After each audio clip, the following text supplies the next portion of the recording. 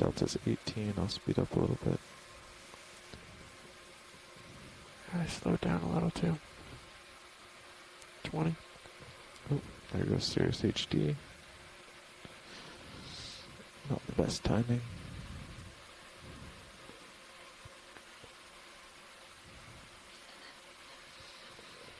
And back. Thank you. Delta's 19.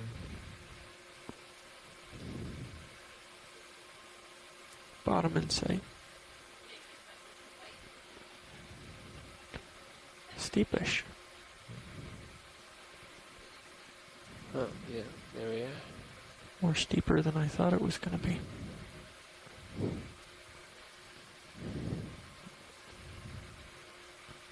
Alright, so I'm just going to come down to a close level to Z bias. You know, just follow me down, Carl. Yep, I'm at 20. Copy that. Delta 20, I mean altitude 37.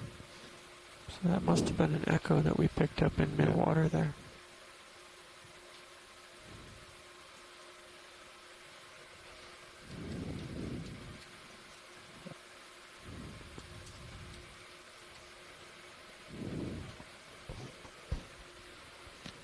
I just realized the sonars were both at 385. That could be what it was. Ah, that could have been it, yeah.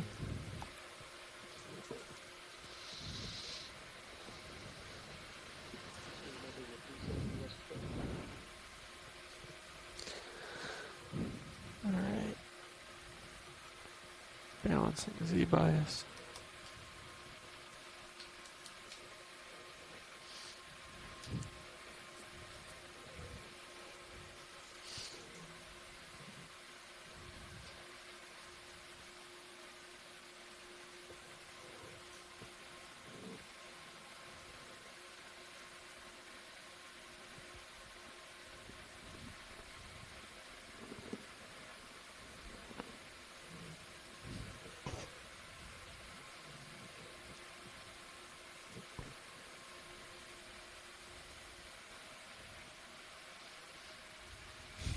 This was in Auto XY, by the way.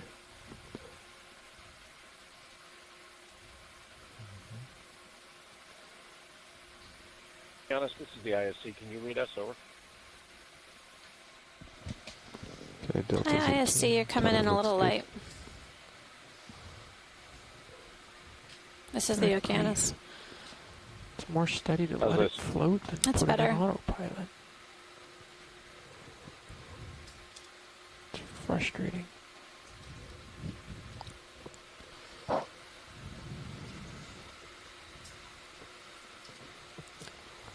So we're already seeing a few things on the seafloor as we get everything set up and prepare to start our track along the southeast wall of Oceanographer Canyon this morning. There's a large fish on your tether there. Let's see if it's serious. Go ahead for a zoom video. Oh, a few corals right here. Partial Looks zoom. like, Swiftia. Seems that's how we started out our dive yesterday. Interesting. And we ended up seeing quite a high abundance of Swiftia in Lydonia Canyon. So we'll keep our eyes open today and see whether Swiftia is also common in Oceanographer. Good morning, this is the Okeanos Explorer. Did someone just join the conference call? That's Tim here from Muto. Good morning. Good morning, Tim. Good morning.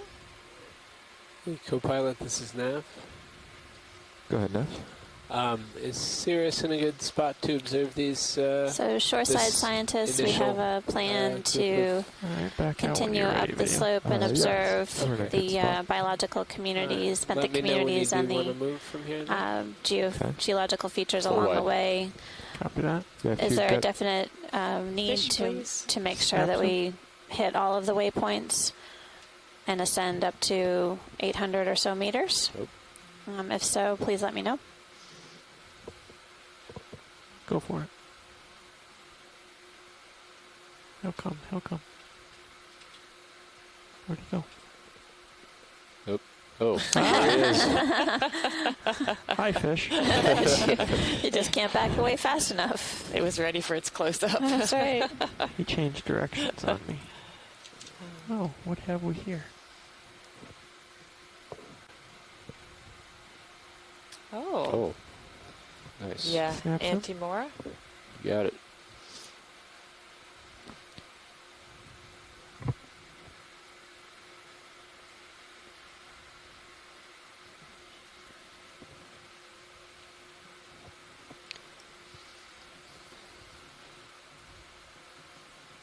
Looks like there's something on its dorsum. I don't know. Nav Copilot. Go ahead, Copilot. Could you zoom high pack so you can just see the center of the ship and the two vehicles?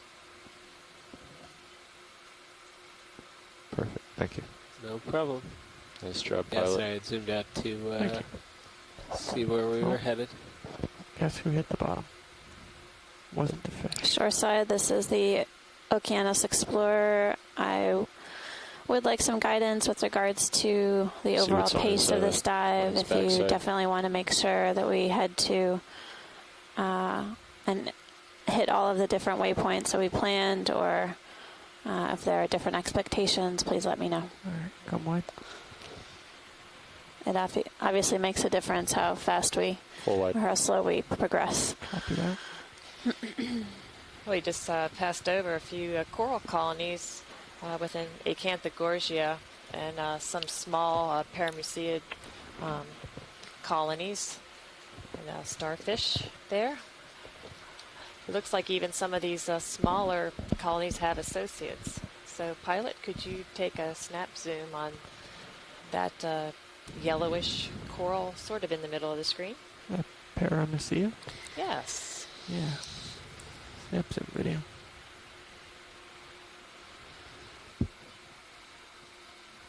Partial. So even some of the smaller colonies of corals here have a few associates, the ophiuroid and the ring anemone.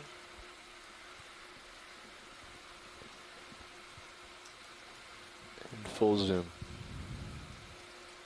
Copy that.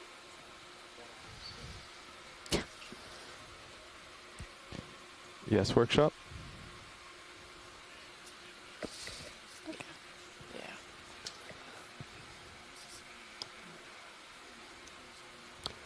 That's at And, level. this is Tim. With regard to the pace and movement, Roger. I think guess one of I'd have them to is defer usually to, lower. One of the two HBUs. others who, I mean, to me, I think covering the waypoints is always a good idea, and moving as quickly as we can as we document things.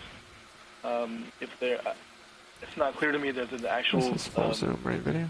Yes, it specific is. need to get Roger. to last We will. waypoint.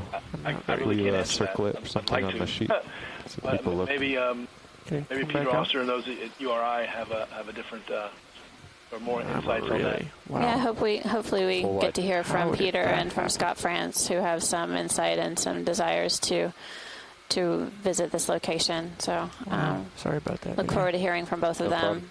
Thanks, Tim, for following up. Got a good shot out of it. Yeah, At least I know you can hear me. That's right. yeah, right here. I think it was an Anthomastus.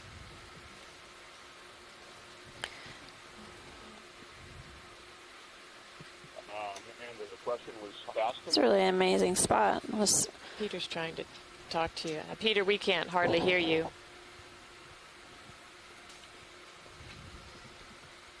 Well, not hearing me is an unusual situation. I Yeah, know. I know. That's why I was. Question: how fast to move? my question Can we go was. in and fill the We have frame with the rock 5 here, waypoints planned for this dive. Is there a desire to make sure that we see each waypoint and actually visit and maneuver through the entire track? Or Squat lobster. Oh, squat lobster. shall we plan to continue making way and basically Full zoom. decide as we go Copy how that. much time we want to spend at a specific spot? Do you have a desire to make sure we make it to 800 or so meters depth? Well, I mean, I think our desire every day is to make our way through the through the waypoints, but let's see what we see. I think the something faster than yesterday and Roger. and, Thanks for and keeping an eye on slower it. than 0.2 knots is useful. Very nice. That comment Pilot? about yesterday was just a little bit of humor after the post dive discussion.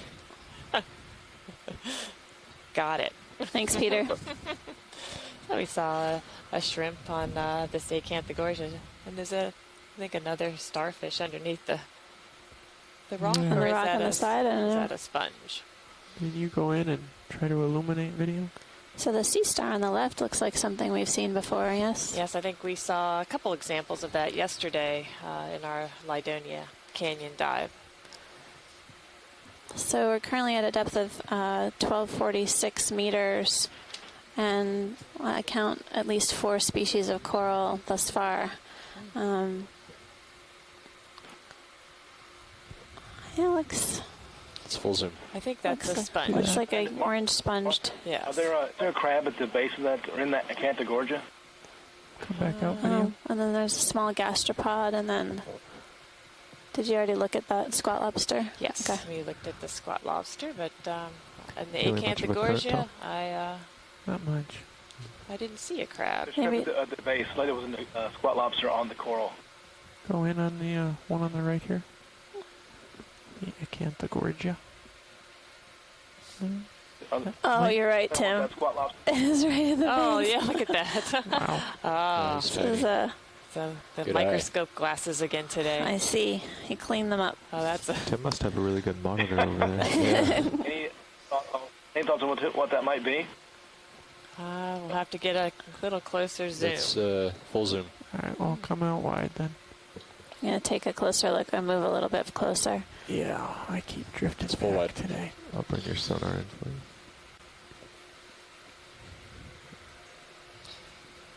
There's another fish. I think maybe a synaphobranchid.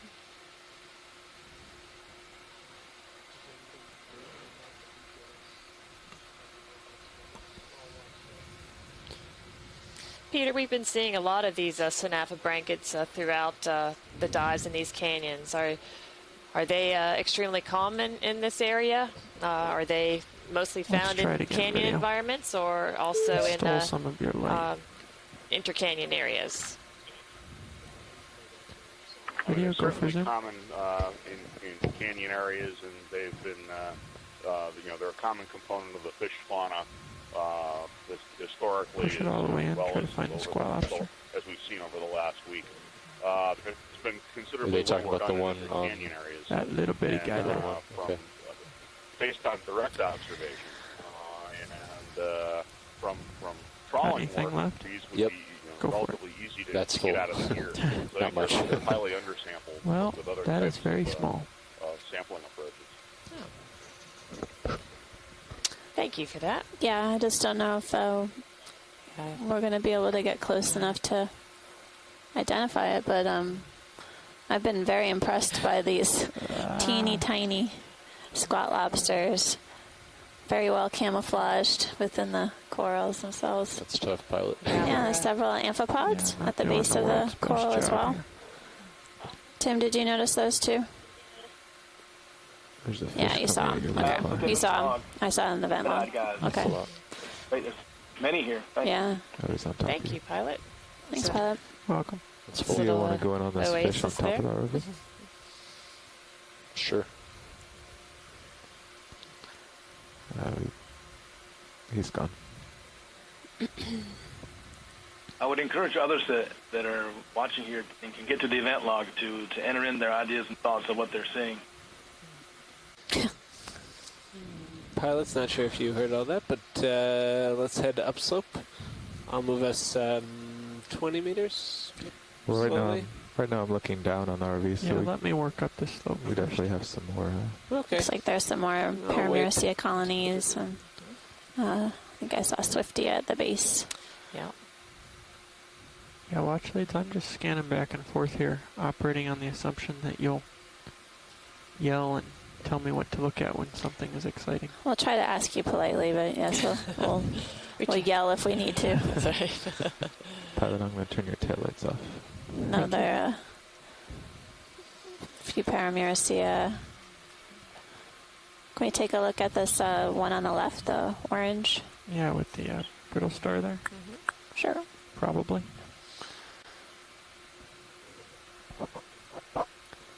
So shoreside, just to keep you up to speed, we're making way to waypoint 2. We're sort of moving upslope, kind of back and forth, so we can get a good scan of the features here and the benthic communities. Partial. Please let us know if there's anything in particular you want us to take a look at. Push on in as the brittle star comes center. We definitely respond more quickly if you are on the phone, on the conference line. So please use that to communicate with us more rapidly. Thanks for zooming in on a Paramuricea. Clearly there's an ophiuroid associated with a brittle star. And there's some dead tips along the branches of the skeleton. Looks like there's some other things that may be on those tips. Possibly hydroids. Sometimes we see those amphipod tubes. Right. Yeah.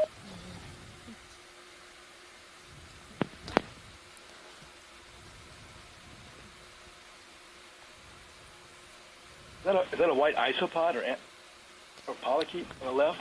Wow. We'll take a look at it. And See it, pilot? I do seem to be seeing those amphipod tubes again on the right-hand side. Full zoom. Yeah, that's what I was afraid of. We'll take a look at this white. Yeah, I don't know. Looks like there might be eyes. Yeah, we're or all eye at the zoom. spots.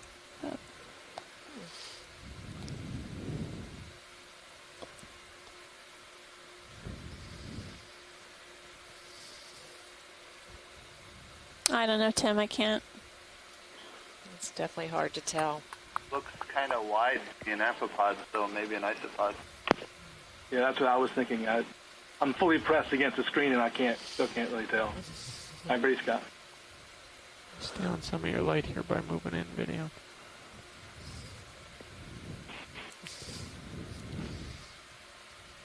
I'm going to pull out just a little bit. Try to stay focused on it. I guess I see more legs than I do pody. What do you think? I lean more towards. Well,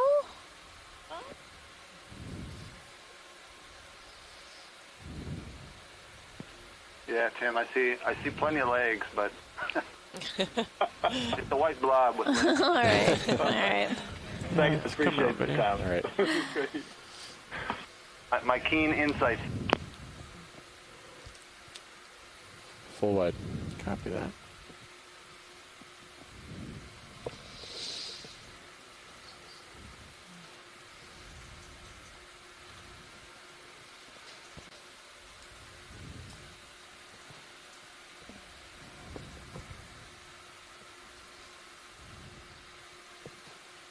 Still several colonies of Swiftia. For zoom video.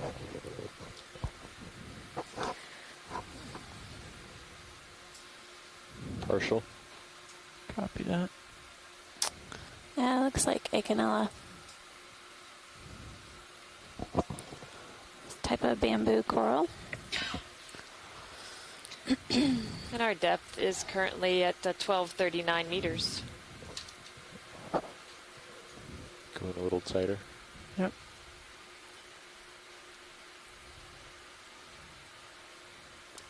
Full zoom. Main axis looks really quite thick on this colony. Suggests it's pretty old.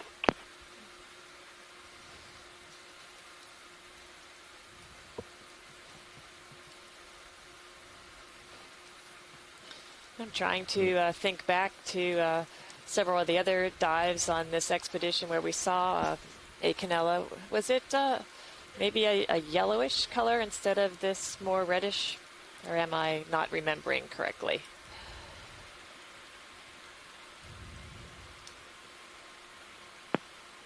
This is the color I generally associate with it, but it could be that some of the Like colonies we're, are a little drifting lighter. away And, from it, yeah. I wonder if it come also out has for to do me. with the background sediments and light balance Not and my so on. best day ever.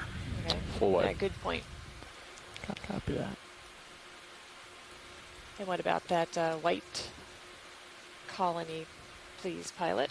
And I think you called that right, Martha. I think that's going to be Thuarella. Woo! We haven't seen that species in a couple days. No.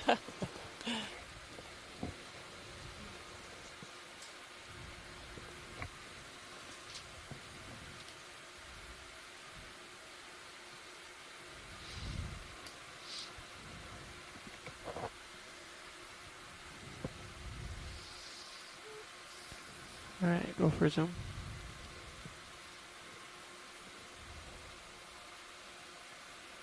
Partial. Okay. Go for more. What's on the upper left of that? Full zoom. Gets behind. Just him. before we zoomed in. So this is the Thorella.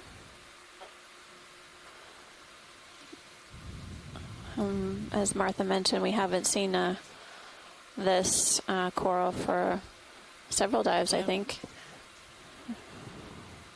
Looks like it has a few amphipods associated with it as well.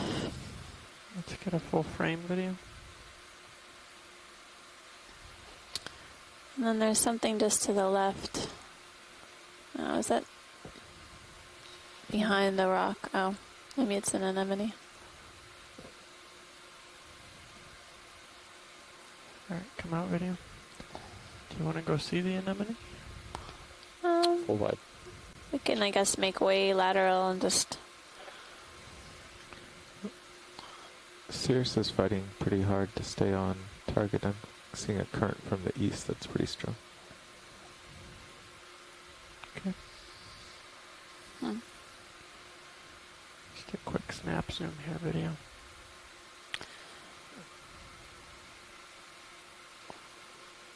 I think it's a cup coral. Yeah. Good thing we came around the Yeah, corner. you have to look at it more carefully. That's a good size. It is. Have we gotten lasers on any of the corals thus far? Not this far. Probably a good idea to take a look at size. I'll be ready to turn them on when we zoom out. Copy that.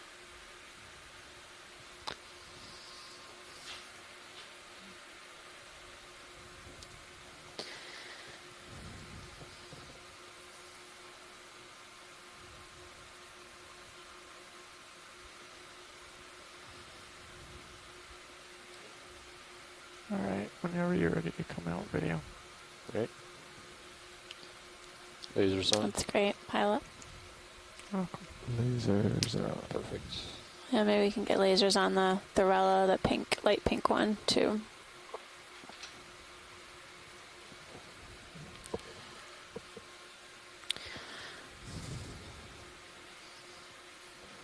So we really haven't moved that far, but we've already seen 7 different kinds of corals Good with lasers? Yeah. and a few fish. Bring your the head ground back to fall the together. north, Carl. It's in a little depression in that I'll herd you over. area, and Yeah. it's not too clear what may Do me a have favor too. been responsible Could for you it. not put your hand on the winch control if you're not moving it? Looks like several small Paramyricea, It's just What's really that? And annoying then- buzzing in my ear.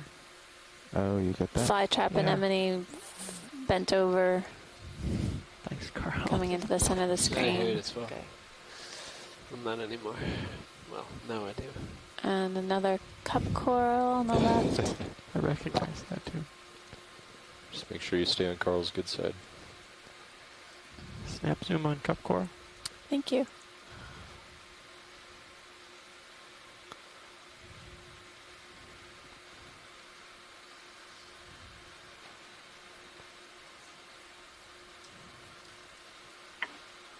Could we focus in on one of the fresher-looking rock surfaces? You know, I don't think this coral's attached to one. Whatever that is, some biology thingy. Right. You're right, it's a Red. coral. Now, thanks. All right, let's zoom out video. Sure, maybe you can point out a surface that you're We're supposed to find a geology thingy. So, do you see anything in particular, Jason, in the view right now?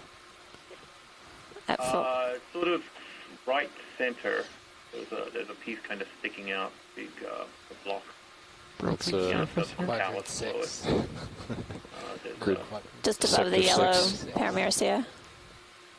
a stick looking Top barrel left thing. of your screen now, I think. Got it. You think by now I Sector would have 1. learned the name. Yes. Is that a paramecia or something? The yellow is paramecia, yep. Very good. All right. Partway in video. It's partial. Copy that. So we have several shoreside scientists All the way helping in. us out today. That was just the voice of Jason Chater from the U.S. Geological Survey. Full circle. I'm here joined on the ship side with Martha Nazinski from NOAA and myself. I'm Amanda Demopoulos from USGS. At the ISC today, the Inner Space Center, we have Jamie Austin and Peter Oster. Do we have any other folks at the ISC today that we should recognize?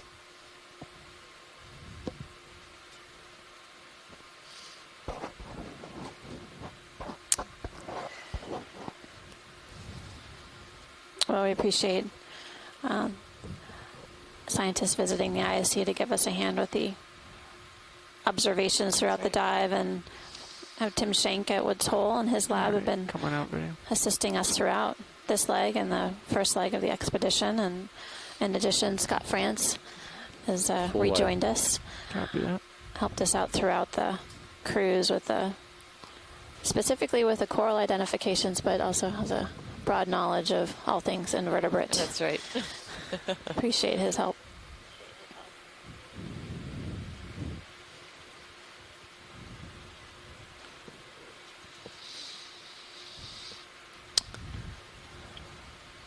Another Synapobranchid eel.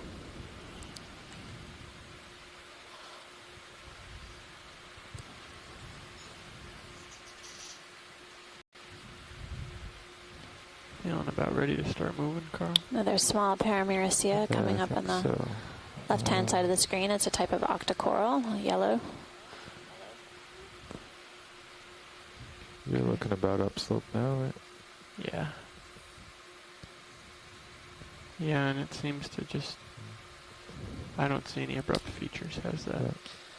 Now So we're should we beginning do, to I don't move know, upslope. 030 We're currently for working at a move, depth of 1232 meters. Well, we And we're talked coming about to just you going live upslope. today from the southeast wall of Oceanographer Canyon. Can we take a look at the flatfish flounder on the left? Sure can. We probably should get some lasers on this, please. Lasers on. Zoom. Yeah, co-pilot, you were suggesting 030 as So which flounder? probable course. Okay, I think so. great. It's hard to get a read on that. What exactly is upslope here? Yep.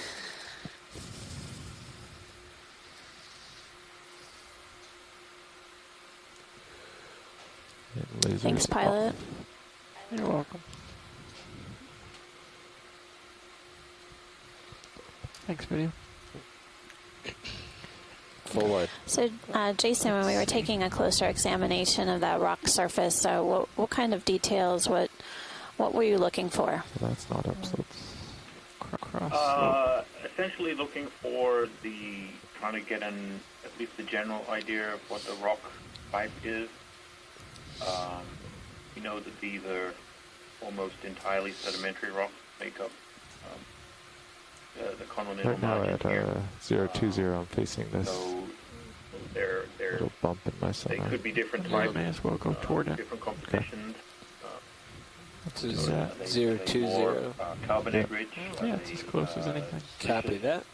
Do you zoom on the fish first before you? I was going to do 20 meters. Fish, right? That's it. Looking to see what the Reasonable to grain you, size of the co-pilot? rock might Yeah, be, which the, tells us something about bump shows up processes responsible for 25 away, so as long as we Yeah. start, as long as we move, here up, we see definitely be fine. talus Come wide for a slopes, second, video. sort of blocky, That's full. tabular Thank you. Bridge this is now. rocks that We can do a better job than probably that. have that kind of These guys don't tend to mudstone, run. limestone Could we request a ship move, please? And we pouring that out. 20 meters, bearing 020 So degrees, it's really 0.1 without a knots, sample, we please. can't tell for sure, even with this 0.1. great high resolution. Thank we you. All right, go How for zoom. about that? have a good idea of what you see. It's partial. Yep.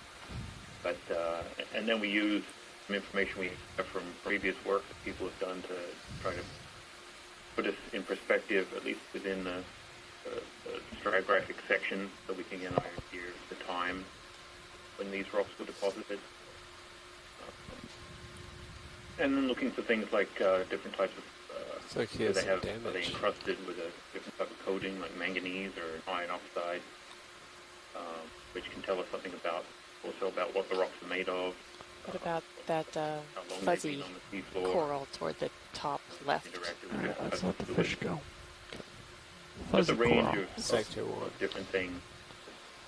Can Full help us wide. figure Sector out 5. No. I can how deal with that these taxonomic formed system. and have evolved over time, If I can get the vehicle to stop bouncing around. active in forming them. All right, go for zoom video. Can we get a look at the coral that's now off the top left after we're done here? Yeah, I think we saw a black coral up Black there. coral. Yeah. Possibly parentopathes. Okay. And I'm also seeing what looks like small colonies on the rocks themselves, possibly new recruits of Paramyrcia. So teeny tiny with only a few polyps. So Come out after for we full look at the frame. black coral, maybe we can just zoom in on some of the rock surfaces. All right. Full wide. Black coral. Yeah. Sector 1. So is that Thank you, Carl. an interesting coral colony? Sector 2. Maybe a different Paramyciid or Acanthogorgia. Sector 5. You got enough light there, video? It's a little dark. Getting quite a high abundance of this If you could move it a Paramycia. little. Yeah, I can get you light, but I'm going to have to make it a little further away to do that. Sonar stopped again. Maybe I can just do it from down here. And we're seeing a few dead coral skeletons here as well, scattered on the rocks. Their bases and a skeleton still clearly All right, go attached to for the zoom. rock faces. Partial. Copy that. So this is parentopathes. Yes. So this is our first black coral for the dive. That's right. Go in. Scott, do you recall if black coral was particularly abundant in Oceanographer Canyon at these depths? I do not recall seeing any black coral on our dive in Oceanographer, nor did we see any bamboos, so that Acanella is also something Notable. different. Neat. You can Thanks. see the others, so Paramyrcia, Duarella, Anthomastus, etc. I did see How do one you of- remember seeing really small Paramyrcia? Tim, I don't remember that, but that may just be, a faulty memory sort of thing, quite a long time ago. Certainly there were lots of Paramyrcia about. Does this one have some squat lobsters on it, or I noticed one. one? Okay. And then I'm seeing I don't know if this is the angle, but very light pink. On the rock surface? No, actually on the parentopathes, but yeah, I noticed some Yeah. discoloration on the rocks too. So. I don't know what that is. You see what I'm talking Yes, about? I do see what you're talking about. Are we full Oh, what is zoom? zoom? We are Pilot? full zoom. Okay. Right.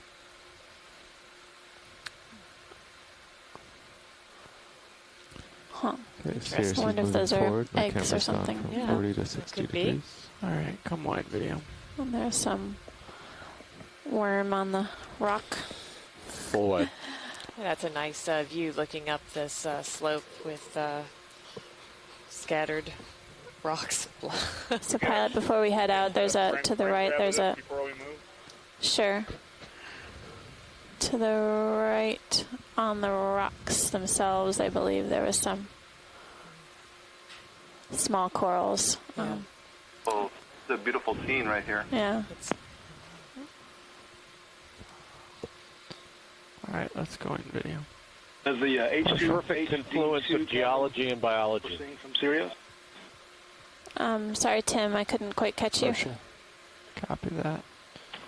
Sorry, Amanda. I was wondering about the HD2 feed that at the moment we've got now from Sirius. Push in here. Would you like to switch it to the brow cam? Sure, it may be beneficial for the geologists to have that view too. Okay. Thanks, they just switched it. It's a little squat lobster Next underneath video. the rock. So here is a... Does this look like a small paramyricea? Got anything In the left middle? video? Yep. Go for it. Yes, it does, that's man. Okay. So I did notice that there were several of these on the rocks, suggestive possibly new recruits.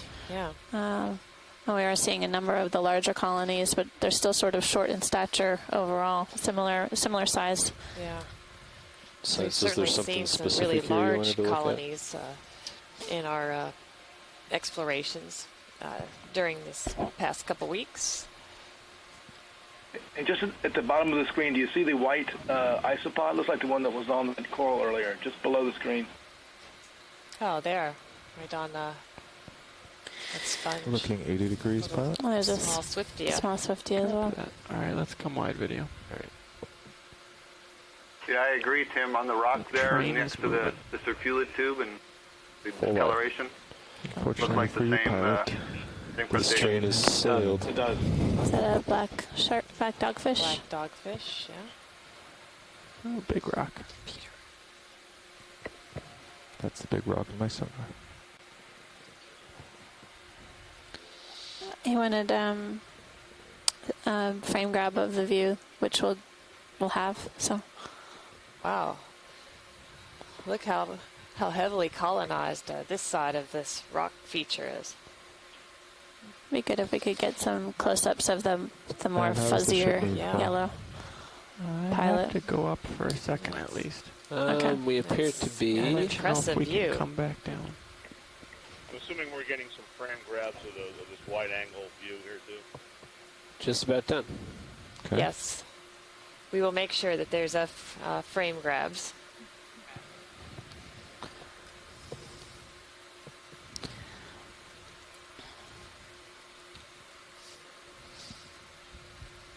Oh, quite an abundance of paramucea here.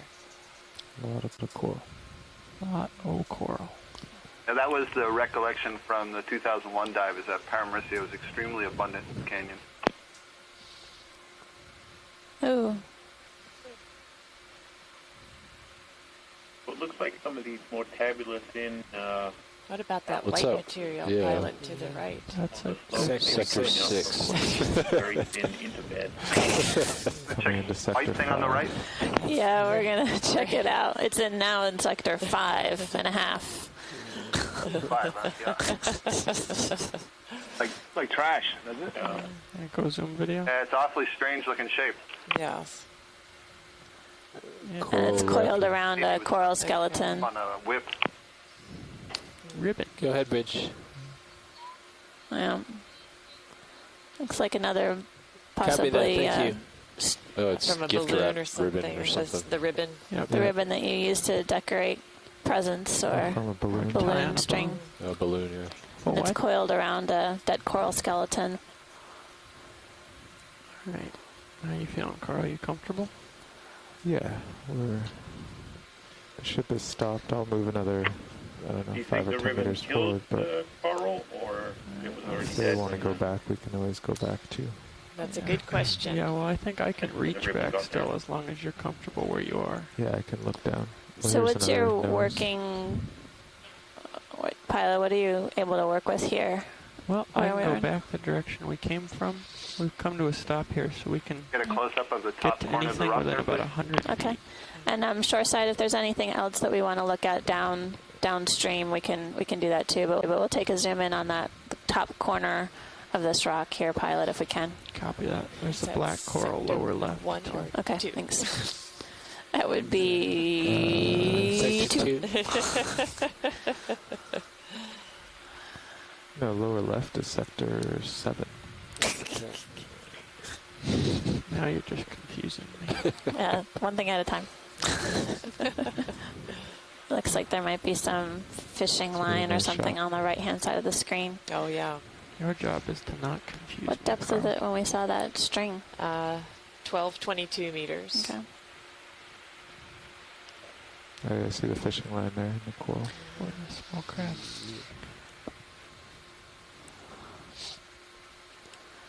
So we're definitely seeing the planar type of Paramyristia. They're kind of Zoom in along here. one plane, On which one? not particularly bushy fuzzier with one. branches in different directions. So getting a think. closer look at this one to see if this might be a Zooming in on different the fuzzy coral. type. It looks like several of the Paramyristia in this area don't have ophiuroids. There's a red crab as well.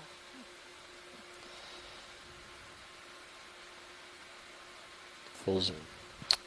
We're This seeing is comfortably Acanthogorgia, this is Acanthogorgia. tall polyp. We're seeing those white spheres in the center, white, like we were seeing in the Acanthogorgia we observed in previous dives. That's right. It might be a small ophiuroid. You may be seeing that is a reflection of the sclerites. They have pretty good armoring right around the tentacles. When they withdraw, it forms kind of a collarette, they call it, a ring of pointed sclerites that kind of protect the mouth. That may be what's reflecting in part. Okay.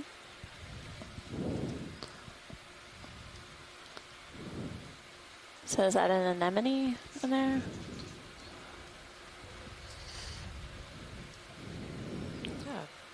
Looks to be one of those ring anemones. All right, let's come out, fill the frame. Lasers. Lasers are a good idea.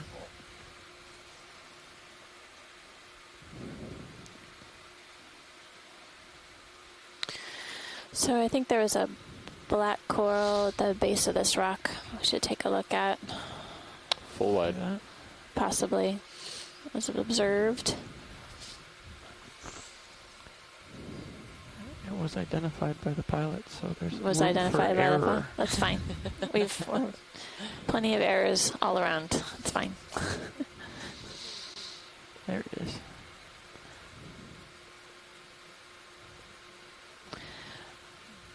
See if I can do a better job on this one than the last one. And shoreside, CSHD. please let me know if there's anything that we drove past on our way up this rock that you'd like to take a closer look at. We have some flexibility with how far back we can go. I think there's two, Yeah, Amanda, just up to actually. the left. I think I saw a coiled wire or line. Yeah, You saw that? yeah, we'll take a look at that. Sorry. It looks like Quick it might have zoom been in. fishing line, but we'll take a better look. So there's this. Ooh, Maybe I can see better from over to the right. this one has some friends Yes. attached. Black coral. There's several.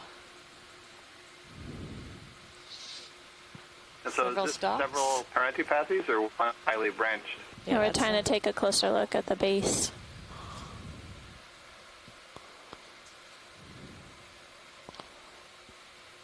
And once you have lasers on it, I'll turn them off. Okay.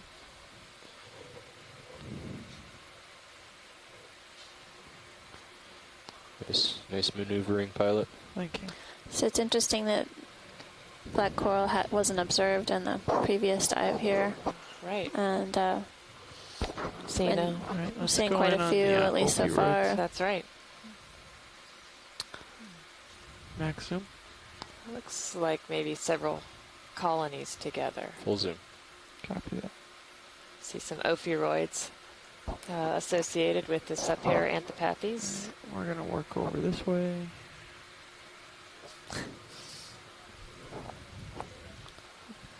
Down a little bit. it's a branch.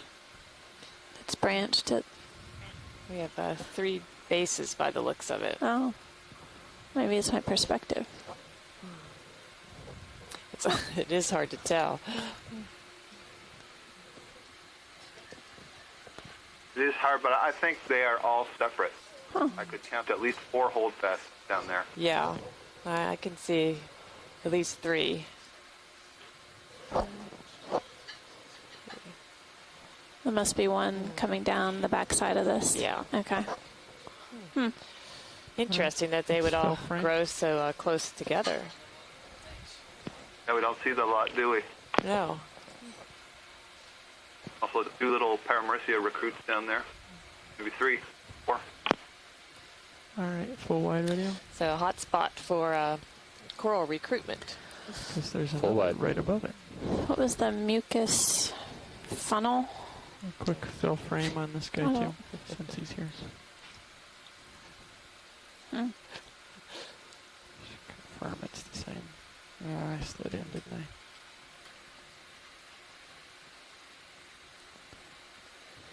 Well, not sure I see any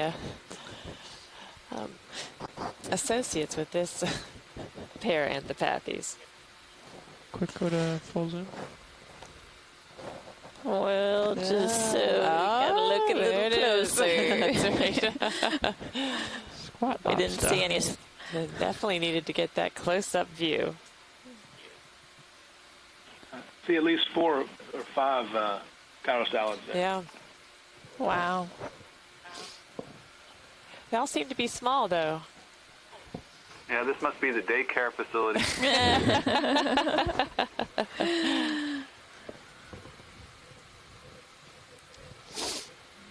The larger one, Oh, underneath, maybe? bottom side of the axis there. Yeah, I think. On the screen? Yep.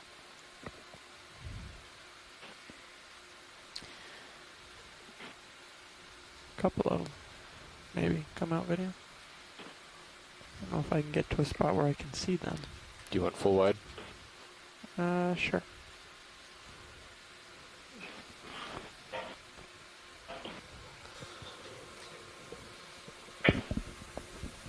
We're gonna take another look. Copilot. Maybe we Go can ahead, get Copilot. Hey, to would the you other drop side a of this target here at Parantopathes top black of coral to nose?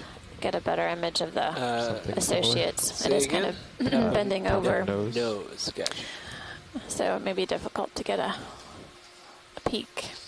And as we And I note the turn parallel around to depth, get another view, you 12, get a great 21. view of how abundant the Paramecium is along this rock face. All right, watch me here, Carl.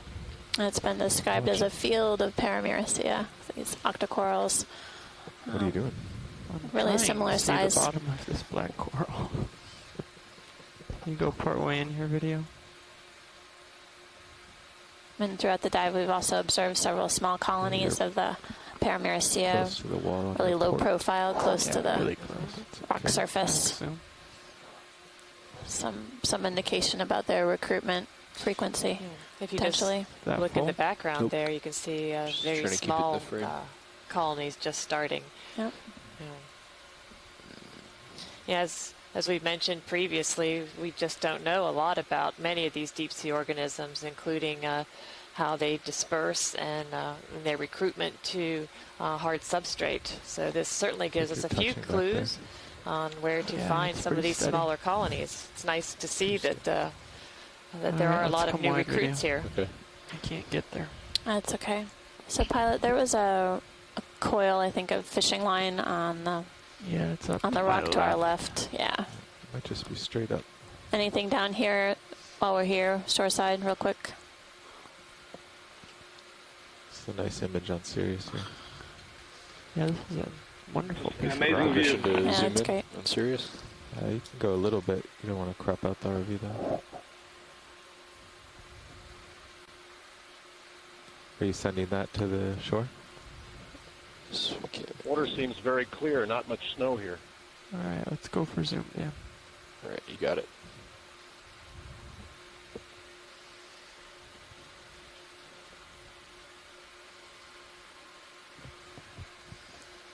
Looks like monofilament. Yeah.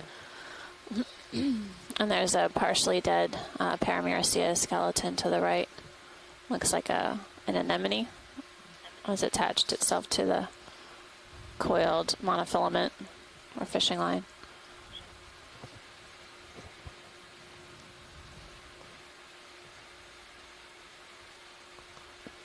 You got any zoom left, video? That's full. Okay. There's a little pink polypy looking thing there. I don't know what it is. All right, come on out. Was that a barnacle on the Yeah, I think skeleton? Full wide. Copy that. I think that pink may have been a young anemone that had settled on the dead skeleton of the Paramount. so. Can we do a quick snap zoom of that red coral?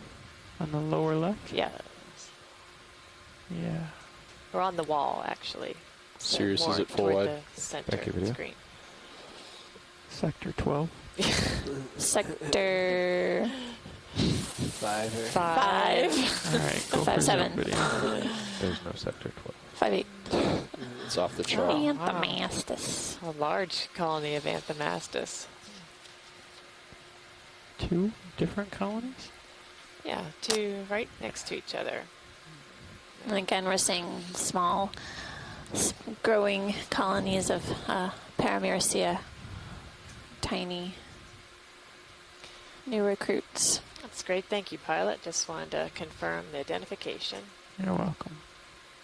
When you're It's ready. a really video. nice view. You see the warts on the surface of this Anthomastus. Those are actually modified kind of polyps that doesn't have tentacles, and it just sort of funnels water through the colony.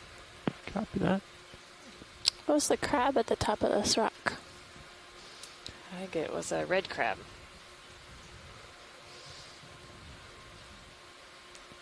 Snap zoom crab.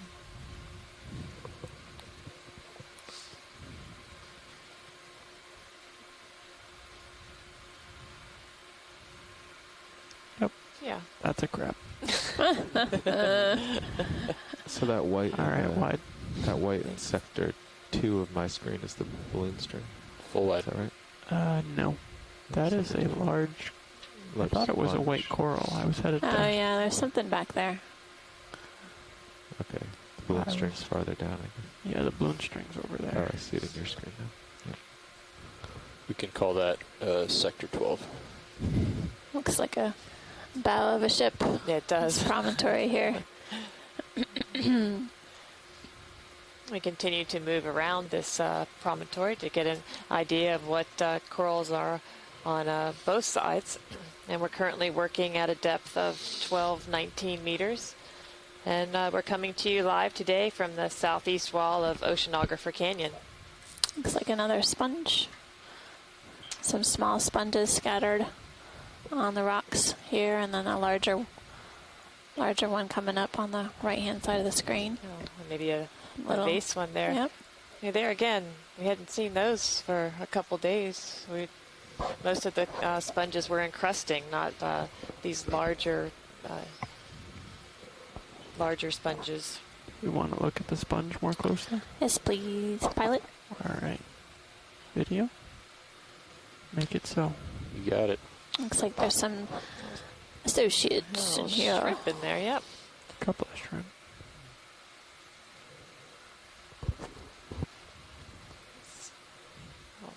Oh, I see. Oh, that's not a shrimp. Have the pilots noted any significant current? Pilots, have you noticed any significant current here? Co-pilot did. Yes, I was having Sirius heading was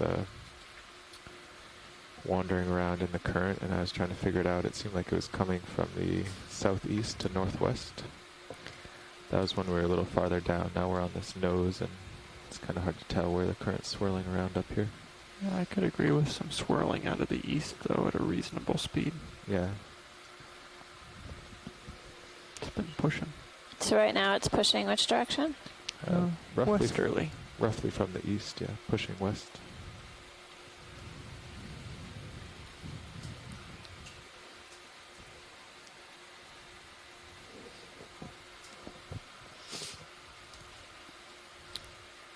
All right, let's come out. From the east. It's pushing west, Full wide. to the Copy west. that. Rolling. Be great if we could get some overall frame grabs of the site too. Several big picture frame grabs.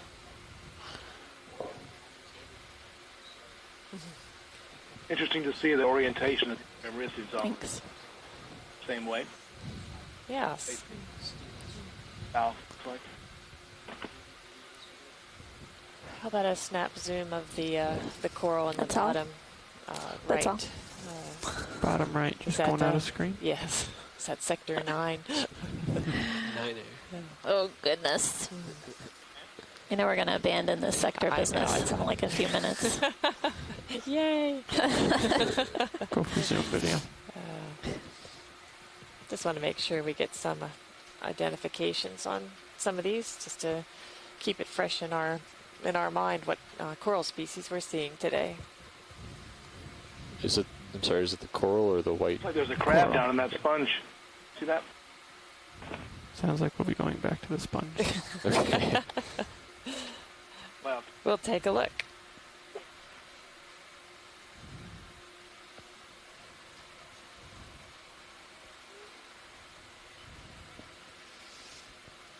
All right, going down to the sponge. All right. Oh, too far.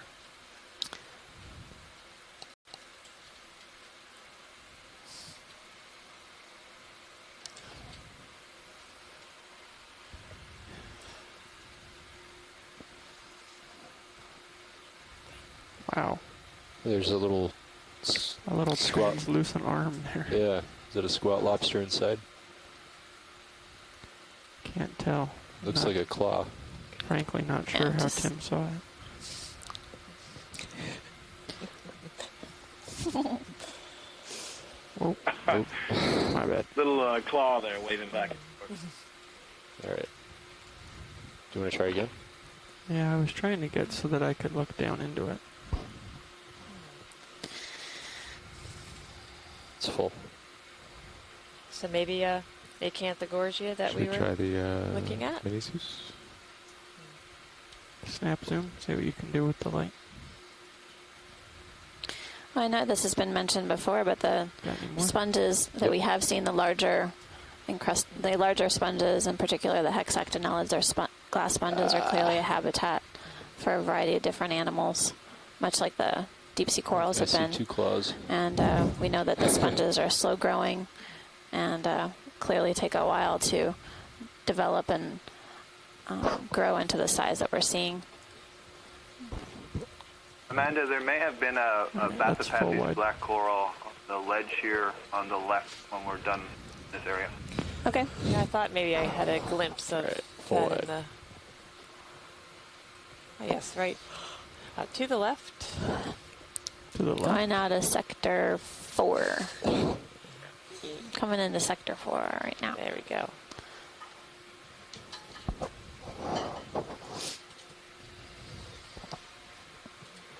Ah, I see what you want.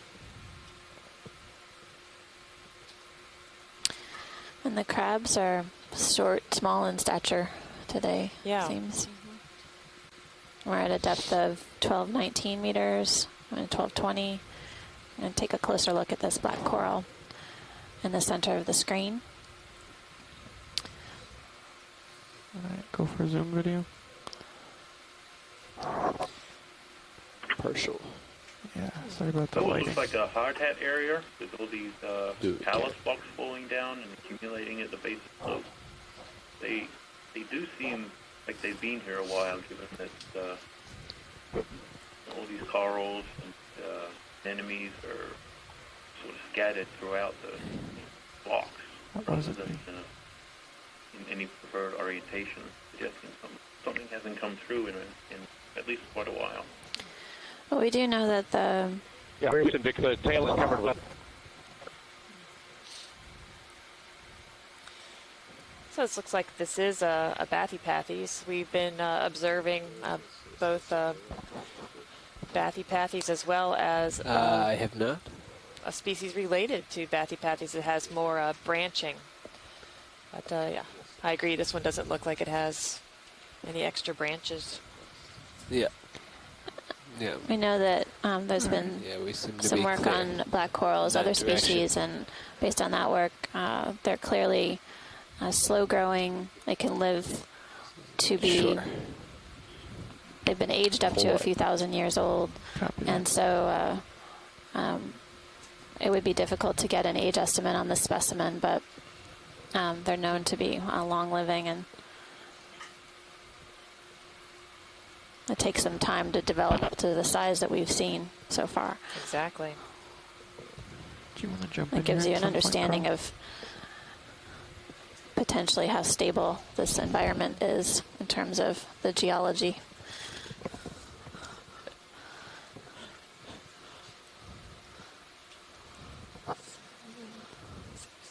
Bridge, this is Nav. What's that white material on the sector 8? Bridge, Nav. You mean the broken coral skeleton? Yes.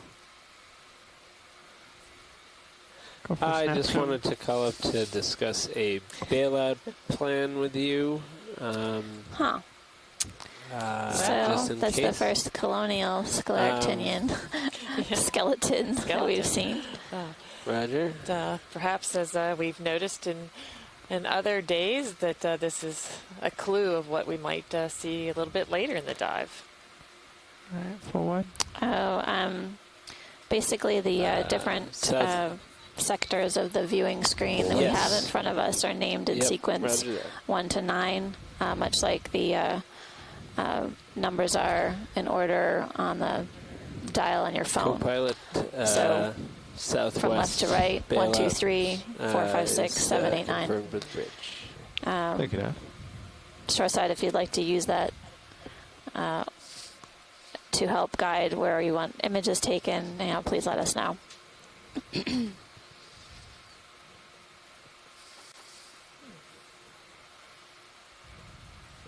It looks like another small piece of a colonial coral going over. So Scott or Peter, do you recall Another seeing red large There's a squid in the well, now it's passing us in the brow camera. Where was the squid? In the brow. Just passed off to our port side on the brow camera. Can we try and take a look? Maybe it hasn't gone too far. Port side. Possibly a couple of Okeanos here and on the right if you go back and look later. Okay. Also, is it possible to just tilt that brow camera down just a tad to get rid of the flare? None of the pilots are using that to orient. Do you hear that, pilots? We'll check with the pilot, see if they can change the orientation of the brow cam a little bit to reduce the glare. They do use it for driving too. Wicked good. Sea star here? It was a, there's, Yeah, we could take a Snap look zoom at that. video? Crab. So, shoreside scientists, do you recall seeing any large colonial scleractinians on previous oceanographer dives, specifically Salinas Amelia or others? I do not recall that. But no live I animal. believe Morgan at UConn at the ISC has a spreadsheet, so she might be able to give some information on the event log. Thank you. All right. Oh yeah, For actual what, data, really? that would be helpful. Thank you, pilot. You're welcome. For what? Didn't find the squid, but we found the sea star. Yeah, she said she doesn't have any live animals on her on the spreadsheet and didn't know dead material, but I've got a bunch of frame grabs here in front of me, and there's certainly skeletal material that we saw after we left this bench and cliffs.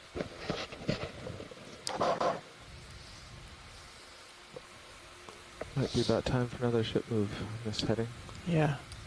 If we can Yeah, take a copy look that. at the You want to go another 20 meters? light pink the fuzz coral sonar left in clear sector for 2. Or can we look at the rocks here that have split off? It looks Okay. like the Could be colonies good were at growing on the rock face 030. before. Yeah. Seems to be fell about out. to strike.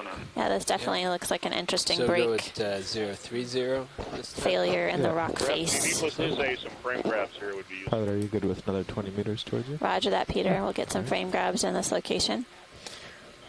All right, partway in video. Looks like maybe another Okeanos right on the tip, on the ledge on the left there. Partial. Yeah, we're going to take a look at Bridge that, but we'll nav. get an image of this rock face here. Very clean break. Could we please request another it's, ship move? A 20 unstable, meters. stable area. Bearing Unstable, 030. and Never know 1/10 when of it's a going to knot. fall, That's right. Thank you. but doesn't fall too frequently. 1/10. Thanks. Clearly quite damaging when it does happen to parts of the environment. This is interesting. If are those corals lucky because the rock broke off and they were growing in the right place, or did they settle after this broke? Well, this rock face seems very clean. Jason, can you speak to the composition, at least proximate? Go full zoom for a second. Yeah, it looks like this mudstone or siltstone, kind of a finer grain. This is definitely the primary texture and color that we're seeing. So this is one of the freshest rock faces that you can even see old biturbatation tubes there. Is that a tube coming out? Yeah, you could see some evidence of bore holes in Yeah. the rock before it split, and I think that was a tube that's still existing. Yeah, all right. Yeah, I mean that looks like it was actually On that one, on Just sector line into the 3 rock. is the tube pilot. was just exposed. Fairly interesting. But I would say this is one of the freshest rocks that we've seen. Maybe in this leg 2. Ooh, who's that? And you can see Oh, that it the material moves. doesn't go very far when it breaks off. It We kind got of max zoom walks video. off and Yes, we are. accumulates around the base of Should come wide for me for a second. Sure. It's a feature. I must find out what the crawling thing is. It definitely Forward. looks Could we get a frame grab from the brow camera too, please? Roger that. fracture. You can Get a frame grab from the brow Before camera. we move too much. maybe a slightly different composition, harder. Let's go zoom again. But yeah, it's recent in sort of ocean floor terms, Oh, I whatever see. that actually equates to in time. You can see maybe even this little I got it. uneven fracture I still think. moving through it. So it might still be unstable. Is it going backwards? No. We're That's seeing its freaky. rear What's end. the centipede doing down here? Oh, Scott. Yeah, it looks like a Tenayid. I couldn't see its anterior end very well. It of course crawled That's a really The big dark Tenayid, hole isn't out it? of sight. It's a good size. Get the lasers when you go out. Yep. Hmm.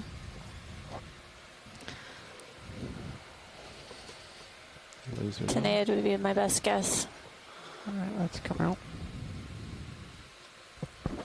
They're there. So we have a few anemones. Small. And lasers off. Full wide. Copy that. So we were Take a look supposed at to the pink fuzz, yeah. possible Acanella. Acanella. The great white Tenayid. Monster.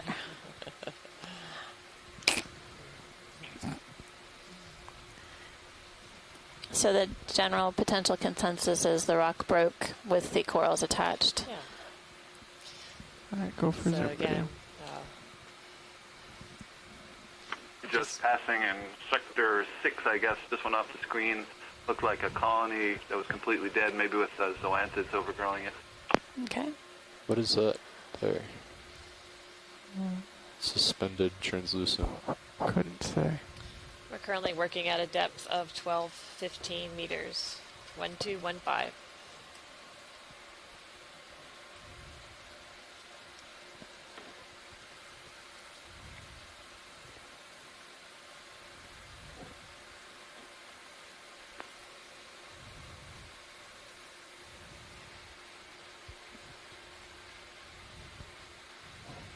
Certainly looks like bamboo. Yeah. Come out and fill the frame video.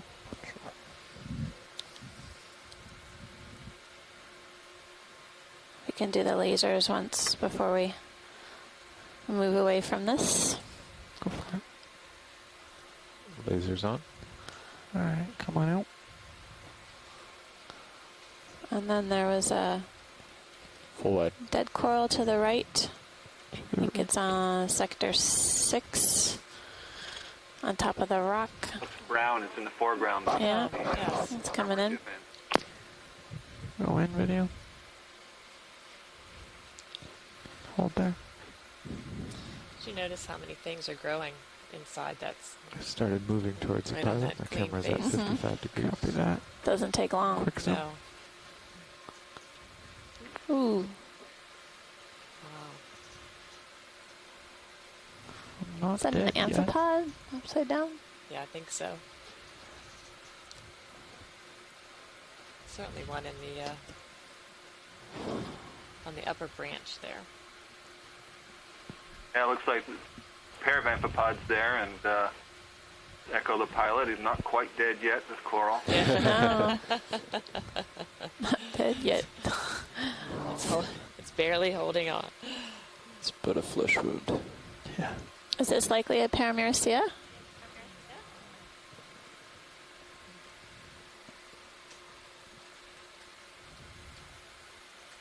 Or too hard to tell? Alright, let's come out video. Yeah, I can't tell those polyps at the end. You know, the color isn't quite right, but that's what the skeleton looks like. It's Yeah. shape. It's been so highly modified and damaged.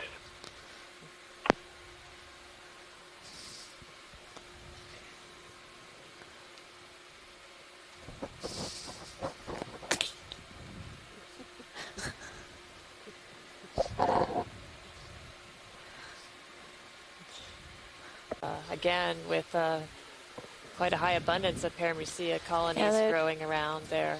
They face this way and they face that way toward the posterior, towards the anterior. They face this way. Yeah.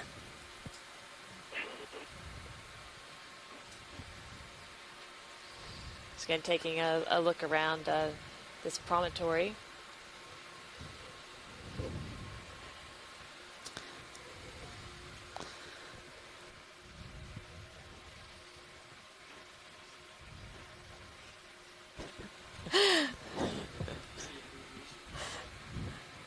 I don't think there is one.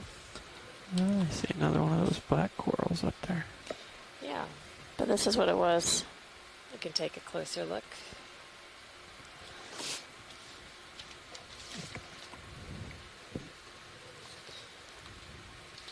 See a sea star there down on one of the lower levels. We seem to be seeing And Martha, that it's worth pointing out that that's probably not an outcrop that you would see in a subaerial exposure. That's an outcrop that has been molded by continuous immersion in water. Thank you, Jamie. Yeah, go for partial here video. I'm bringing my heading around to this nose pilot. Partial zoom. Copy that. Go for A more. good picture of the Paranthropathes with its Partial resident zoom. squat lobsters. Just noticed some additional small colonies of Swiftia, it looked like, just beyond this. So, again, some small, possibly new recruits.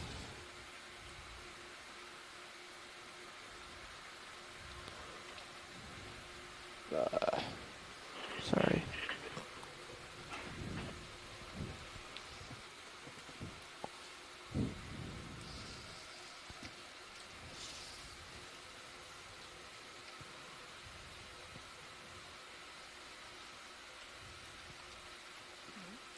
Thank you, pilot.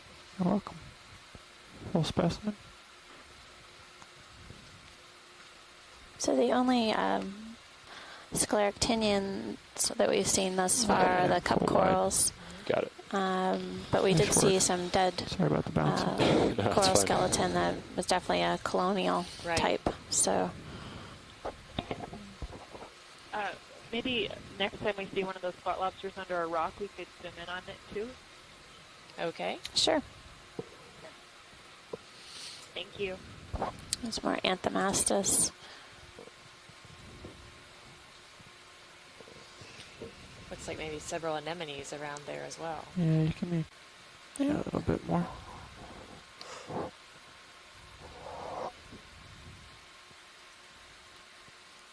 Yep.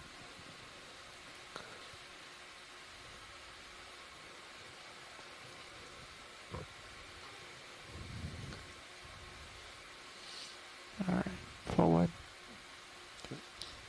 Several anemones populating that small Full wide. crack in the rock surface. It's like a bunch of asexual reproduction going on there with that anemone. What's the weight in the lower left, Pilot? Is there Just one just off one off the screen. screen? I don't know. Yeah. Snaps. And maybe another sponge. Yeah, sponge. A All little right. further.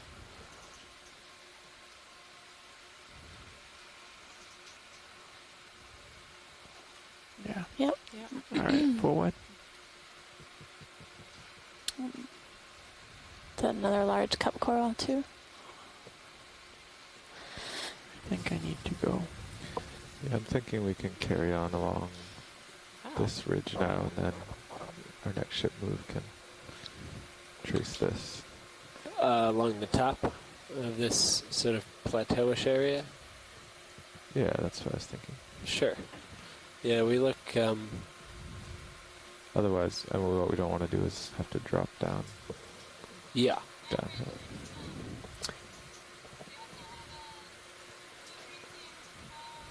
What an interesting stark difference to that little point that we were just on that had so many corals. Just thinking the Copy same that, thing, Rich, that thanks. promontory must really provide something for them compared to what we're looking at right now. Sure, I'll bet the currents just sweep over that point. You can look at the sediment here too, right? Yep, So obvious. That was Fantastic. nice and clean at the other spot. It's a great example. Can you zoom in on the pink on the right? Yeah. Can you say Paragorgia? Um, Maybe. Gorgia-ish, doesn't it? Co-pilot, I was gonna Pilot We've called got front Going row. in. keep Front us row moving called it at first. 030, Give I them think. proper credit. That's right. Right on. Well, no, now I'm facing 070.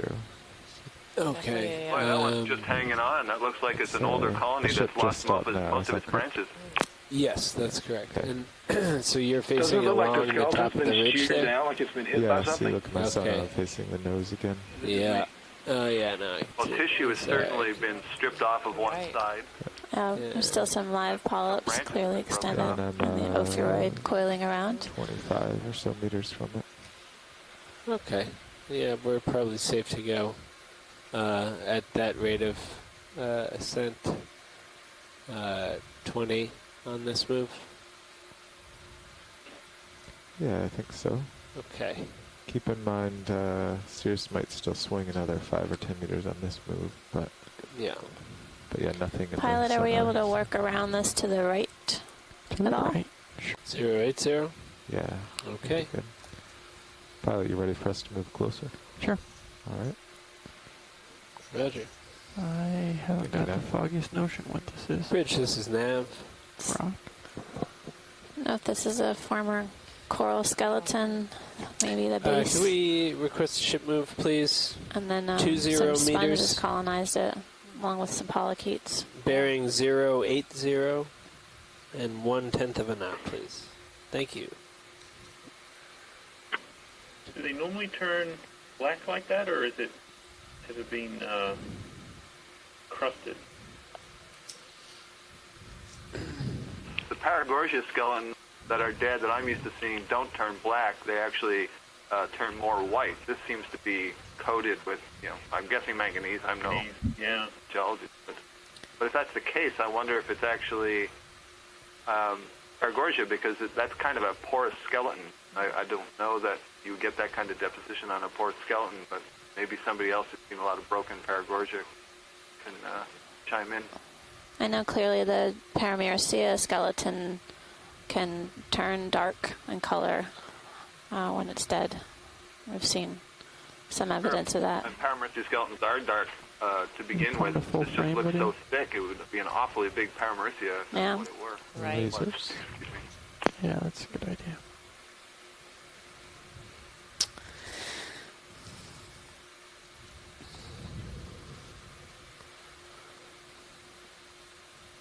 All right, let's go full wide video. Okay, pilot, I'm moving towards you now, Copy that. slowly, Right over here. following this nose up, or this promontory.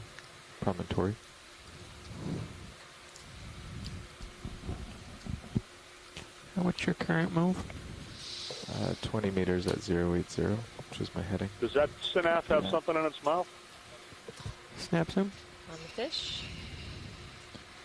Yes, it is. Squid, maybe? Yeah. Go for it.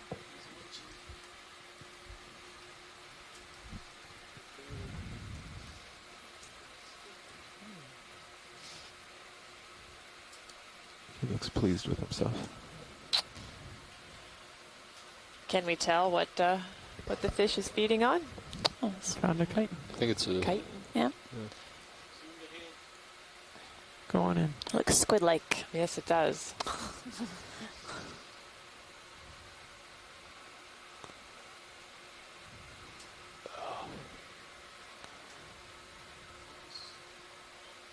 Really wish he would pick a speed and direction. He That'd probably be too wishes the easy. same thing about you. Yeah, I'm guessing squid. Yeah. Oh, but look, we ran right across another fish. I think, Peter, you had that planned. That's right. My goodness. Nice job, pilot. That was Yeah. well done. What is that? Pilot. That was Yeah. well done. What is that? Oh. One of those That's full. been calling fatheads. Can't imagine why. He takes... Yeah. Maybe Peter can come on the line and tell us the family name so we can use that instead. Go on in, video.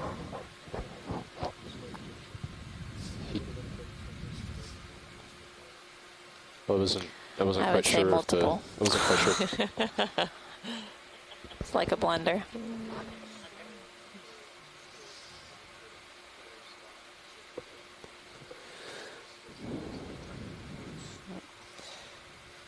So we have seen this fish in a few of the other canyons.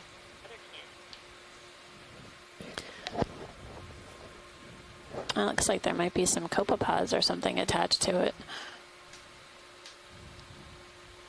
Some possible parasites.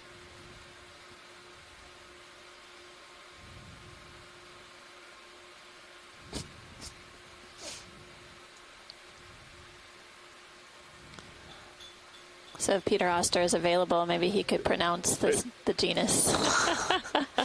It's Catunculus. Catunculus. Tunculus. And it's a toadfish. Okay.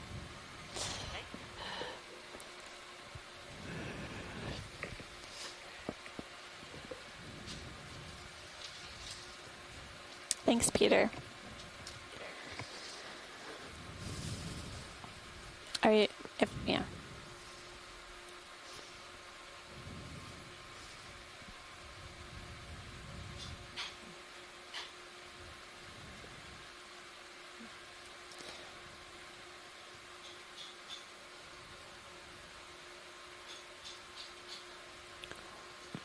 Peter, are these things hanging out the fish part of the fish, or are these parasites, do you think?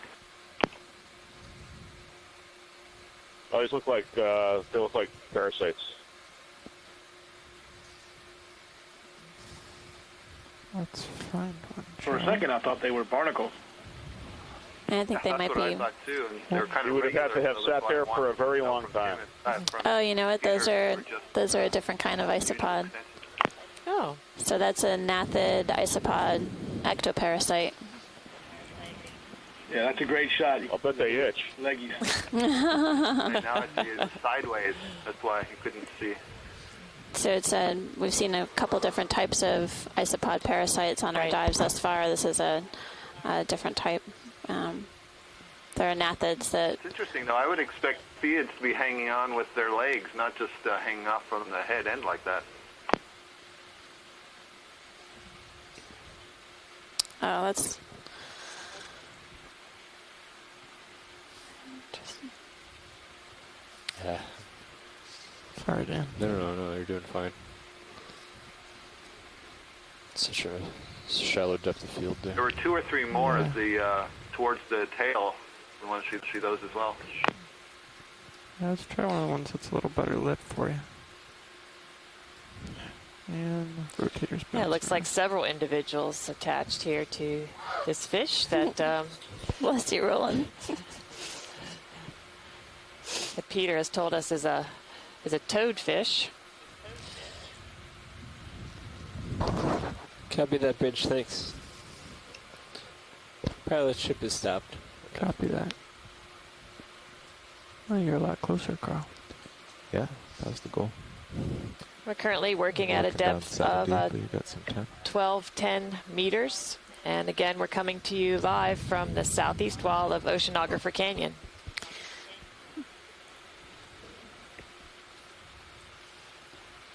So these gnathid isopods, we know a lot about them in the shallow water reef environment. They're known to attach to fish in multiple places and essentially feed on the blood of the fish that they infect. And they have a benthic life history stage.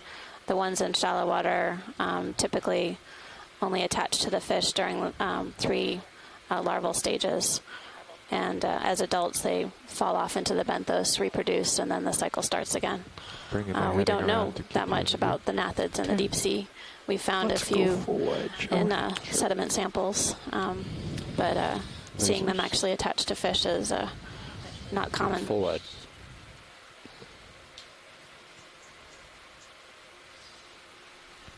Quick snap zoom here video.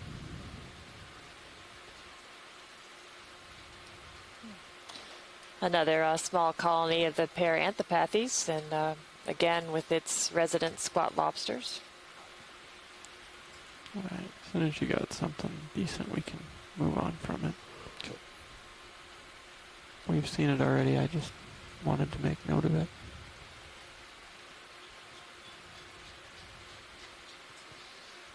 Another sea star there on the rock. Nose.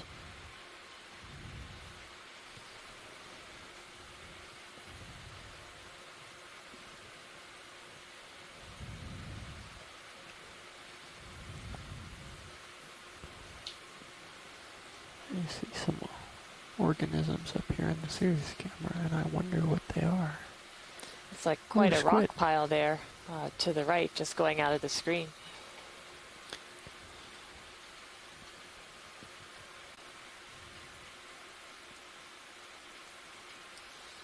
Get a picture of a squid.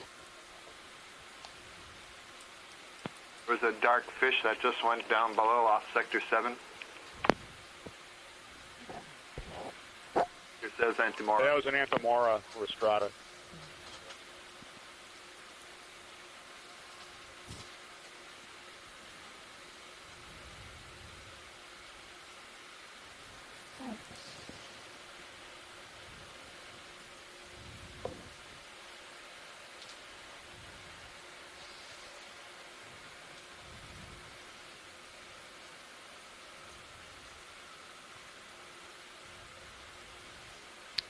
Did we get lasers on the Catunculus? Okay, thanks. All right, nice work, Dan. Let's let him go. We're not that far. See, he hits the seafloor. Full wide. Copy that. Coming back up. So we're keeping our eyes peeled into some of these, looks like small little caves. See if anybody's living in there. I know on a dive a couple days ago, we saw lots of things in these small cave-like. And here's another cephalopod. We found a resident. Looks like we have another coral to look at too up ahead. Looks like that. Video. What Oh, might is be that a paddle shrimp on the right? The one with the... and a small paramusia. Looks like it's been knocked over.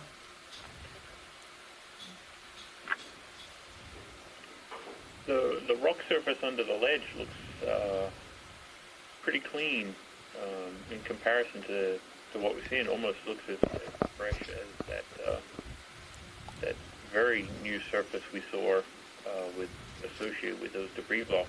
This one has probably more smaller biotubation. Alright, your call on this one video.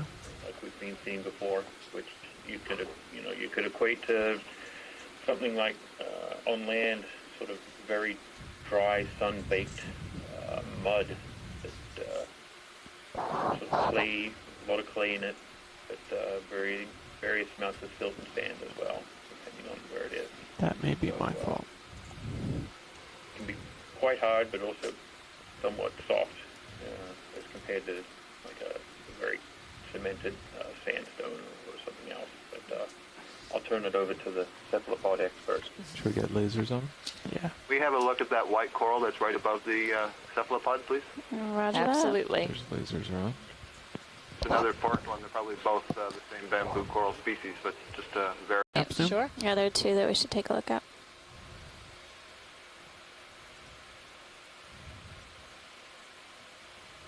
Well, we saw Okeanos earlier on, yes?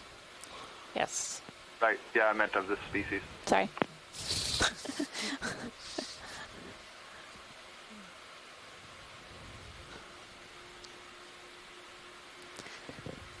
So that's keratoisis. It's my best guess right now. Okay. And again, a rather small colony.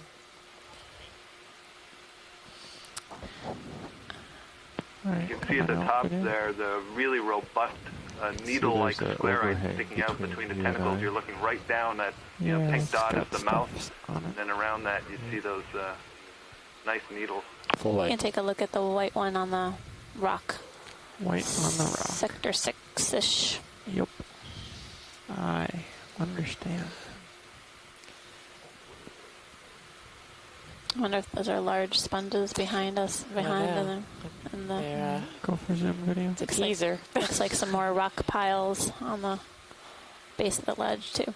Oh, Ooh, a swiftia and a bamboo.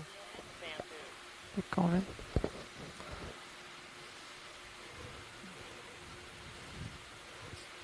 Like the swiftia has a few really small ophiuroid associates.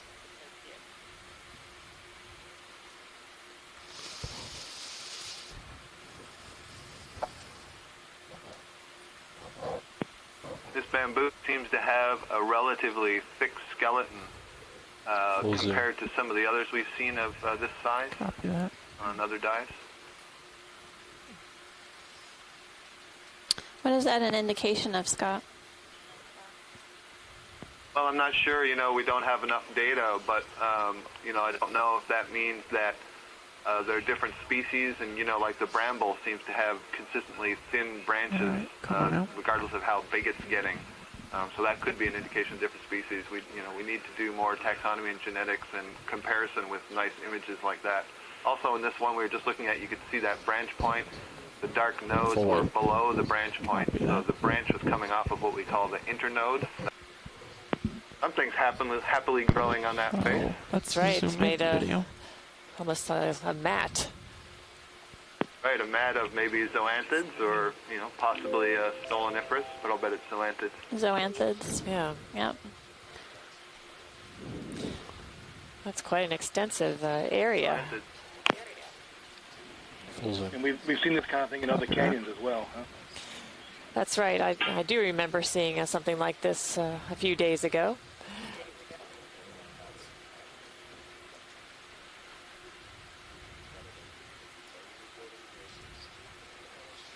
And a little squat lobster. Oh, look at that. That's a very good eye, Pilot. I'm a little closer to the screen. Thank you. There's a little isopod in there as well, up in Sector 3. There's a lot of little isopods. Oh, yeah. Crawling along. We're working at a depth of 1208 meters. All right, let's come wide video. When you're done here, pilot, will you come up and take a look at what's between us? Oh, there's a larger Sure squat will. lobster to the, just off to the Hold on. right. Do you want the squat lobster before we take off here? Yeah, if you just could do a quick snap. Yeah, quick Back in. back in video while we're here. Where is he at? Right there. Yeah. Ah.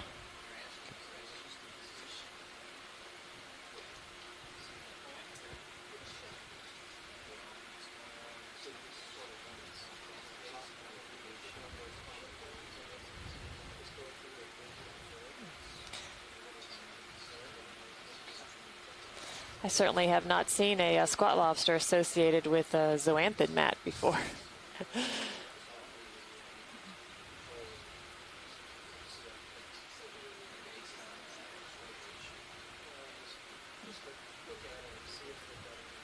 All right, let's come wide video. Thank you, pilot.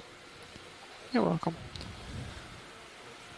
All right, now I'm gonna move up and establish some situational awareness. Looks like we'll do the handoff, and then we can look at anything up. Spectacular if you light up. See the point on my sonar? There it is. Looks like Anthophylla right there in Sector 7.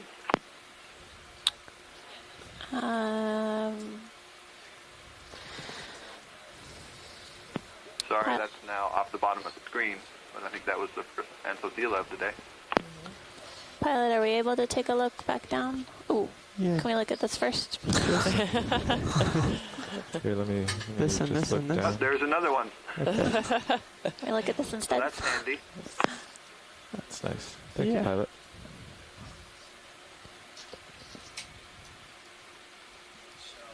You want to look at this one watch lead, not the one further down? Yeah, that's fine. Thanks. Okay, because we can do either. Another fish going Oh, across he's the in the screen. he's in feed 2. Let's go in here. And again, video. we're coming up to this ledge, and we see a field of Paramyrcia again.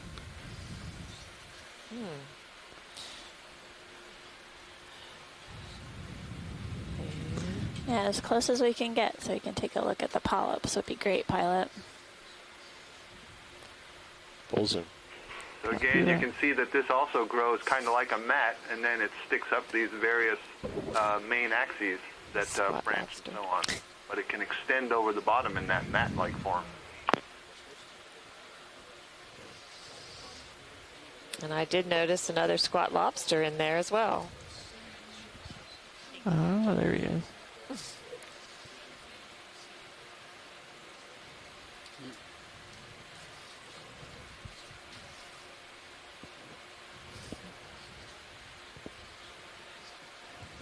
Sorry, video, I'm pushing out on you.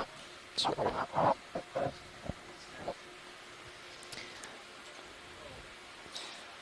So already we've seen a few new associations here with how some of the associated fauna is using the corals as structure.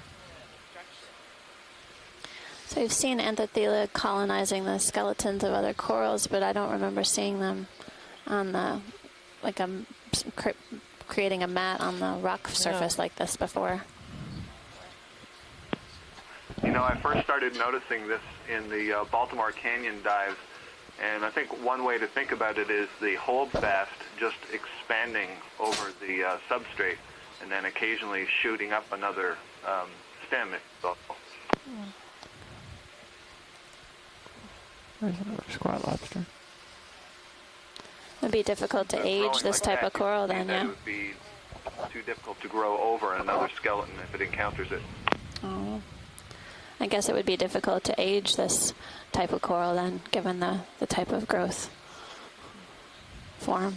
Yeah, these are relatively closely related to Paragorgia. They don't have an axial skeleton, and so they can't be aged based on looking at the axis or axial rings or anything like that.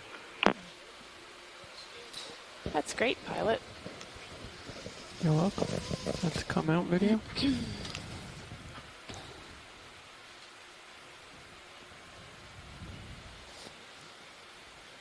So we're Quality, joining. beautiful imaging. That's great. Big fish. Quite in sector extensive. 2. Yeah. Yeah, Ready. big fish. So we're just All right, getting we're a gonna switch our close-up view video of Anthothella that's spread out all over the underside of this ledge. And on the top of this rock feature, we see loads of Paramyricea, field of them, much like we observed Would on you the... on that fish sitting right in the center? Sure. Well, once we get the pilot sorted, we can take a look at the fish that's in view. We also noticed on this ledge that, like the last sort of prow that we saw, there seems to be relatively little sediment scraped here, an indication of probably a pretty good current sweeping across this flat part.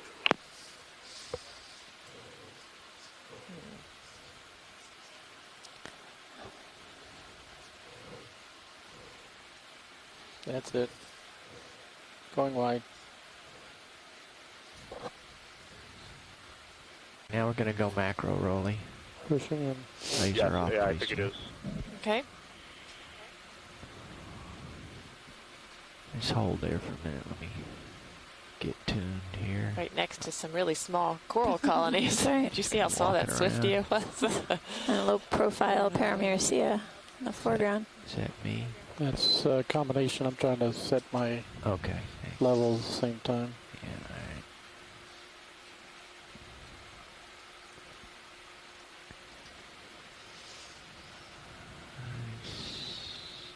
Seems to be pretty clean, but I don't know the scale of the parasites we're looking for. They were rather small.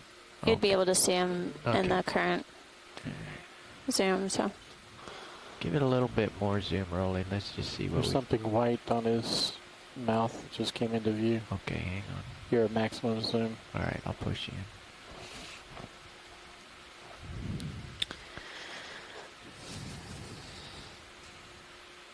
Current depth is 1203 meters. We are diving on the southeast area of Oceanographer Canyon. I'm Amanda Demopoulos from USGS. I'm here joined with Martha Nazinski from NOAA. We're on the Okeanos Explorer, bringing to you live a view of Catunculus, the fish, second fish individual of this type that we've observed thus far on this dive. So far we've seen fields of Paramyricea, octocorals, a suite of other coral species and associates. We saw a rock ledge that had fallen away, revealing a clean mudstone surface.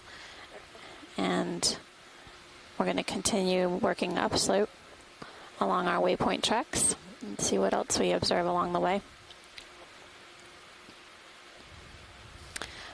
I guess we observed black coral here that hadn't been observed in the previous oceanographer dives, to our knowledge, and those are the other species that had been observed here on this dive so far. Acanella? Acanella. Or maybe just bamboos in general. Just come out a little bit, Rolly. We need to get a full frame. Okay, hold it right there then. All right, we did have a flatfish sighting as well. Yep, I remember. That sort of looks like a tool there behind him. See the two sticks? Yeah, I see that. Thanks, Dave. More heart-pounding ambush It predator looks like action. a what? Okay, full wide, please, Rolly. Flatfish is right over here.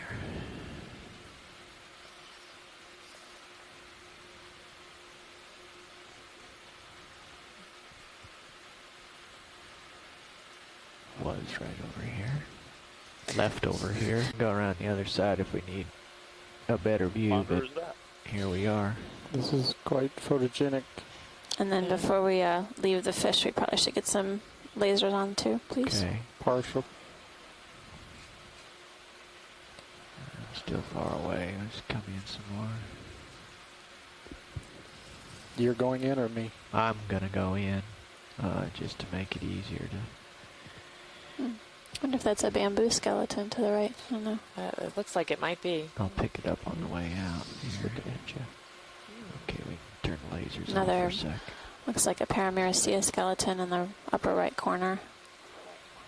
Can we maybe just move in a little bit and zoom out just a tad and line up a shot with the corals and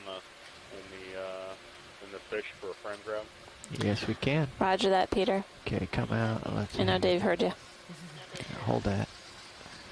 Thanks, Dave.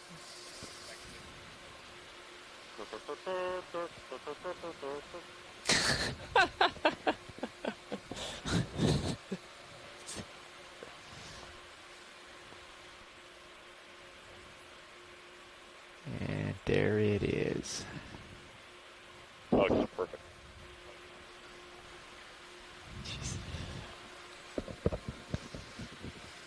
Okay, now just to the right, there was a question about bamboo coral skeleton. Definitely a skeleton. It's just behind. So we'll take a close-up of this urchin. A day or, I guess, several days ago, we had observed an urchin climbing on a coral, and then found out later that some of these urchins actually eat the coral polyps.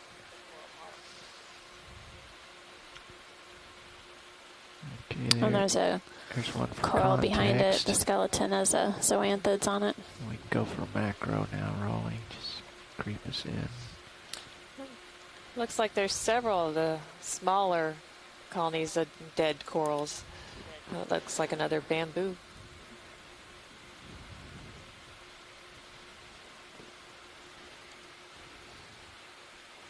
Maximum.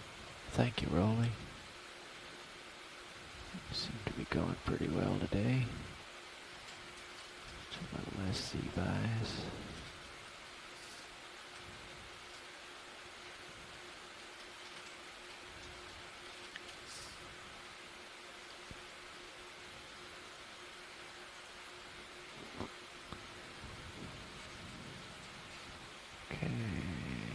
Come on out to partial, and I'll just see if there's anything tiny that we didn't see. You want to laser it? Thank you, Dave. Yes, please. Quickly. There we go. That's good. Partial. Yeah, I'm just going to push the lasers onto it. That was a great shot of the urchin. Okay.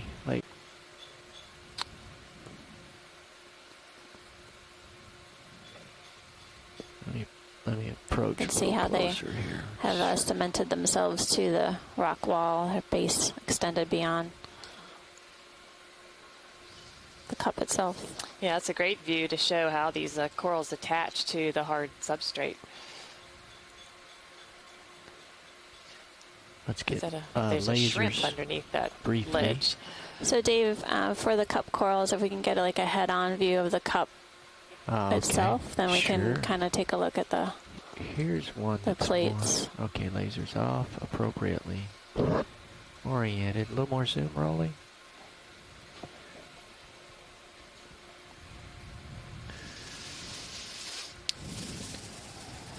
Light-wise, you seem to be pretty back there. Yeah. Just need to get into the zone here.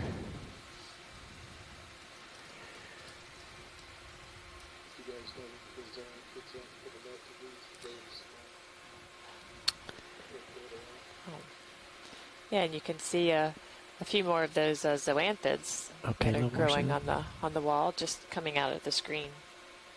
So my best guess is that these are desmophyllum, based on what we've observed thus far, but and the types of corals that we've collected in the canyons to the south, Baltimore and Norfolk Canyon.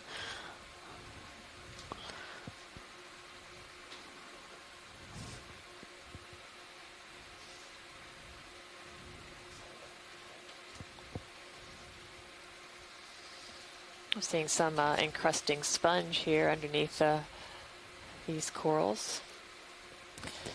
Okay, let's come out a little bit, Rolly. I think we. So I think we want to make way to the left and head up slope, Dave. And it's been great to get some close-ups of the fish and then the sea urchin, as well as the anthothella encrusting that ledge. That was wild.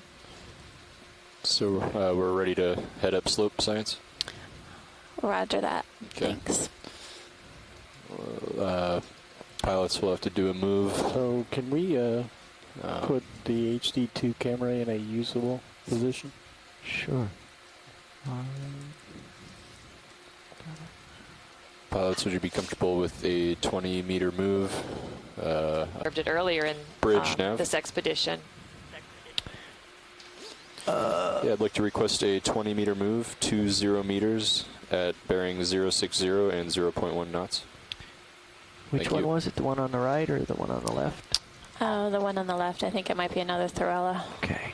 Light pink. Yep.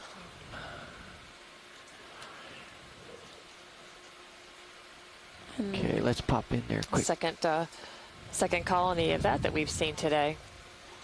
Marshall. That's quite the feather duster look.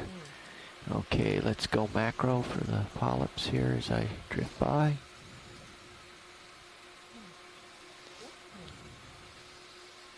Well, that's tiny, tiny polyps. It's a beautiful close-up. Focus near. Yeah, I'm trying. Okay, there we go.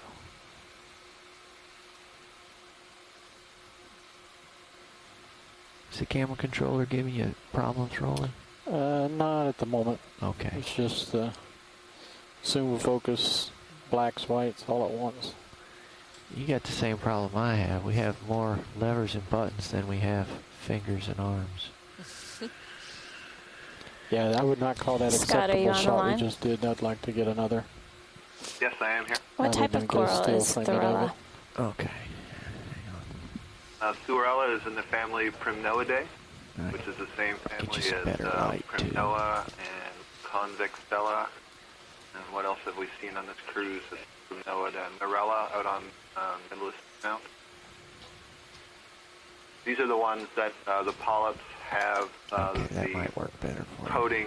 We Ready? describe it as Yeah. a suit of armor. You can think of knights shining armor. Mm-hmm. Basically, they have a series of plates, which are the sclerites, the calcitic elements that make up that are embedded in the tissue, and they form up plates that surround the polyp, and the tentacles can retract so that they essentially can withdraw into this armored structure, if you will. I gotta be able to. I don't have anything So brace it's harder to against see here. on the Let's try- Thorella the let's try plates a of full armor frame. on this type, Okay. but there are some larger primnoids, primnoids with larger polyps that we can see that. Yes. That's more acceptable. Okay, let me. Right, on larger primnoids, we would see that more easily than this. Thorella is interesting because it has tiny, tiny polyps, Right. but many primnoids have larger ones. It's interesting too to see the paramucea that's growing right next to a there's some Thorella. better light We've been for you. noticing that here in Oceanographer as well as Lidonia, You can how zoom different from species here. of corals I were think I've growing lit so it closely better. to each other. Yeah. It is interesting, and it makes it difficult to make predictions on why particular species are found in particular areas. Again, more questions than answers as we continue to explore these canyons. Familiar refrain, isn't it? Yeah. I can try it full from here. Oh.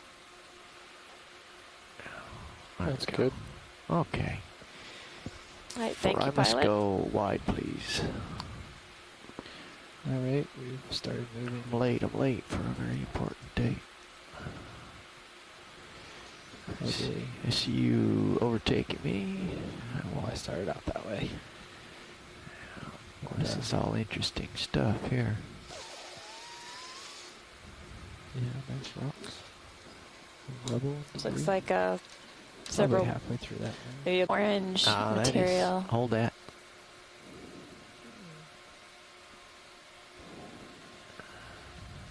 That Is that a looks like- former skeleton, base of a skeleton, I wonder? looks like a buried. Of a coral? She's looking at the one on the right. with the Oh, rocks. oh yeah. Oh, that thing. In Sector 5, Dave? hey, I'm with you. The whole Pilot's ship center is of the screen. See the forest for the trees? Okay, well let's I'm not certain about what it is, but it's definitely round. A little more zoom, And a please, different Roland. color. Different color. It has rings reminiscent of either wood or shell. Ooh, Hold that zoom. That's even that different. than is what we were very looking at. different. Oh, it's the bottom of a soup can. I That's thought we were looking at the thing on the left. We were. Yes, we were. Dave is We'll- focused. We're going to look at that. It's not going anywhere. You're great. We're looking at this first. We basically have a whole screen full Looks of like stuff tree we can't rings. figure out. It does. It's round. Looks like an old bivalve shell. Large one, though. We flip Okay. it over.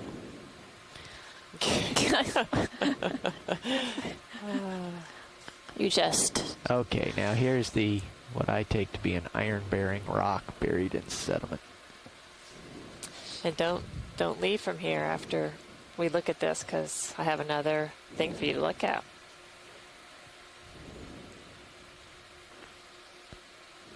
Get full Okay. frame. All right, let's come out. Yeah.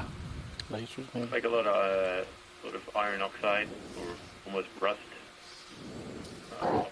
There we go. Just to the left of this, Dave. Okie dokie, At Martha. least in the rocks, it's highly likely it's within the rocks. See the squat lobster next to the I cup do. coral? Get him, Rolly. Okay, hold that. Martha. Look. There's an ophiuroid too. And a cup coral. We have a squat lobster, sort of protected by the ledge produced by this rock, but also hiding underneath this cup coral. Yesterday we observed some of the squat lobsters in and amongst the cup corals. So there's a suggestion that concentric banded object that we were imaging may have been a fossil. Oh, nice.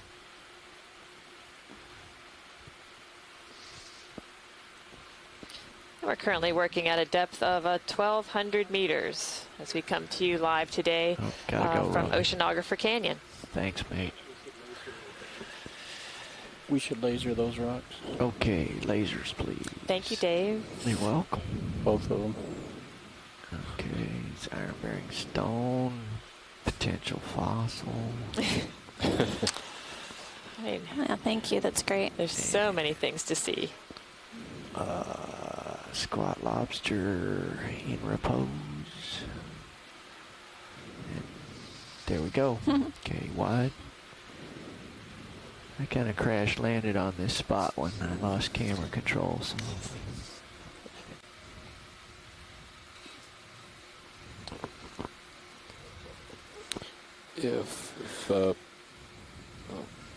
So, Dave, I don't know if you know, but I guess the last time this area was visited was 2001.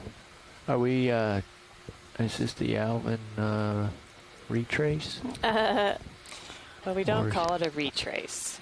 Approximation. There you go. We're in the neighborhood. Navigation is a complex subject. However, if I see some drop weights, I'll be sure to point them out.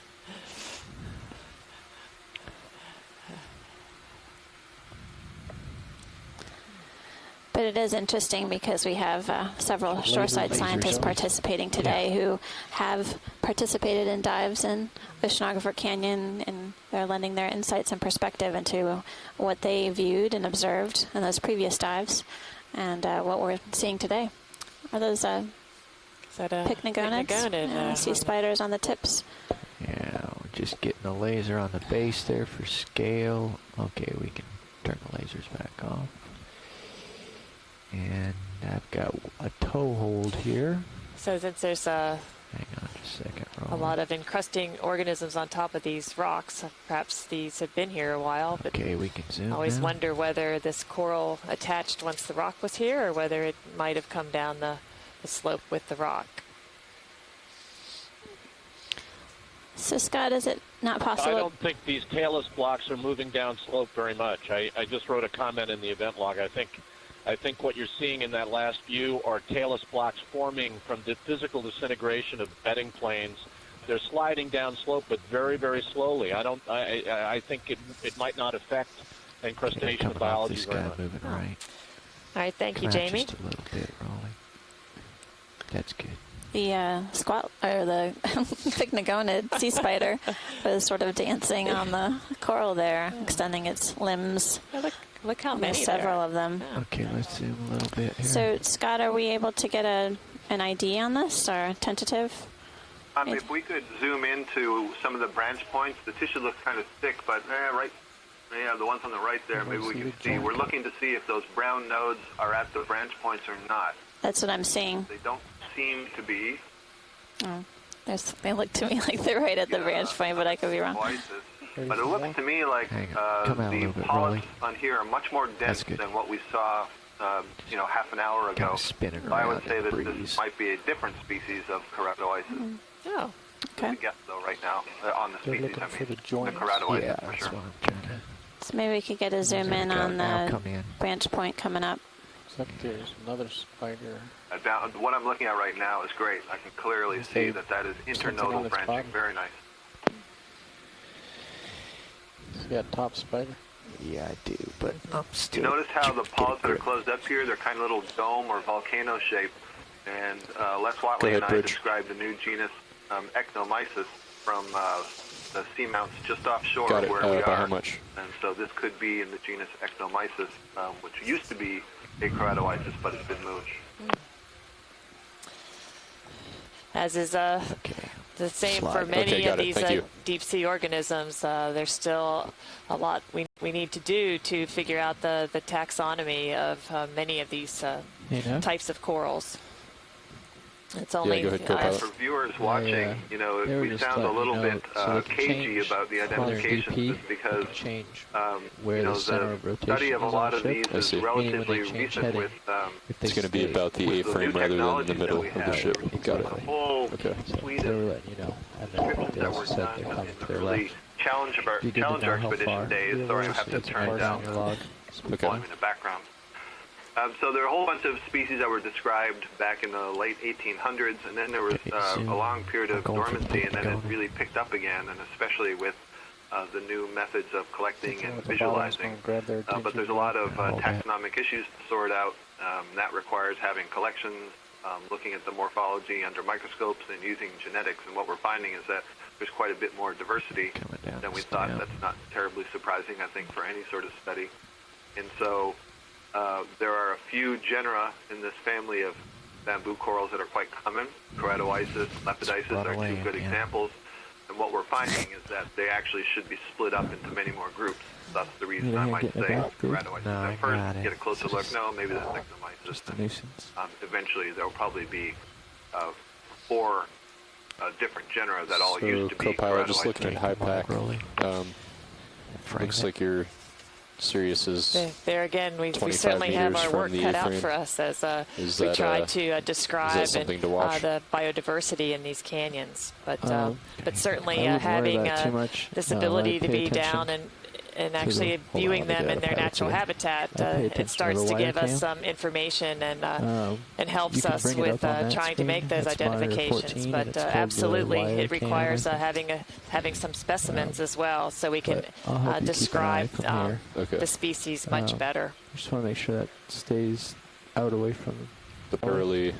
I'd recommend maybe moving the ship in that direction. Bob Carney noted that there might be pycnogonid eggs on there. Oh, I'm not sure. I didn't get a chance to look at that. We'll give him a tug on the leash. Yes, it's definitely looks like it's been knocked over. Because we eventually want to make it to waypoint 2, right? Yeah. Yeah. Okay, a little bit more. The coral is still very much alive. You can see the polyps with the base is detached and has an anemone associate on it as well.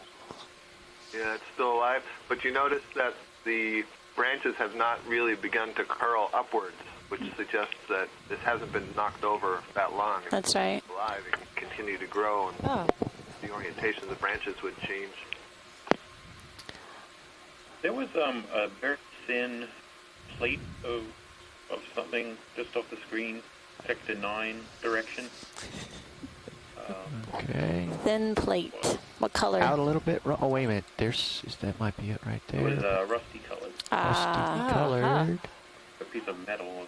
Here we well, here's a big chunk of. In fact, there's quite a bit of that sort of stuff, right? So yeah, the rock color is very different, and this looks like possibly a piece of metal ahead of us. Look at the edge where that And crack it is. could be a very thin piece of rock. It's rock. Or it could be, yeah, because it has a depth to it. Right at the bottom left of the screen, there's actually a crack in the rock. Yeah.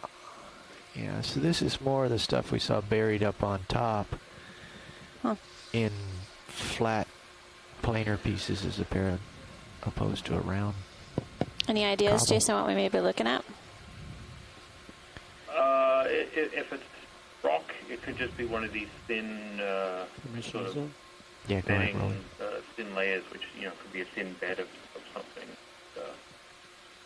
Just slid down from somewhere else. The rusty color is probably just an iron oxide staining on it. We've seen a lot of that.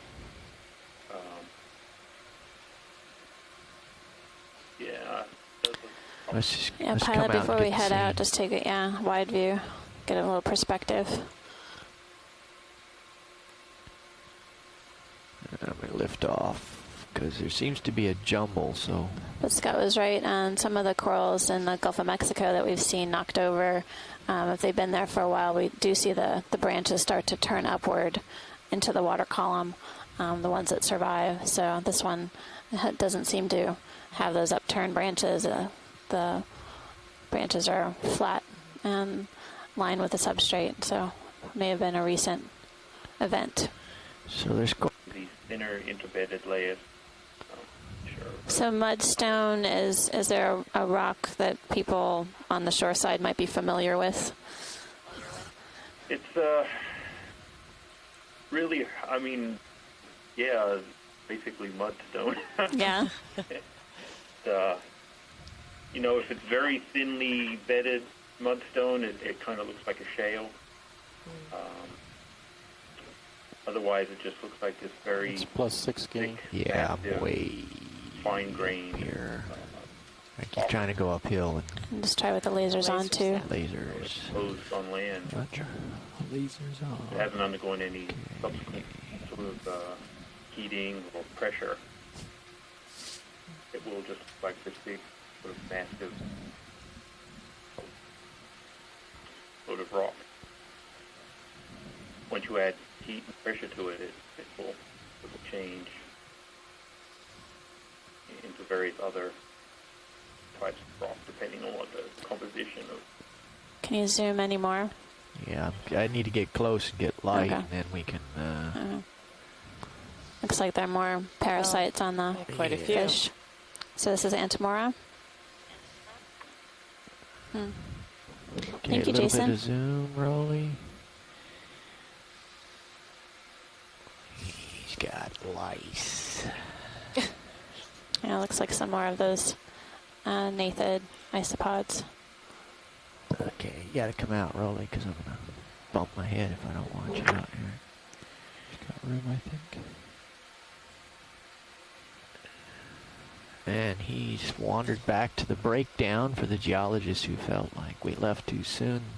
I heard mention of the white material. The white material, that's right. So, and he's calmed down a little bit. Back in on the zoom, please, Rolly.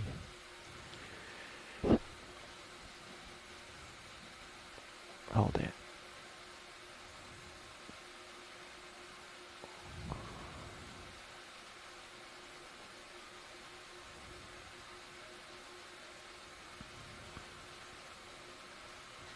Okay, that's good. You can come out.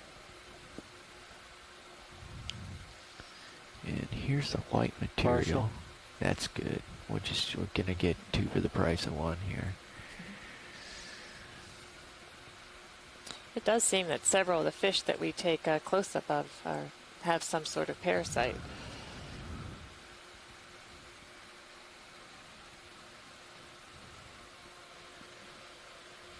What is that white material? Ready for more? Let me get over here. Got a little... Is it like a crust of something? It's like lighter crust of... I think we've got some kind of worm tube or something here. It's hard. But it's hard to tell. yeah. Whoa. I'll get close. Look at the small Swiftia colony right there. Okay, Rolly, let's come in some more. There's a chitin up there on the rock as well. You know what this looks like? This looks like a worm tube that was in the crack and has been split open when the rock fell. That's my making it up as I go. Whatever that white material is, when it falls off the rock underneath it, it's creating the pattern, that concentric banded pattern we saw earlier that might be a fossil. So I'm not sure whether the white material is biological or not. We just passed over a chitin, and then there's a polychaete worm tube. The worm extended out the top, coming into view. Yeah, it's really curious. Okay, come wide, Rolly. I'm going to get up around the top, see if I can get a look at the other bit there. I just flip it over. Yeah.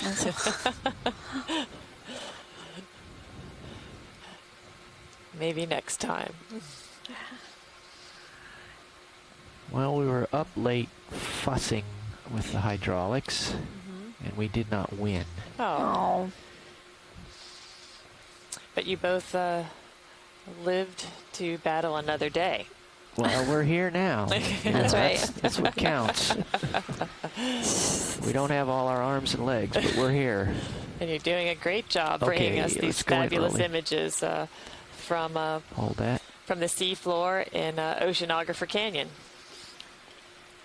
For those on the shore side who have been listening along steadfastly over the past several days, we did have a dive in Oceanographer Canyon early on on our leg, and we're diving along a similar depth range today.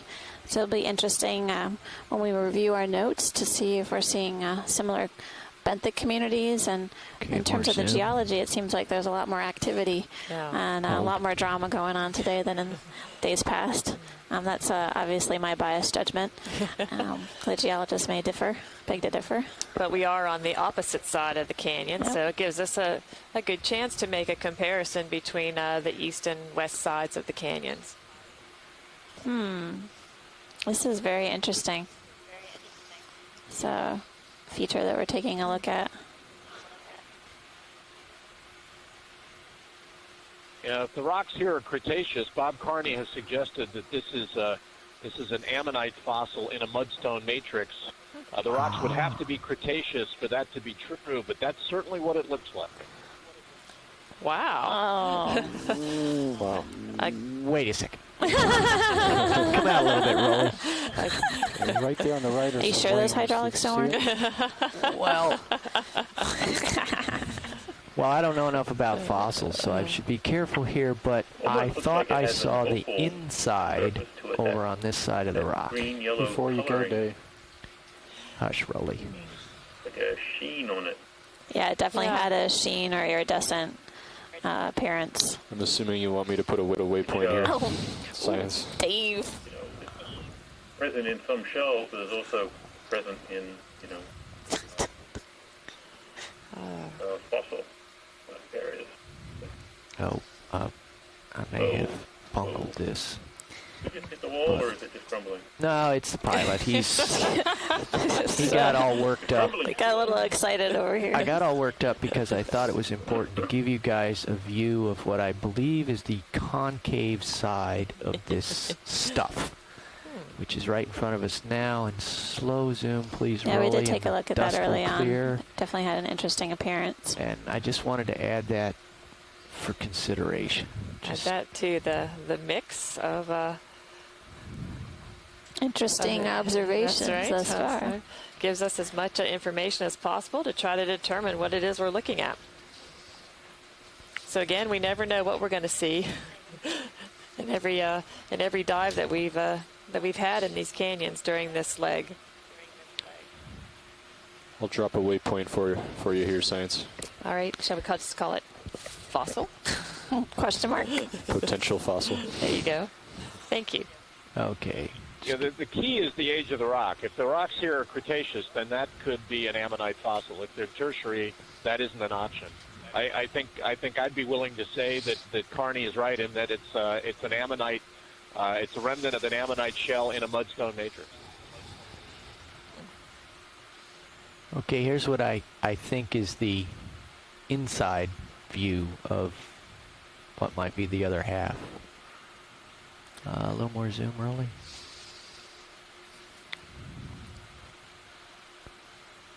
Yeah, there you go. Thank you. So we're taking a closer look at this interesting feature that has a shoreside and seaside scientists a bit perplexed. Or maybe that's just what's remained stuck to the rock when it broke off the other half.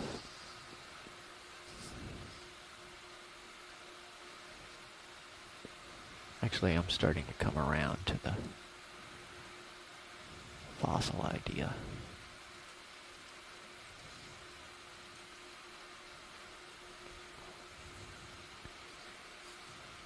And the question is this little bit of stuff up here, these tubes, related to that larger one?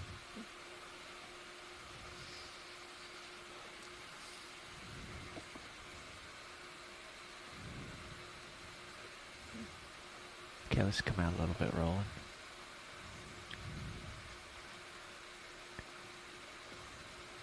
Well, we beat that to You've death. also got other pieces of that material within the rock to the right. So you're not just looking at the piece on the left. You've got other pieces to the right.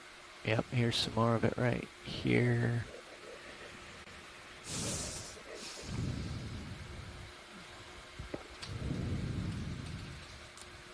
if I can come around a little bit.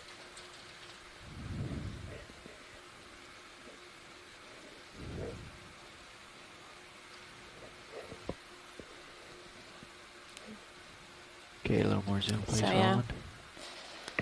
So we're currently working at a depth of 1198 meters. Continue to examine this interesting rock feature, which may or may not be a fossil. Here's some more of it. It appears to be just a thin coating, kind of concave. You're spinning into the wall. Yep, I can feel it. I hit it. Let's get one more zoom just so they got plenty to think of and ponder here. And your upper crash bar, I think, Yep. touching or about to. That's okay. Just letting it go.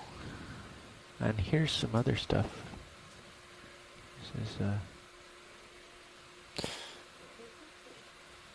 So co-pilot, once he's done taking a look at this, looks like Sirius is right at the top of that cliff that we're scaling up right now.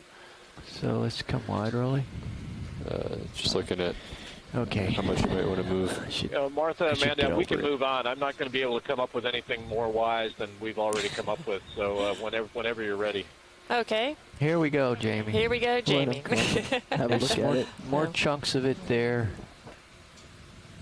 Completely broken free from and here's some of it in the wall. Just zoom in quick, Rolly, as I go by.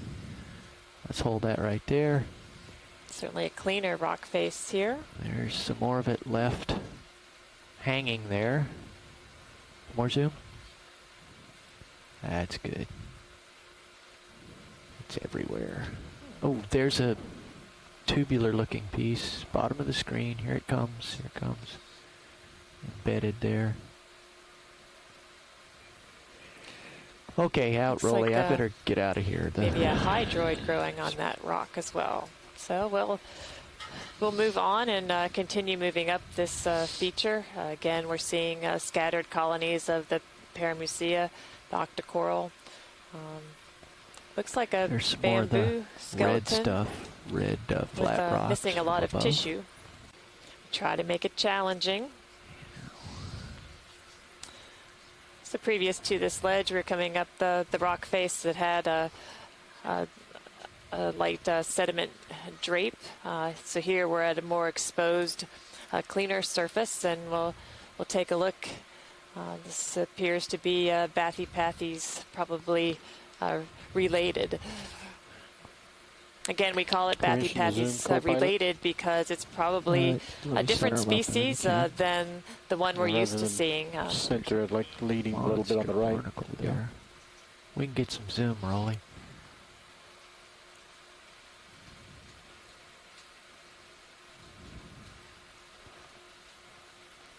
That's good for now, thanks. Some Is that a large big barnacles, yeah. right underneath this coral colony. Okay, lasers, please. Oh, that's quite the holdfast on that as well.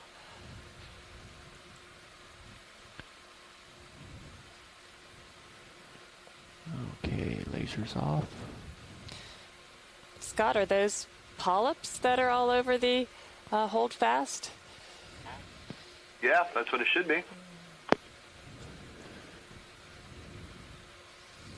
We could get a shot with the lasers too, pilot. That'd be great. That's where we started.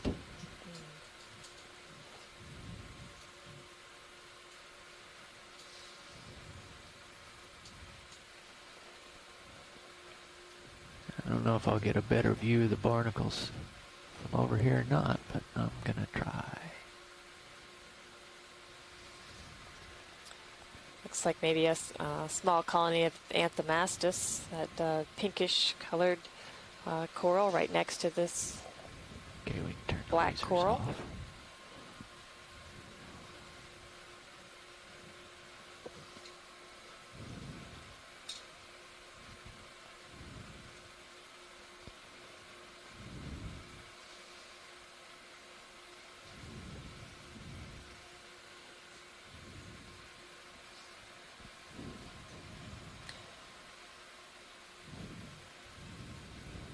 So we also have some Paramusia, the yellow octocoral there, growing next to this black coral. But those are, I think, are some of the biggest barnacles that we've seen during our exploration here in the canyons.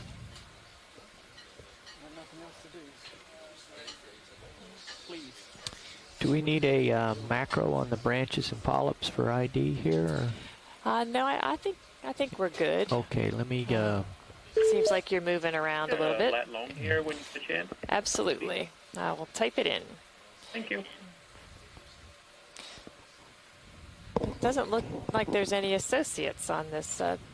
It's a little shrimp at the below the base. Oh, okay. Those giant barnacles ate the associates. I think so. Oh, there's a little bit of zoom, Rolly. There's something on the tips of the branches here, maybe?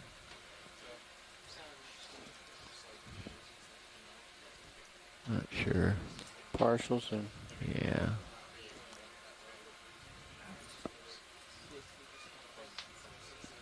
A little bit more zoom. Let me just see if there's stuff in there. It's Hey, tiny. Mark and Amanda, how are you today? It's Andrea. Max zoom. Hey, Andrea. We're doing well. We're doing our... There's one. Center screen. Bottom center. Well, whatever it is, there it is. That's great, pilot. Okay, come wide, Rolly. Thank you. Okay, I'm off to lunch. There at the bottom of the screen as well. Have we seen a sea star like this before? It looks like a new one to me. I think we could take a snap zoom. Right.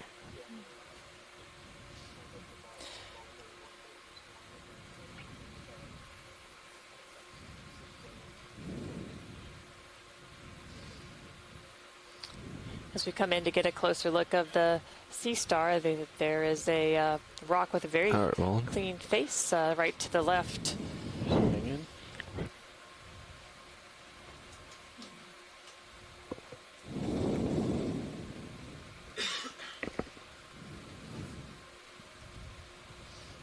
Keep going.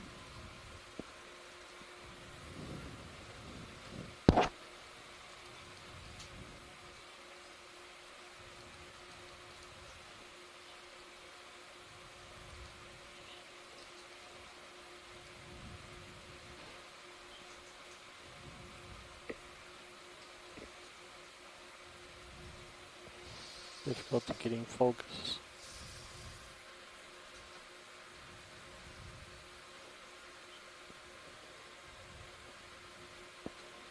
Pulling for a full frame. That's great, pilot. You just hold full frame for several seconds. So in the crack there, are those zoanthids or anemones? Video's down a little bit. All right. Hold this zoom.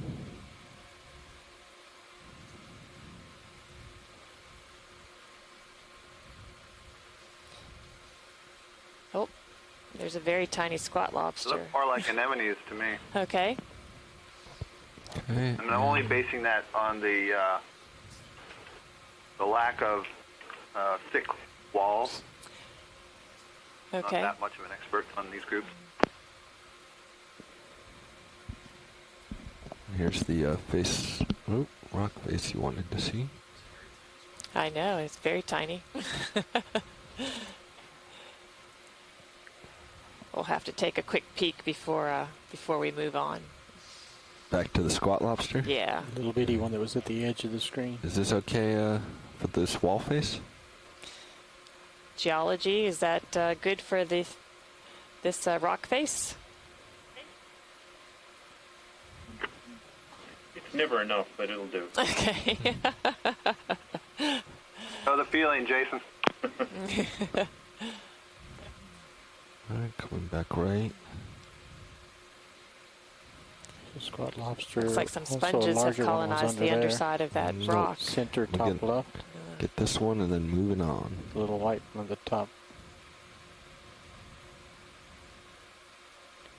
I do not see what you're going for.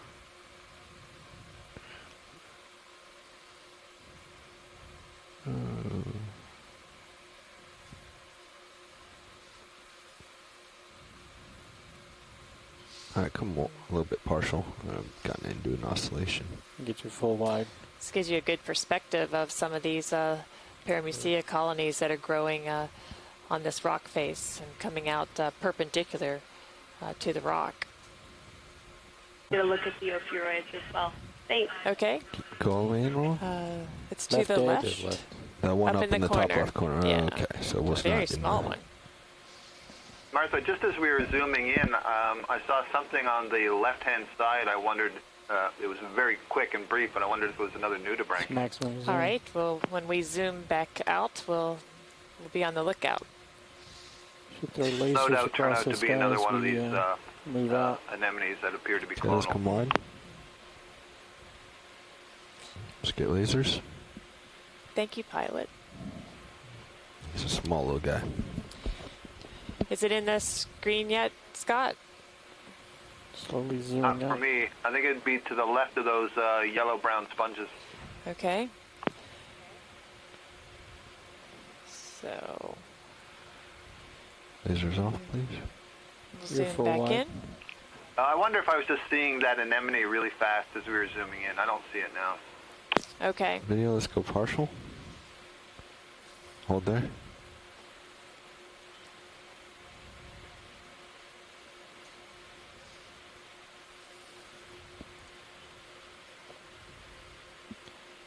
You're way in on that. Yep. Rock face. Yeah, I think I was seeing that pink anemone on the bottom of the rock, so we're good. Thank you. Okay. So, pilot, I think we can Come on, then, continue and let's move on. our trek. Seeing a few of the cup corals as well growing underneath this rock ledge. Alright, well, let's start to go in.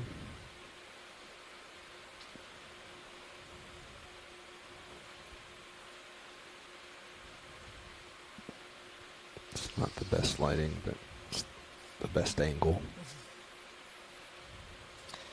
So we can see that this colony has its ophiuroid associate with it. Looks like the polyps are mostly retracted, whereas the colony right below, the polyps are out. And but again, seeing at least one, maybe two of the ophiuroids associated with this Go ahead Paramecia. all the way on this one.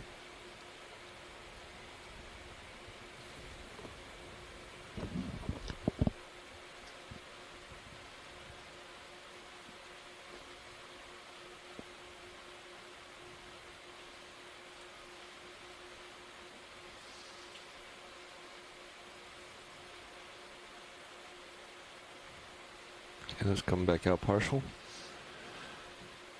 Do a little more of an overview. Full frame.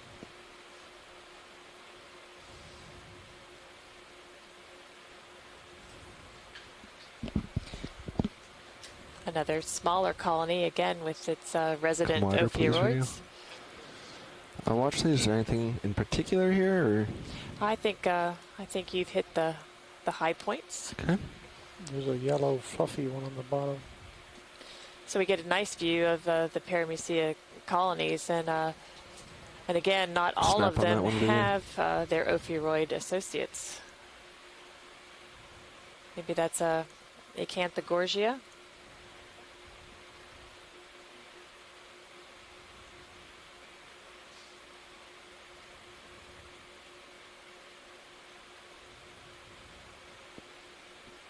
Is that all you have?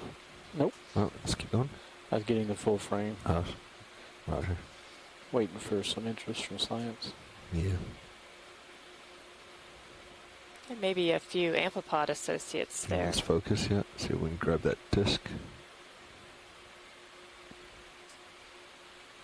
Nice job rolling.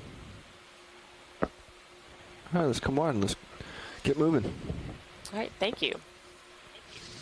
So I'm going to come back to the right here, Josh, so I line up. Well, what's our move going to be? 070. So you're almost there. Which is my heading. Okay. So we're not going quite square into the wall. No. Should be close, though. Yeah, that's fine. Just trying to get my surroundings. Whenever... Oh, could we take a snap? Looks like another Paragorgia. Yeah, we'll just make this one a quick snap if that's okay with you. Go ahead, video. Good eye, Martha. There you go. We can always get a closer, more stable shot if you really want science. I think that's good. We wanted to make sure that that was the species, but it looks like it has lots of associates, including some pycnogonids. It's Ophiuroid the bottom next to the laser. Yep. Maybe a tiny squat lobster. You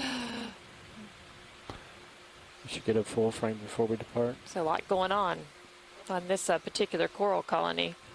Are you interested in seeing this any closer video? And our depth is 1183. Oh, so worth taking the time to set up? No, I think a snap will be fine if you can hold it for 3 seconds. Let me bring you down some. There we go. 2 for 1. I can squeeze the lobster in. Let me stabilize. Okay.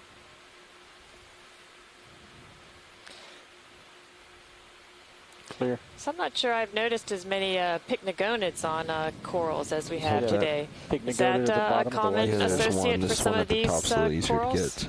The bottom one's got white stuff on it. Like eggs or something. Martha, we've seen pycnogonids, I think, on corals, but they seem to be pretty abundant today. I'll agree with you. See if we can see that pycnogonid that you were talking about.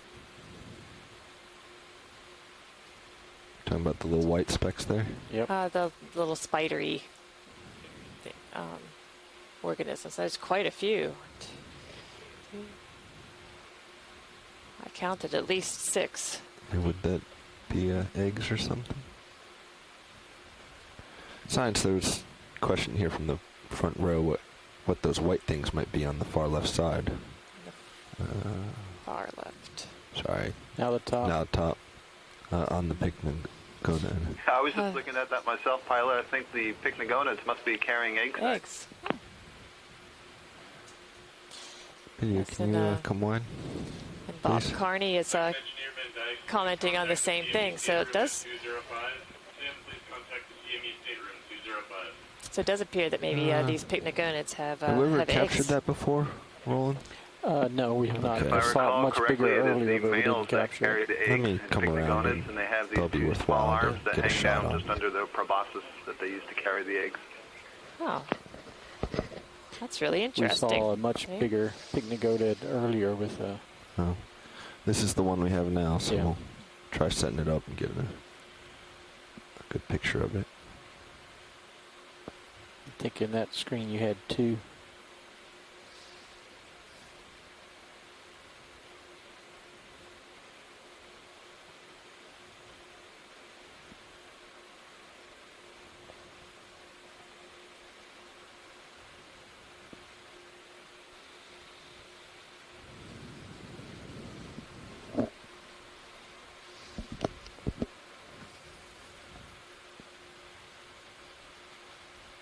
Alright, roll and start going.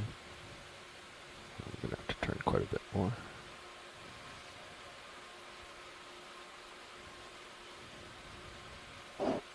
Hold that please for a second.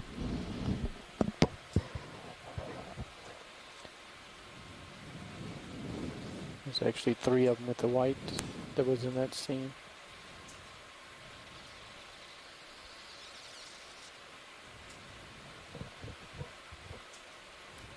Come down and get you some better light. Alright, go ahead. Video, can you take my control, please? Alright, cameras? I wish.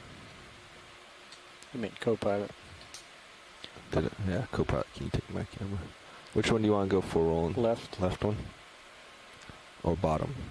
Left has got more eggs. Okay. Better view. Alright, let's go in on it. Max zoom.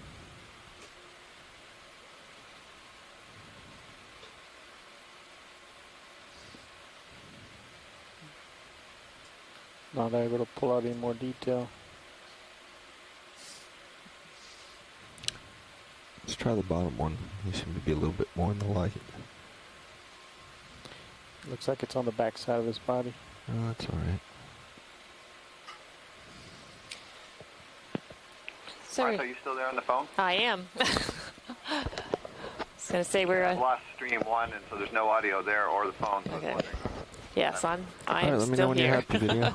So we continue let's to come take on. images of this Paragorgia. And of interest here is the fact that it has so many of the pycnogonid or the sea spider associates. We were getting a close-up of one of those pycnogonids because it appeared that it was carrying eggs. And as Scott France had pointed out a little bit earlier, is that the males carry the eggs in pycnogonids. Yeah, I just verified that old style by pulling out an invertebrate text instead of going online. And it is the males have these little specialized arms called ovagers that they carry the eggs once the female has laid them. Well, it's a little bumpy getting in there, but 070 degrees, 1/10 of a knot. Video, go ahead. I'm noting a lot of rounded, almost circular rocks. Yes, sir. Thank you. Rocks, Looks like another white sponge. Okay, guys, ship move underway. And then there, can we just glance Thank you, over Chris. at the coral to the right? 1 second, science. Sure. Rolling. Yes, sir. Let me come down a bit. How much more zoom do you have? Enough to tell what this It's thing a small is? coral. Is it a coral? It is. Okay. That looks like a single coral polyp. Thought maybe it was Anthomastus, maybe? a little bug or Or something. maybe... Let's come wide. Okay. Bug's not the right word, but... Could be a little Paragorgia recruit, Yeah, too. I was curious. You wanted to look at the coral. Yeah.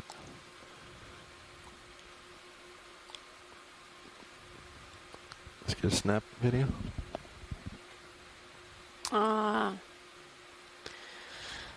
So I was at lunch, but I believe this is the first observation of the colonial scleractinia in this dive so far.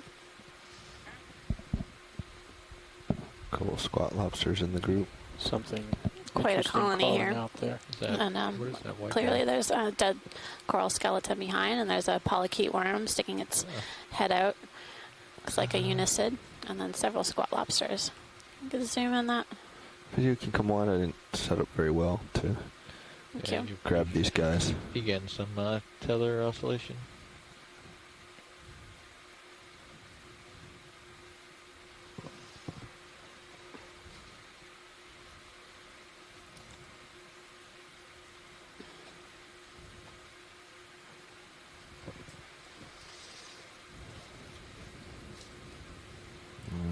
I saw him just shoot back in there, but let's take a look. So we're going to take a closer look, but behind the sort of peach orange ahead, colored Julia. coral, you can see a massive dead coral skeleton behind it. It's okay.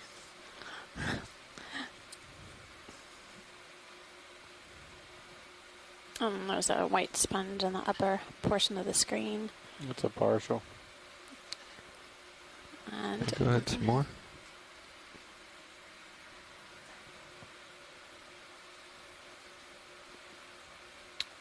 this looks like a Selena Similia.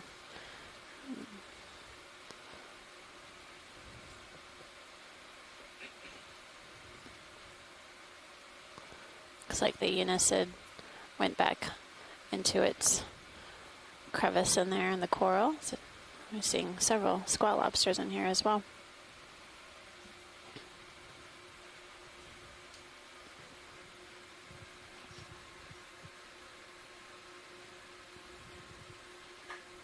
Oh, too far. I was trying to come up and look down to see if we could capture that guy. Roland, can you go back in, please?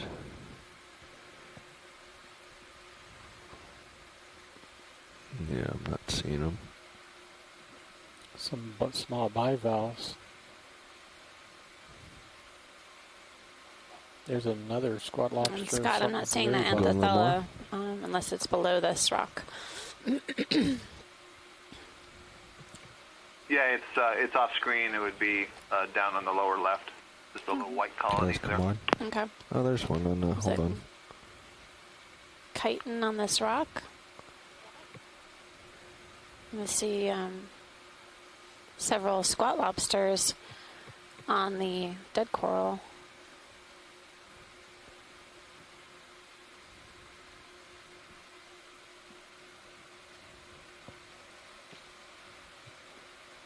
Actually, I think that's an Acanthogorgia. Acanthogorgia, yeah.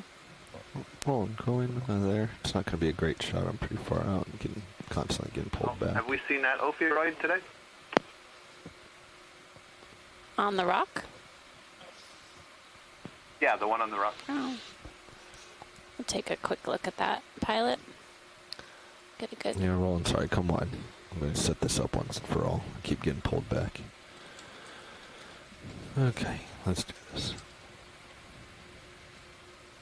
So current depth is 1177. Now we're taking a closer look at an ophiuroid that's on this rock. We just were imaging Selena Similia, Scleractinian colonial coral, and a live and dead skeleton clearly present. There's a small Acanthogorgia colony on the rock as well. And then after we image here, we'll head on up. Pilot, can you please take my camera?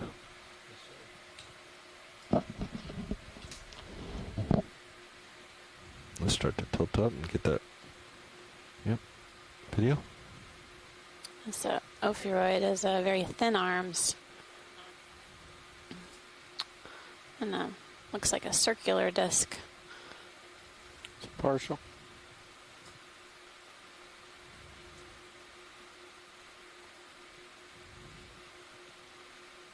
Maximum. Looks like we're seeing some small gastropods on this rock as well. And a white sponge.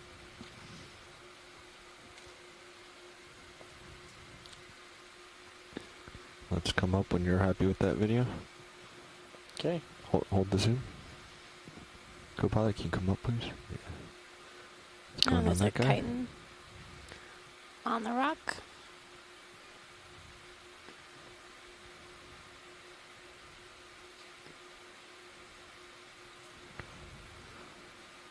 It's another type of mollusk. We see chitins in the shallow water intertidal environment too, as well as the deep sea. Are we ready to move on? Typically found on hard substrates.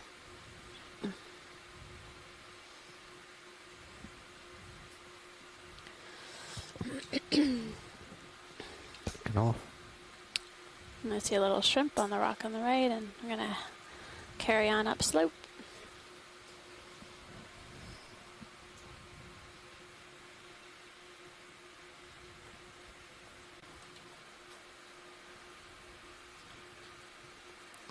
Looks like some more pile of rocks with a clear one that downslope Copilot said. transport of sediment, Warhol, as well as rocks of various sizes.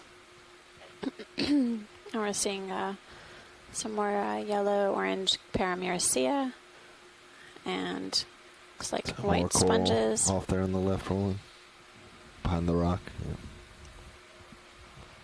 That's and some more sponge coming up.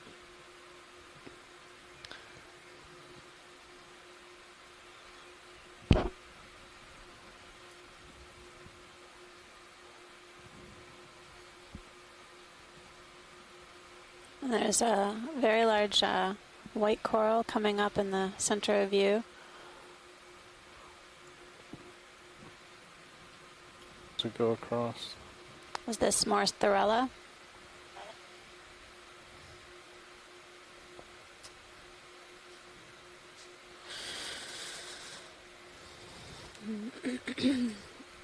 Be great to take a closer look at the base of this colony too when we get done imaging. So looks like this one's broken off as well. It's been tipped over, possibly. Yeah.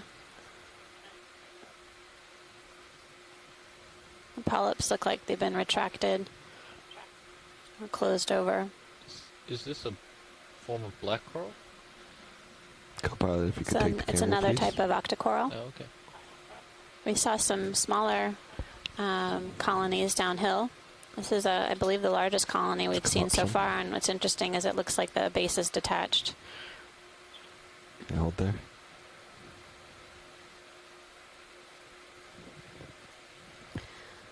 So depth is 1174 meters.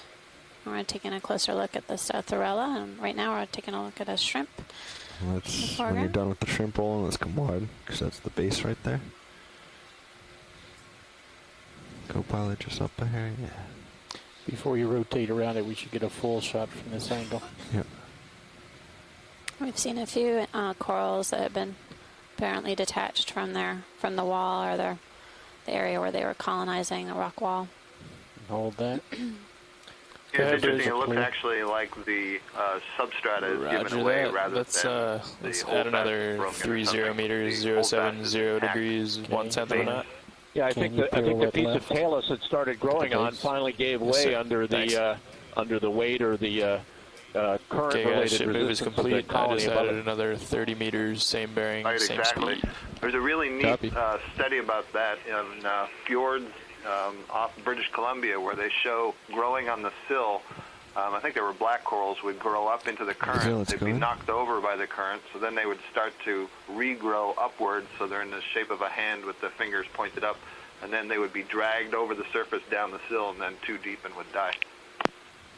Looks like there's a cup coral also near the base of this. And taking a closer look at come down, please. Where the base of the actual coral and the rock. Drifting backwards. Yeah. Right up against the wall and Yes, it's been pushed all around. overturned for quite some time. There's a sponge growing underneath the rock there where the holdfast is. Down.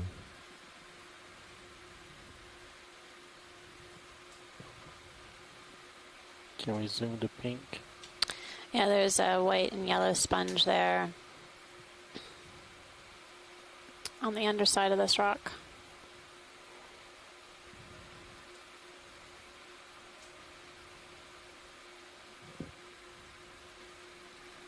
I think that's great, Pilot. Can we like to zoom to the pink center if the pilot can stabilize? Of the rock? Yeah. Yeah, I'm stabilizing here. I'm up against the wall finally. If that's the holdfast, that'll be the first time I've seen the underside of a holdfast. Give us an idea. You can actually see there's sort of a window, a hole Where? through the rock. Yeah, go ahead. And you can see the coral on the other side, and it looks like it may be the base of the holdfast of the coral itself. It's maximum zoom. Nah, I'm still sliding. Yeah, you fell off that edge there. Well, it's convenient. Let's come wide video.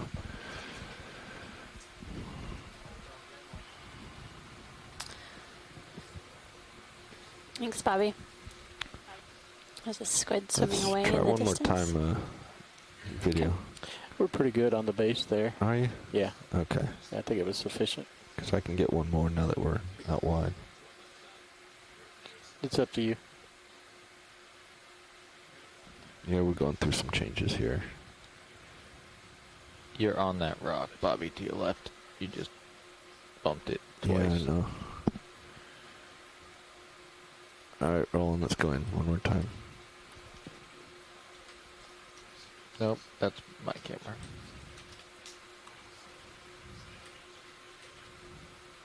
Maximum.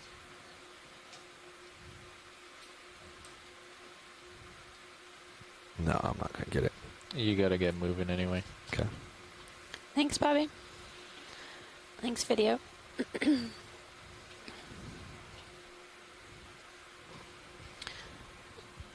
Sure.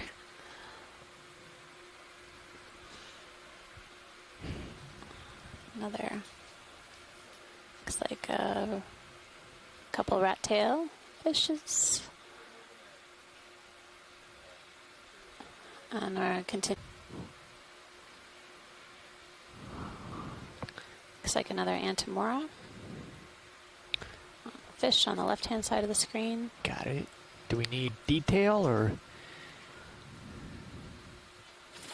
What I think would be good to take a look at is, yeah, it'd be good to zoom in on the fish. Okay, just get a size with the lasers. Yeah, lasers, please, Dan, and a snap zoom, please, Roland. Thank you, sir.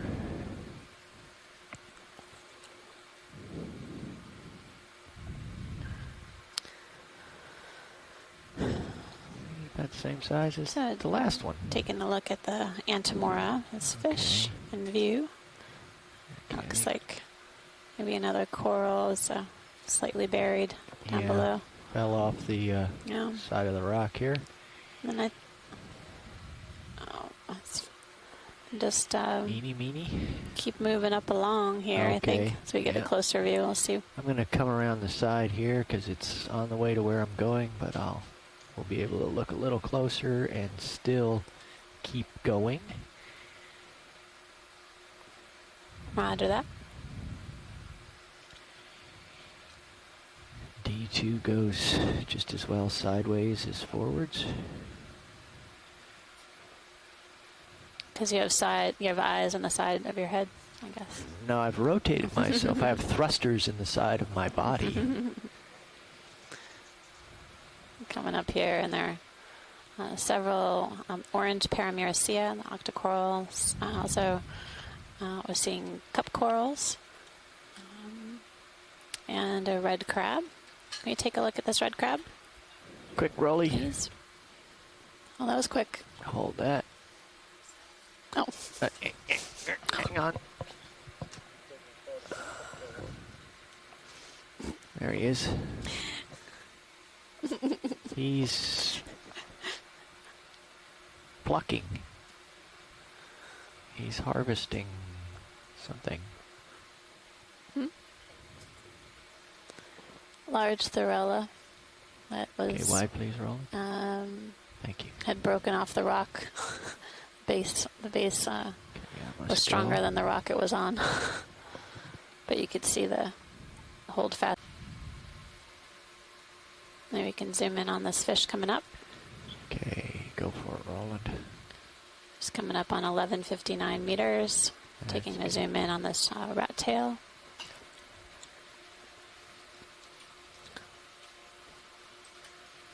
Oh, he was there a second ago, yes.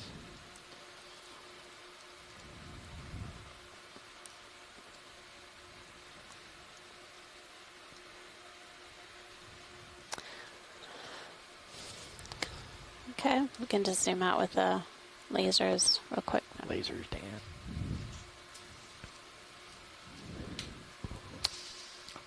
That's great. Okay, Get him on his we'll just body. carry along. We're currently working at a depth of 1158 meters. As we continue to move up this rock feature. And again, we're coming to you live today from Oceanographer Less than Canyon. 10 meters left. You want to continue to add more? Yeah, we can keep going. I'm just going to work up this slope here. Well, my name is Amanda Demopoulos. I'm from the U.S. Geological Survey, and I'm here with Martha Nazinski from NOAA on the Okeanos Explorer. And as she said, we've been diving in Oceanographer Canyon today. This is one of the many canyons that we've visited throughout this expedition as we explore the canyons along the northeast U.S. continental slope. We have several investigators on the shore side that have been helping us out throughout an additional 30 meters, the cruise. please? Today in particular, 070 some of those 110 to the knot. investigators actually were dove in the Alvin and in Oceanographer Canyon and have some perspective in terms of the communities that we're seeing and general observations that we're making. So we appreciate their insights today as we take a look at this this area within Oceanographer. Quite a current from the south today. You can see the particulates flying by.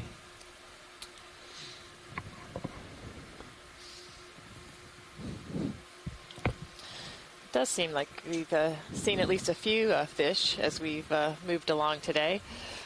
I know that makes a few people happy.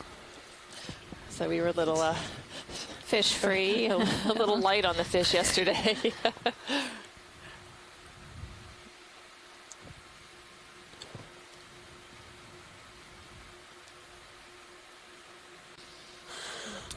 It looked to the left that there were several things growing along that the edge of that outcrop. Could we just take a snap zoom, please, at the corals right underneath the ledge there? Yeah, actually, let me just go over there. I've got time before beautiful Okie catches up. I can't let the geologists have all the fun. That's right. Beautiful purple with that pink. Well, we definitely have lots to look at here. So.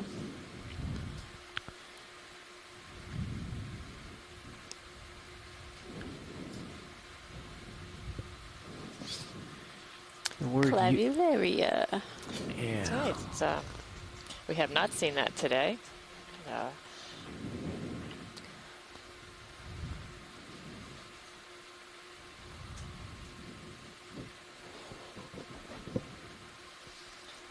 Perhaps some more amphithelia. Well, look how packed the cup corals are underneath that ledge. Two cephalopods. More octopus.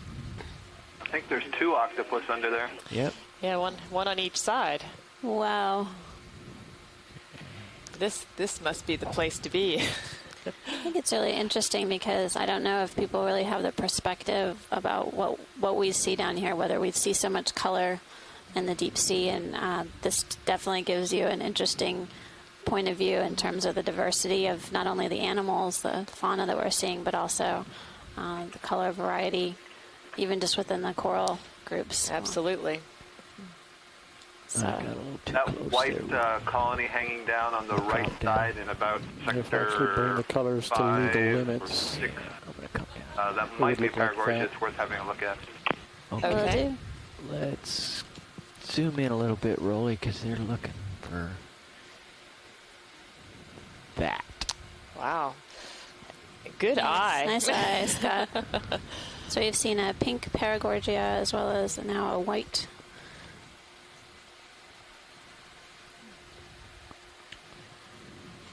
And we're seeing several cup corals. Let's come back out, Rolly. And is that Anthothella there, or? I don't have swing arms today, unfortunately. To the left, I believe. Really fine layer of sediment on the rock face in front of us. But we can also turn off some of those. Like maybe the upper bars. And how much further do we have to go in that move?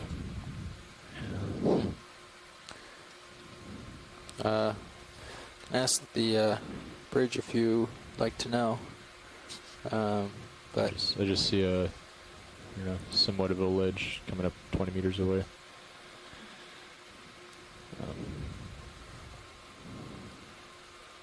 Hey, Dan. Yeah. Did you turn off the lights, everything that says upper? just for a second. We'll try to use the lower lights here for a minute.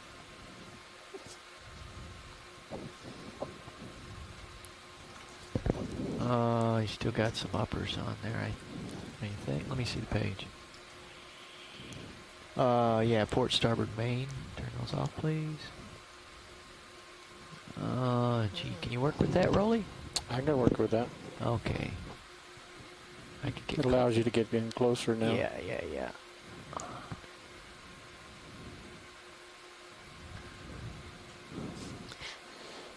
Okay.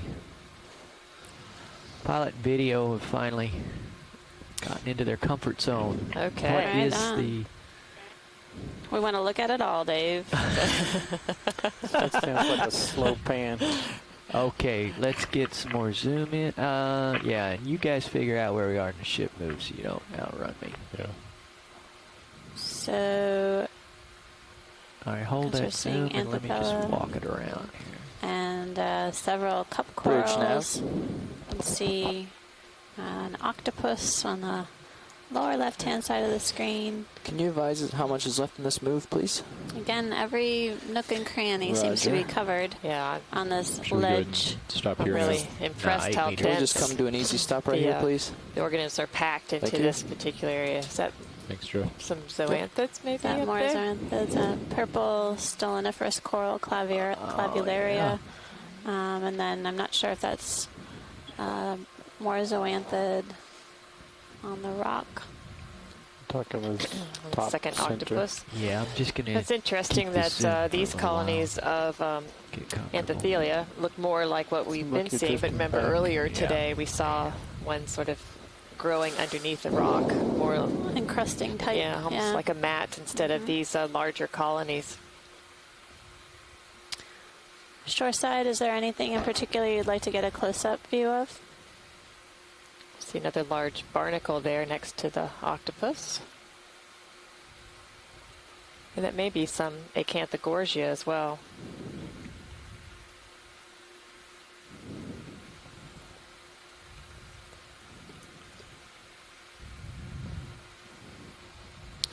I don't know, Pilot, if you can get a close-up view of the pink, just to check out the polyps. Yeah, I just wanted to get one side to side to take in. That's fantastic. At this zoom, and then we'll try to get macro videotic.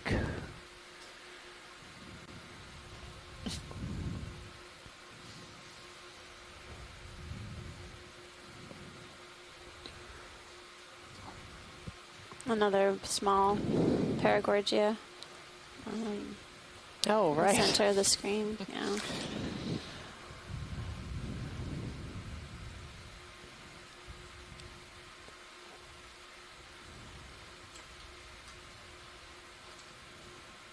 Okay, let's get a quick zoom for the polyps here.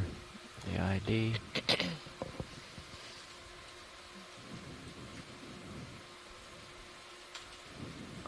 Sorry, I can't hold it more steady. We're just kind of waving the current. Okay, come back So to this where you were. Pink was earlier identified as Anthothella, and I see the sort of white pink of the Paragorgia on the left-hand side of the screen, going out of view. And then obviously the lower part, we're seeing more cup corals. If we can take a look at this purple on the upper sector. Yeah, the little... The nubbins. You got it. Suspected stoloniferan. Yeah. Sure can. Come on in, Roland. All right, about there is about all I can handle. So this looks very different than what we were seeing at the zoanthid mat, and I would venture to guess that this is a continuum of the stoloniferous. But I will leave it to my coral experts. That's the clavularia with the polyps withdrawn. Yeah. So clavularia is a type of stoloniferous coral, and now we see that purple color. It's nice to get a perspective of the area where the polyps are withdrawn, so you get a better idea of the structure of this stoloniferous coral. and how it sort of spreads across the surface.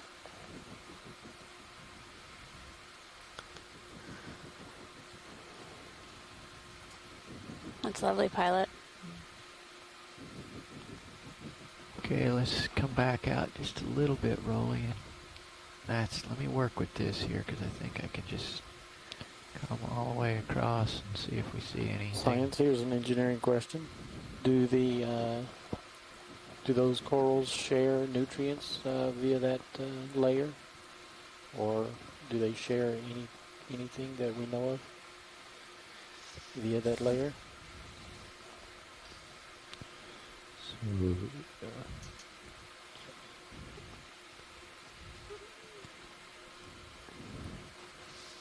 So Dan, it looks like things have stabilized. Yeah, it looks like the swing is Dave's gentle touch here. Really nice for the images. most part. I'm looking down at you at about So, 75 degrees. And question that came up, Scott, maybe you can So answer for you this, to, is scale the the wall. stoloniferous About 20 meters corals, above you. given that they're kind of continuously connected like they are, is it possible that they share some nutrient exchange, food exchange? What is it about that kind of running encrusted type that's, may influence the different coral colonies? Absolutely, that's a really good question, and they definitely are connected. So, we see a little mouth in the center of the ring of those tentacles goes into an open space, which is called a gastrovascular cavity. We can think of it as the stomach, but the stomachs of each of these polyps is connected by tubes. So within the mat, there are tubes where basically it would be one giant stomach with hundreds of mouths. But that's exactly the same thing we see on these branching corals as well. It just, you can't see it as clearly, but all of these polyps are connected. So in all of these colonial octocorals that we're seeing, even the colonial scleractinian, the branching scleractinians, those polyps are connected to one another. And when I say connected, I'm saying in the octocorals that the stomachs are literally connected by tubes. So they do share nutrients. Thanks, Scott. Yeah.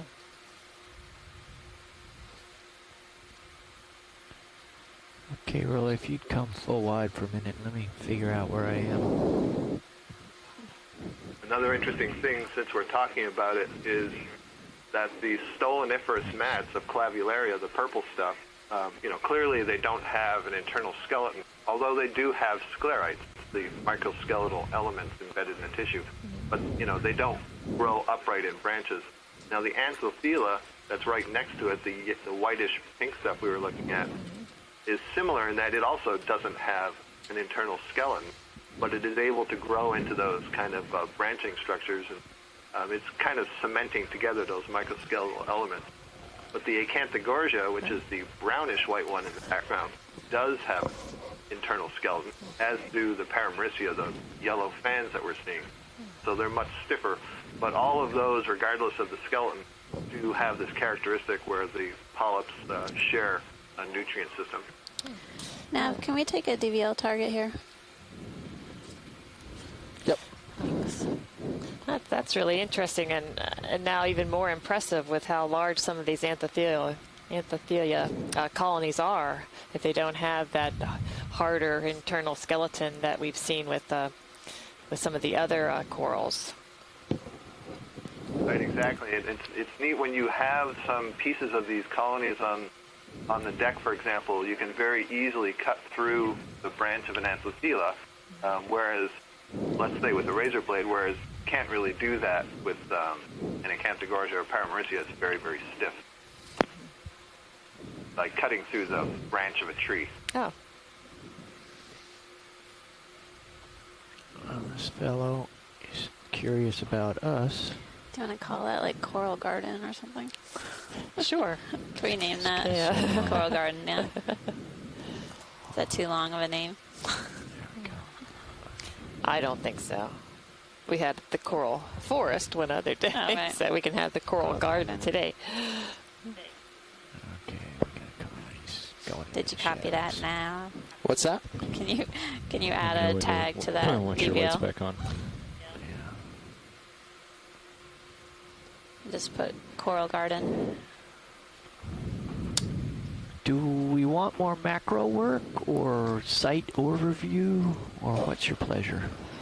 Maybe a site overview as we continue to move along this track line.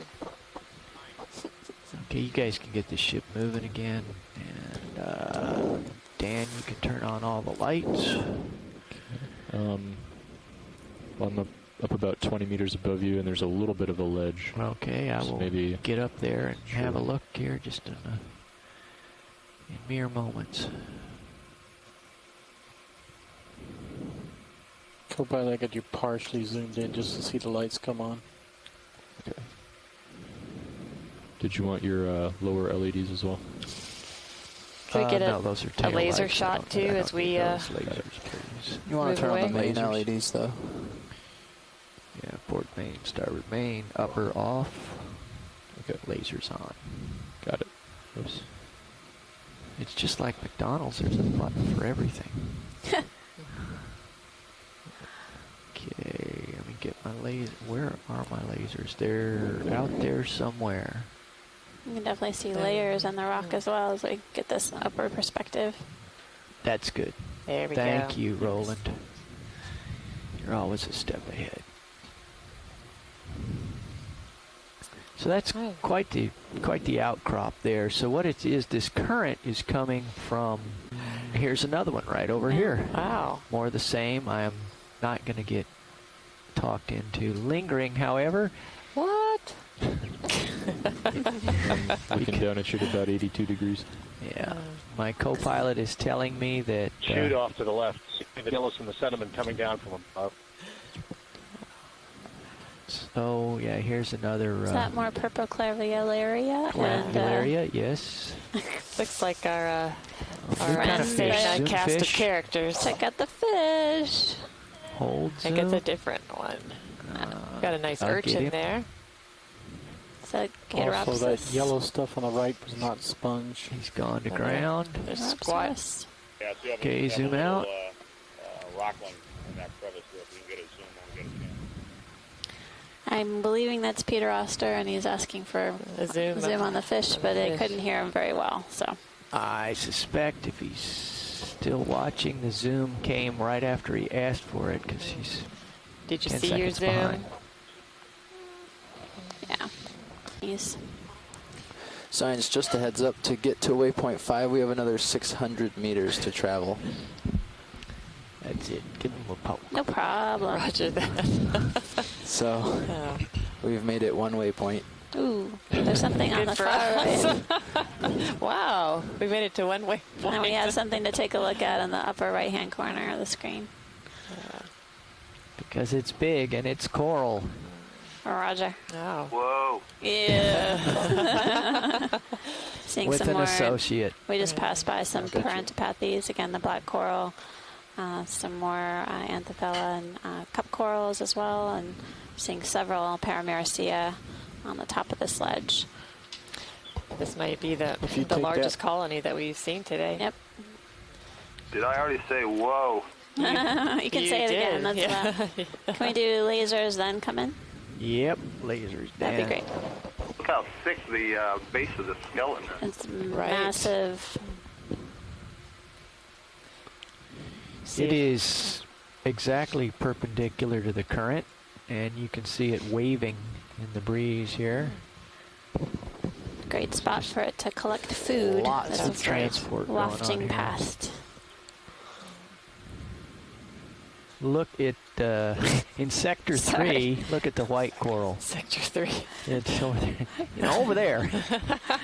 Look at how it's waving around there. Oh yeah, you can really see how it's moving Because with the current. this little local ridge is perpendicular, so there's uplift as well. This will be covered with glider pilots in my other life, but meanwhile, we're here.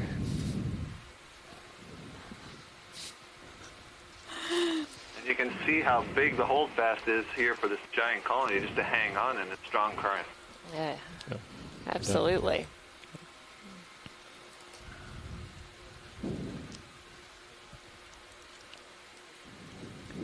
Okay, I'm going to give you guys a look at the upstream side, but then I'm going to go around to the downstream side before I get close.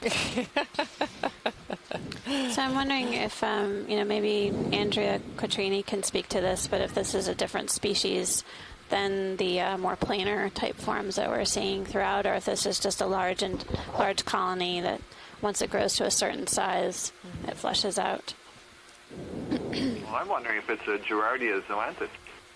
Oh. Stavalia, if that's what it's called now. I'm going to go... We'll definitely need that closer look. Hence the working on it. The tension, the suspense. Okay. See it close. I'm going down current so I don't Amanda, swipe it off the looks rock. to be different, but it's really difficult to tell, of course, without a collection. We really need to look at the sclerite structure under a microscope, but it sure does look a little different, just gross morphologically. Thank you, Andrea. That's Andrea Quattrini from Temple University. She's a PhD student with Eric Cordes, and she was the science lead on the sea side, on the ship side, on leg 1.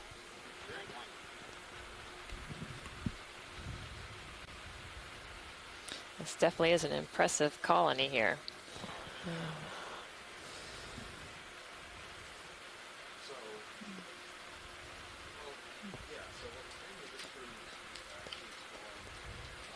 Can we get the lasers on at some point? Yeah, sure thing. Oops. Just slipped off my toe hold there. Let me work on it here.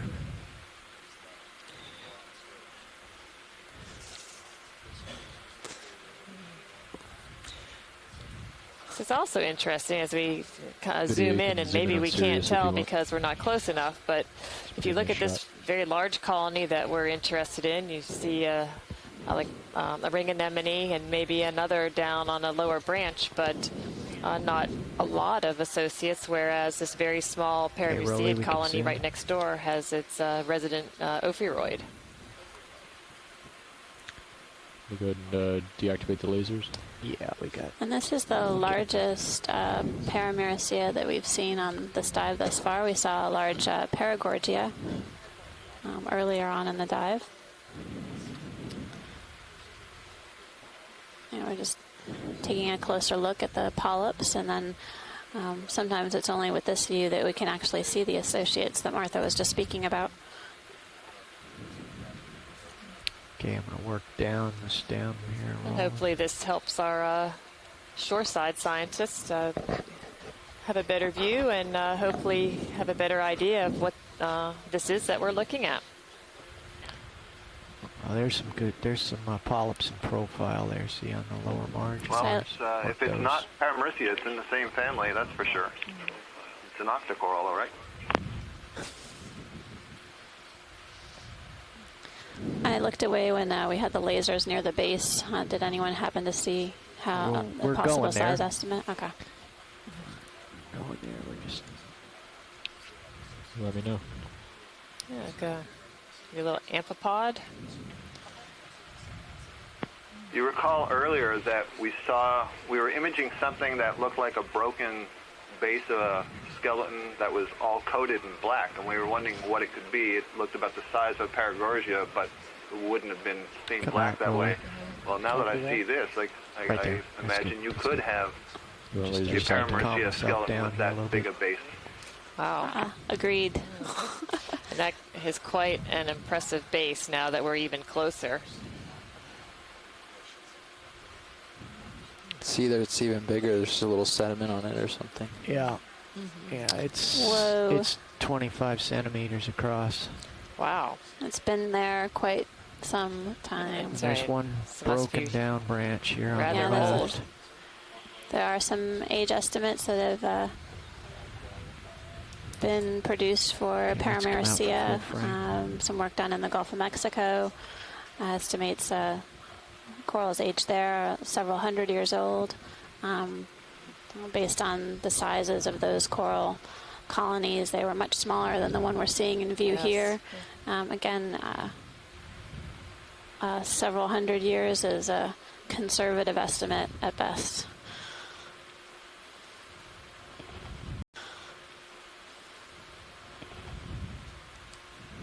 Yeah, I would say that those specimens that were aged were about can we a zoom in quarter on of the Sirius? size. Is that about a quarter of the size, Andrea? Is that what you said? Yeah, yeah, they were quite a bit smaller than what we're seeing right now. Yeah, so they were quite small in stature, and they were very old. There's an associate. Hello, EX. This is Catalina at the University of Maryland. Yes, go ahead, Hello, Catalina. Hi, we have a tour group here from OE Professional Development and a bunch of wonderful teachers. And then we have some questions. Would you mind letting us know what you're doing? Have you on speaker here? Control room is on stream 2. Sorry, Catalina, could you repeat? You were a little light.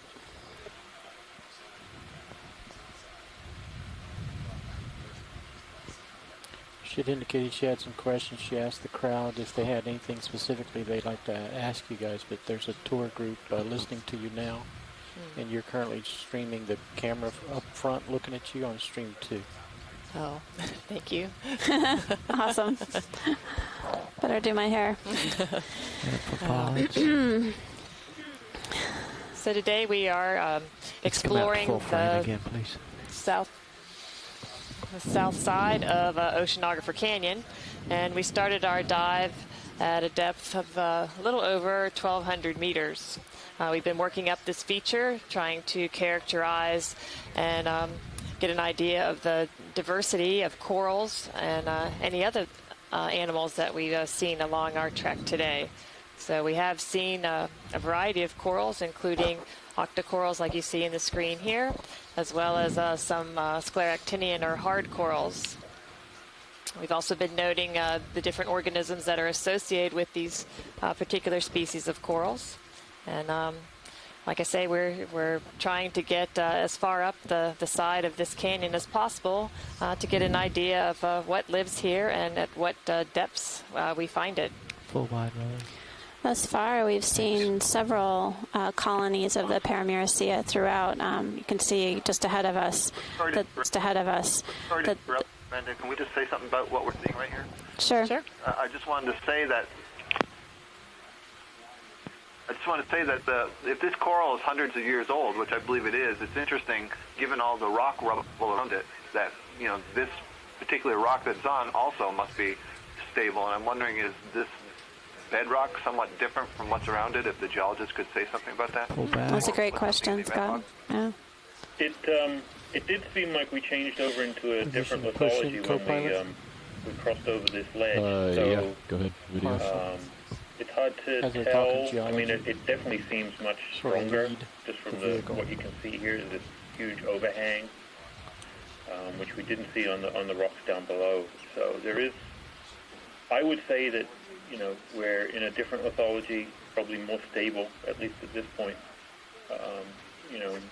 Be what it is, it just avoid anything coming from up high. But yeah, I think we did see a difference in the rock, and that may lead to a big change in the ability for some of these corals to be quite old.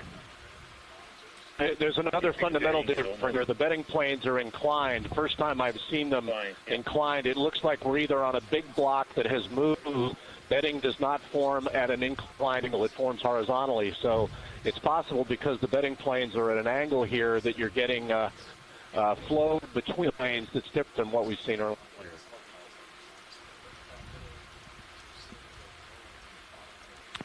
Thanks, guys. I'm sorry to interrupt, Amanda.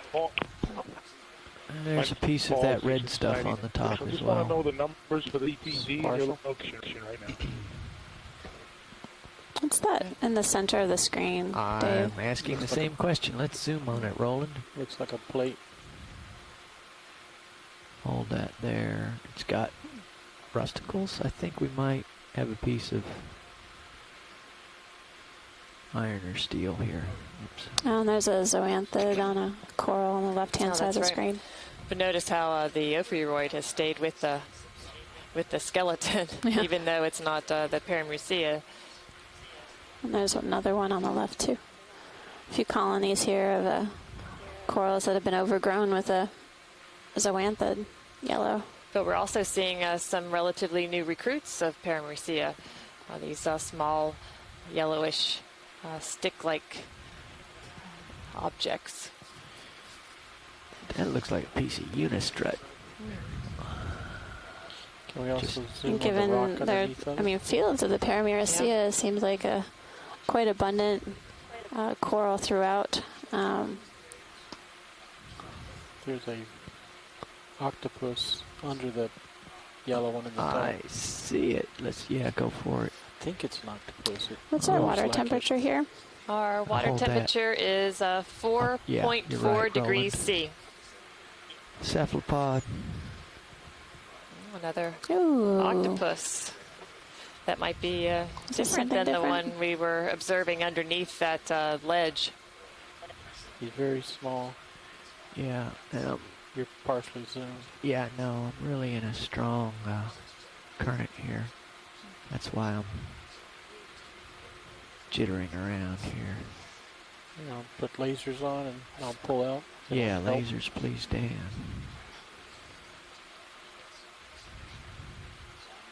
Okay, can move up a little bit. It's like a snowstorm here.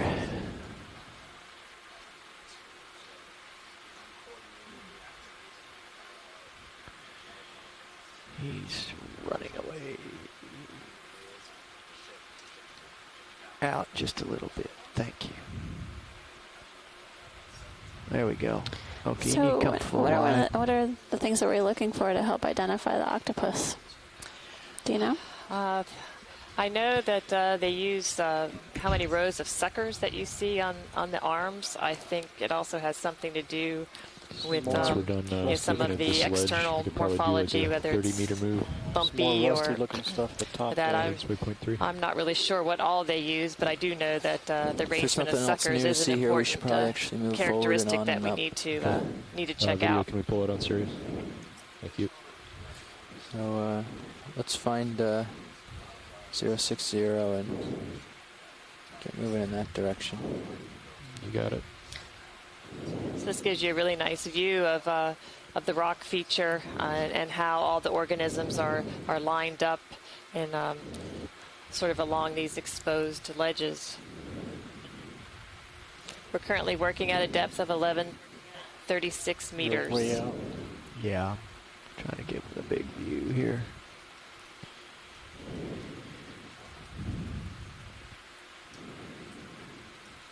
Did you see the rusty items in the background? Is there more? They were forward of where we were looking. Amanda, we were looking at some, in that clump of Paramecia, it looked like there was one that was a small version of the giant thing we were looking at. So it's right there on the right. So we'll have to Sea star, we've seen that a few times today.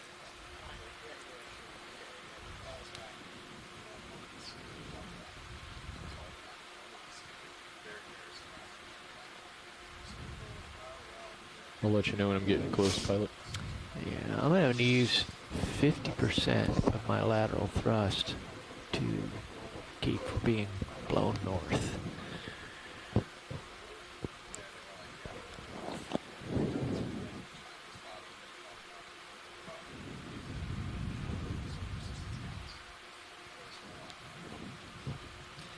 Certainly this is another good view to show how these coral colonies are aligned with the current. As you can see the particles moving towards us and certainly along the same plane as the corals have arranged themselves along this rock face.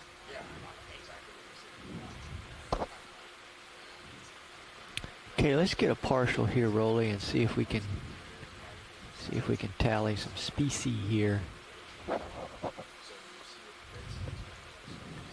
Do we need branching, or do we need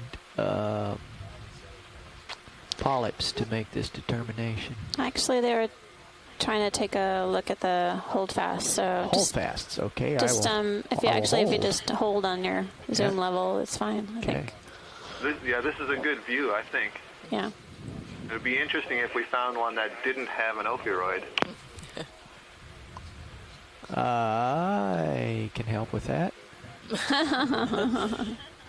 Does that mean you're going to knock one off? No, or... there's a tiny one. Sector 1.9. Oh. See it? Doesn't have an ophiuroid. I don't know if looks I- like it has an anemone in the background, the little tiny Oh, one. I see, yes. 6. Yes. Sector 6 has no associate whatsoever. Or no big associate.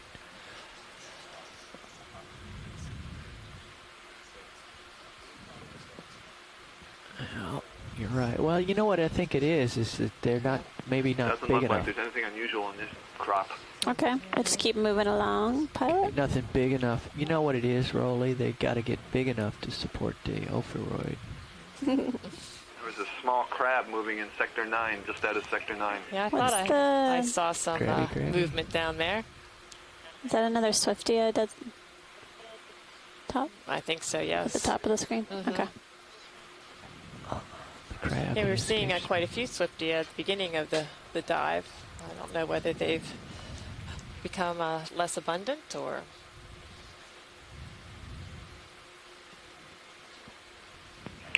Crab would probably be in Sector 6 or 3 now. There it is. Up there you go. Moving up the slope.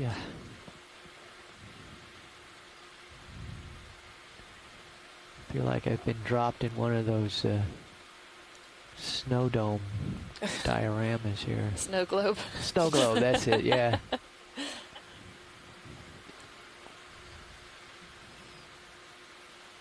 Yeah, there's a fair amount of particulate material in the water column today. That's the fuel for the animals that we're viewing in front of us. The currents help supply that food past these corals, and that material is produced in the water column and the surface waters and rains down and is supplied through these systems through various currents. Oh, there it goes.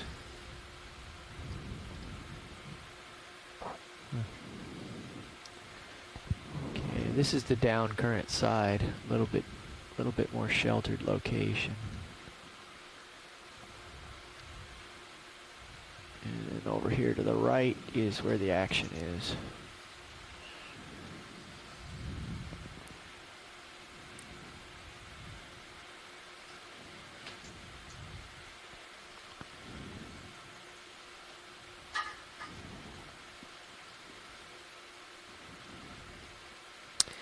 Yeah, it looks like there's some more larger individuals or colonies coming up on the upper right-hand side of the screen.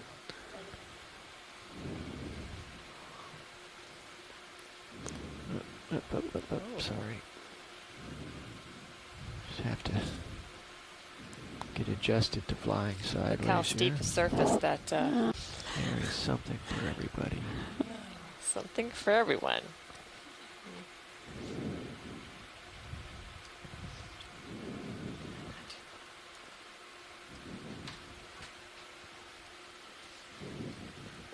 I wonder what that sea urchin is doing.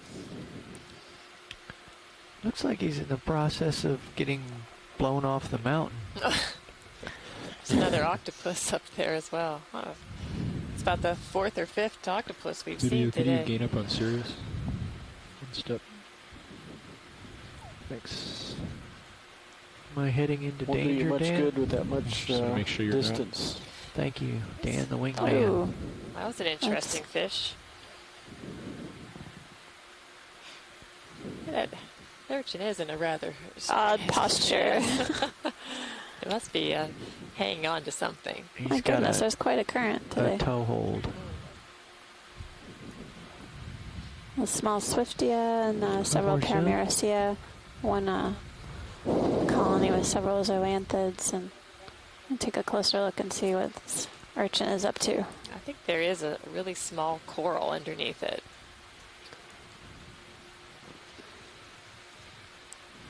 He's not going to last the day there. Well, maybe not. No.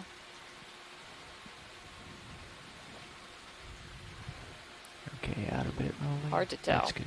Thanks. a lot of before you go off really down the small hill in this swifty area, recruits here. in Oh, your here's upper another wide view, I saw skeleton something red. just up to the left. Up to the left. That's Come covered out, in Rolly. zoanthids. I don't know if it was anything. I was just waiting That for looks us to like go a by it. candelabra. Maybe the shooting star red coral, but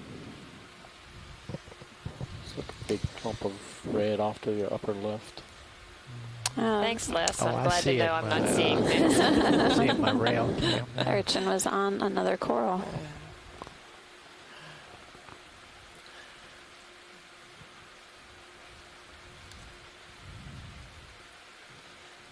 So that means at least 2 or 3 species Fly of trap corals on we've an seen old coral. an urchin on. So they must not be too picky Oh, that looks like a on which pig. one they like to attach to and get a meal. There's quite a large anemone on that coral up there. Early on in the dive. Oh, that's There might have been some bivalves on those, but not the large. I don't think the large tenoides. Okay, we can zoom out. We got some sponges attached here up from this Thorella. All right, so he's 40 degrees to his port from eventual future movement. Oh, okay.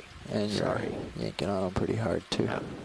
I just took off down current. More of Thank a you. debris field of the variety of different kinds of rocks. 060 Zoom in is on what that we fish want. dead ahead. Okay. Unless Fish you roll. guys are looking at the wall and you want something different. Okay. But that's the heading to waypoint 3. Okay. So that's why I chose it. Yeah, as much as we can keep the wall in our sights, that'd be great now. Okay. Bridge nav. Yeah, it's definitely a mixture of coarse and fine. Another ship move, please. 30 meters at 060 at 1/10 of a knot. That's correct. Thank you. Okay, I full don't black. see anyone home. Oh. Well, sea star coming up. Sirius is looking at And a- about 65 and a small, to paramecia as well. 68 degrees right now. Okay, well, it's close enough. I'll just... If I let go of things, I'll shoot off to the left in no time.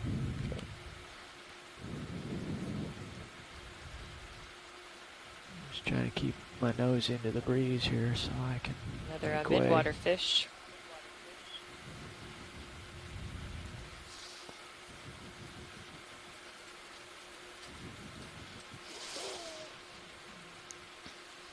More tunneling action here. More of these sediment caves coming up.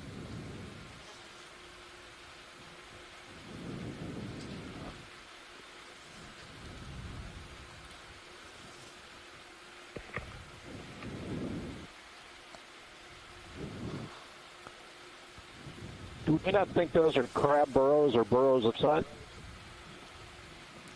We're looking for an inhabitant to assign this labor to, but we haven't found one yet.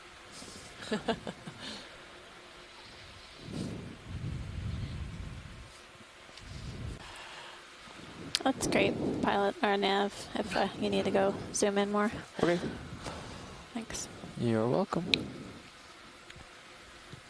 Get tilted up here. Okay, Rolly, max it out.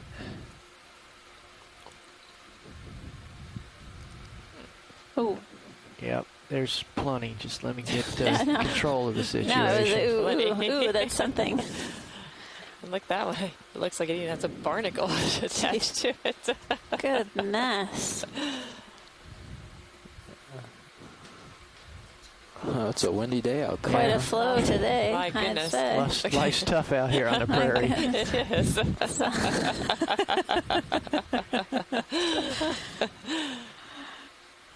Oh. Wow. Oh. Interesting. Are there Okay, let me tilt down a little and we'll focus on the near one because it seems to have some polyps or something out. That center one that you had something on the stick, some critter.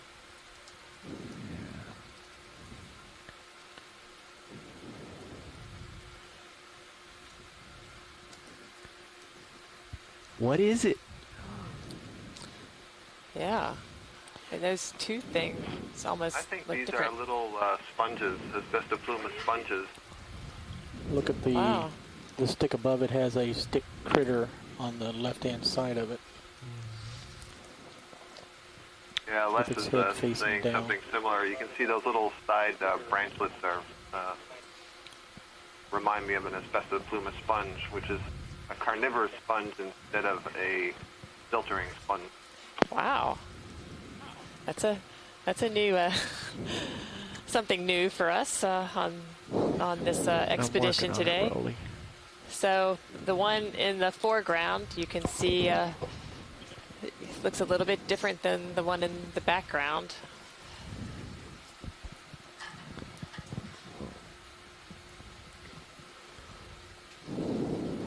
Les was noting in the chat room that the white dots you're seeing on that one in the middle are probably eggs that are inside. Maybe this one in the front as well. Try to get a little closer here. And other carnivorous sponges in this group, basically they're spicules, these delicious elements that make up the structure of the sponge, are formed as hooks, kind of like little Velcro, and they can capture small crustaceans. And then the cells of the sponge will actually migrate and move to surround what it's captured and then digest it. Sure. Oh, neat. That's really interesting. Trying a little Like we different saw maneuver here to Okeanos really on its plant side myself. You're partial right now. Another Yeah, it says okay. Are you pretty stretched out, Dave? Or you? Well, can't tell. They certainly are abundant once you get a little bit closer to the surface. See, I am. I've got myself. I'm clawing. I'm hanging on by my toenails, and I couldn't stick it. My skid marks. It just pushed me right down the hill. Okay, that technique is. Thanks for the first surface of. There you go. I want to zoom in on that. Okay, let's get a zoom so they You can did it look at just for the sediments. geologists. Did that on purpose. It's some slippery stuff, guys. Just like Dave planned. Yes. Well, Todd, if you're Call that listening, we need bioactivation? I don't know. claws. Deployable claws. Yeah, we need.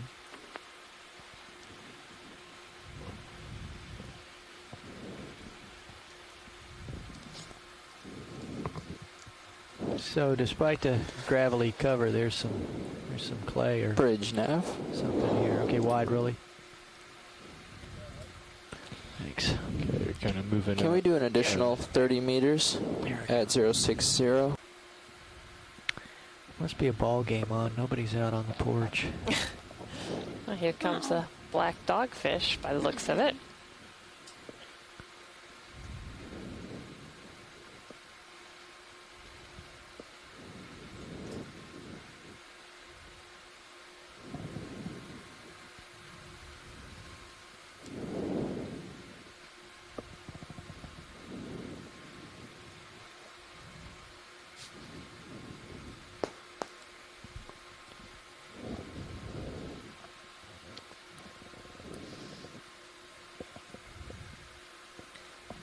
So we're currently working at a depth of 1107 meters.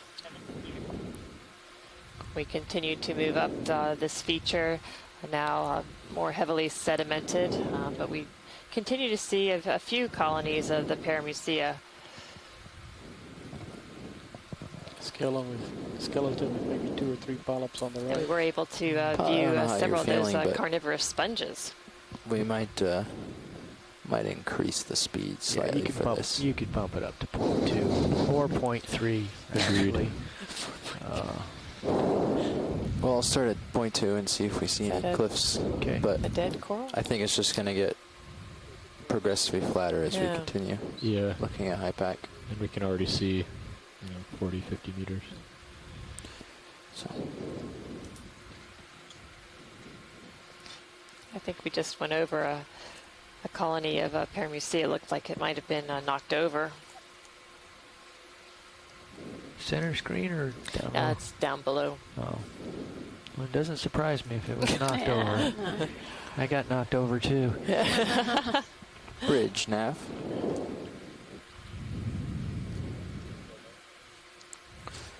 Can we add an additional 30 meters at 060 and bring the speed up to 0.2 of a knot?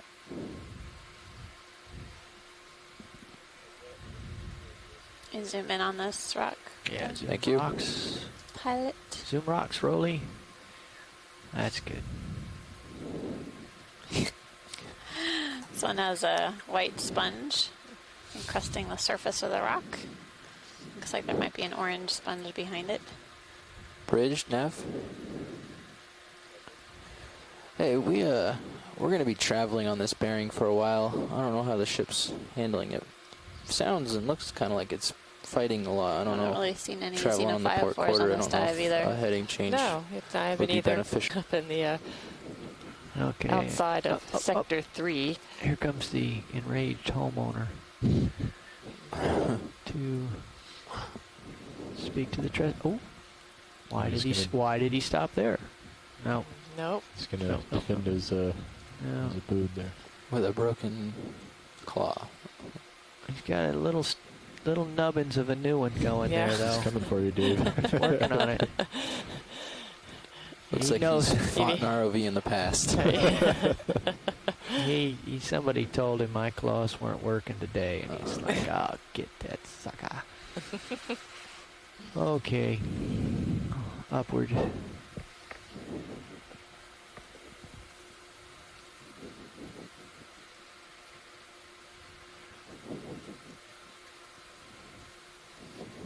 Might be a little piece of monofilament here. Is that monofilament quick down zoom. there in the... Either that or a black coral stem, maybe.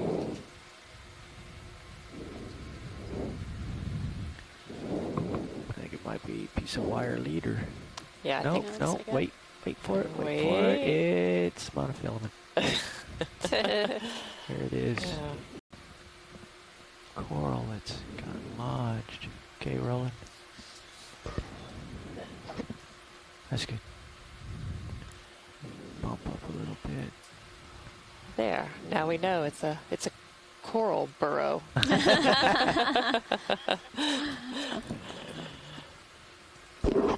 the current gets too bad. That would be novel. Yes.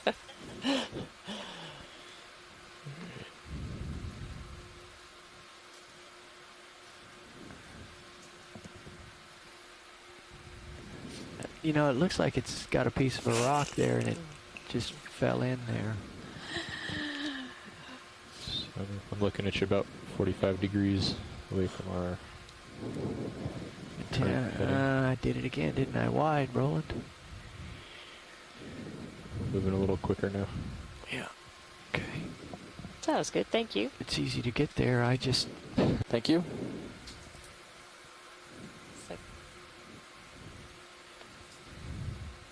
Okay, a little zoom on the fish.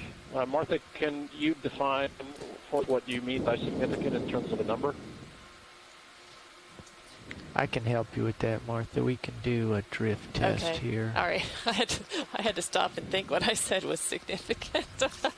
So we'll get the pilots to help determine the strength of the current. Well, the first order approximation of significance is when we start to complain about it. Yes. And then we'll get numeric here. Let's come wide, Rolly. And get ready to mark a target. The ship store is now open. The ship store is now open. Okay. So again, this shows that these corals, when the larvae are finding a place to attach, they certainly are looking for whatever hard structure they can find. There's also something in the lower right. I'm not sure if that's Okeanos or not.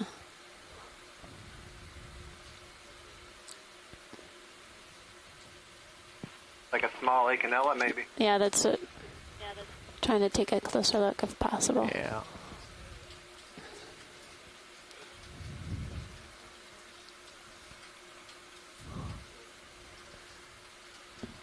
Sorry. Are you your pilot, Jeff?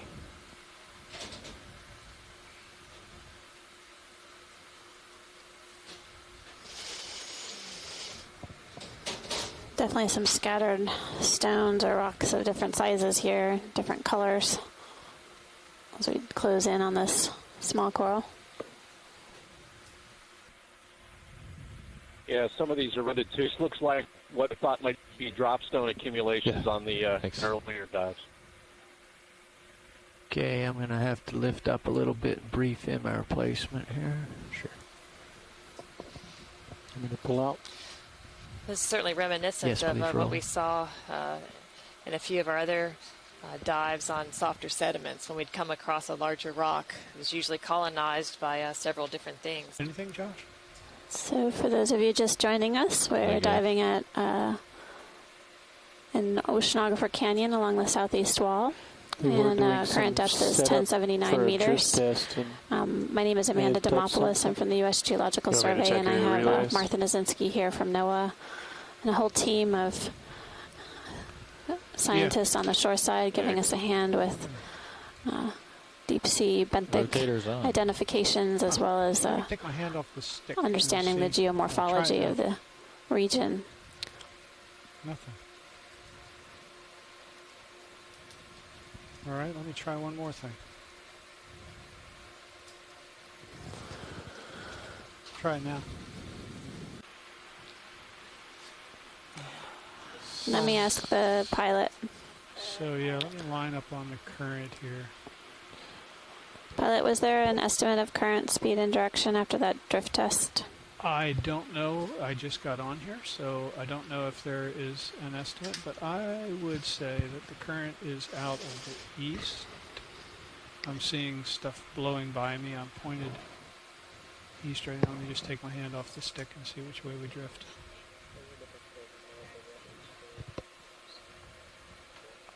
A numerical reference for speed. Okay, I'll just have to work on that. Science, our time off bottom is a little before 4 local, so 3:55 we'll call it. 5 local time.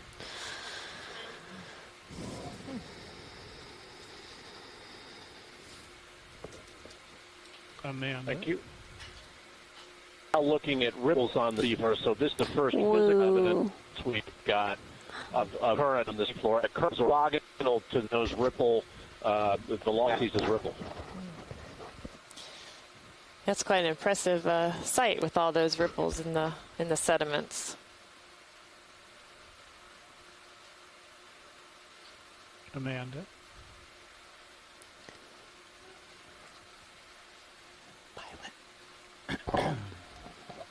Pilot, are you talking to me? I am.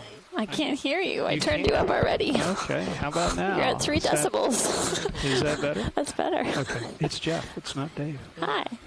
I know. How you doing? I'm good. Good. Thanks. Oh. Can we take a look at this coral that's fallen over?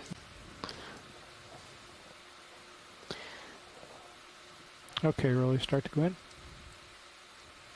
Hold it.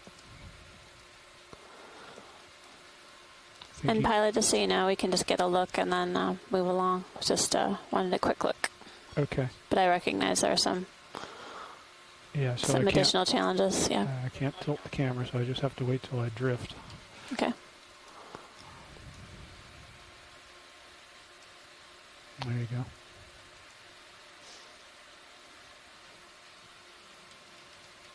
There's a squid coming by. Suppose it's possible that this had settled on a cobble and it got so large that it tipped the cobble over. Full wide. Okay.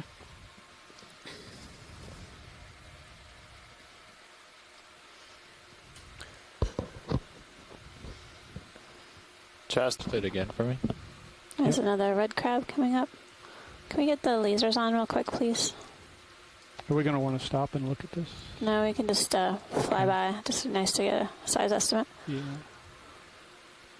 There we go. Okay. Thanks, Josh. Okay, Jeff, you're almost to the end of your tether. I can order another ship move. Get us going here. We still have a long distance to cover if we're going to get to waypoint 5. Sure. Still the same direction? 060? 070. Another ship move, please. Yes. 30 meters, 075 degrees, It's a nice 2 view tenths of of a the knot. ripples. Good copy, thanks. That's what I thought. Pretty Your good blacks are evidence way that out. there's some current through here, eh?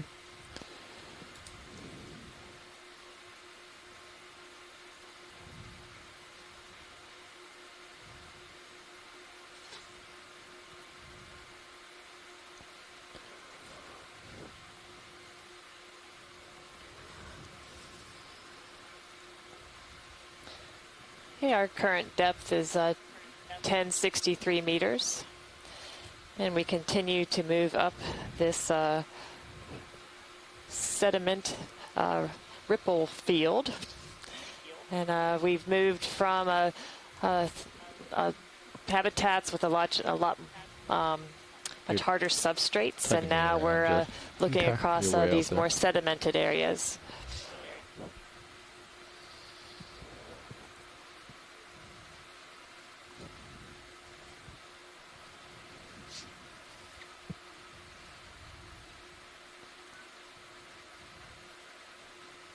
Pilots, I'll just keep that move going, and if I change bearing, I'll let you know. Sounds good.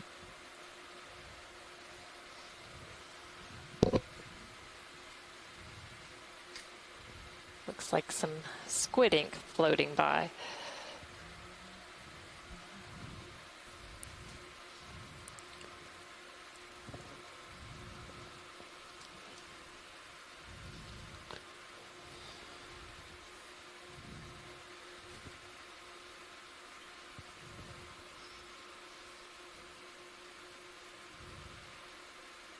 Science, we're just getting the ship moving. Okay.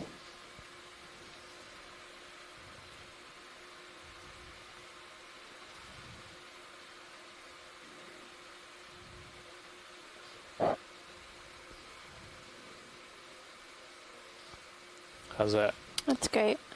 It's a rather large fish coming into the view. Rolly, let's, oh, now the tilt. No. I can't tilt again. Oh, there it goes. All right, so sometimes it works, sometimes it doesn't. Rolly, shall we get a picture of a fish here? Standby videos, swapping out. Oh. Interesting here, we don't see those burrows or any kind of structure like that. So shoreside, I'm guessing that if we continue along this path, we'll probably see similar substrate at least up to waypoint 4.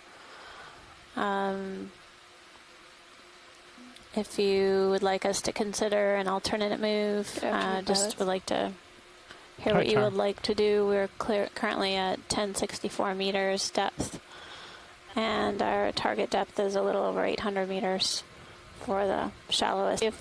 I'll follow up with the nav and see if we can pick up the speed. Nav. Let's take a zoom here. Go ahead, son. What's our current rate? 2 tenths of a knot. Okay. That's good. And that's a comfortable speed if we want to continue observing along the way, correct? Yes. Okay. If we stop and look at things, we'll have to stop the ship, but 2 tenths is comfortable.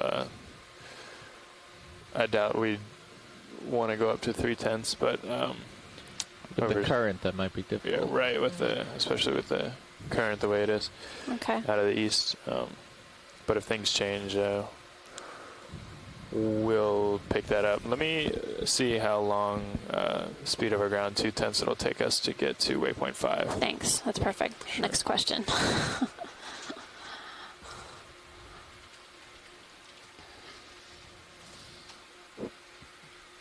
Now we're starting to see a few more of those Go ahead, Bridge. Burrows. All I had to do was say that we didn't see any, and then they come back in view. 0.65 degrees, 2 tenths of a knot. So I'm still pretty far out in front of you. Is that right, Josh? Roger, I'm thanks. looking almost straight at you. I'm at 23 degrees.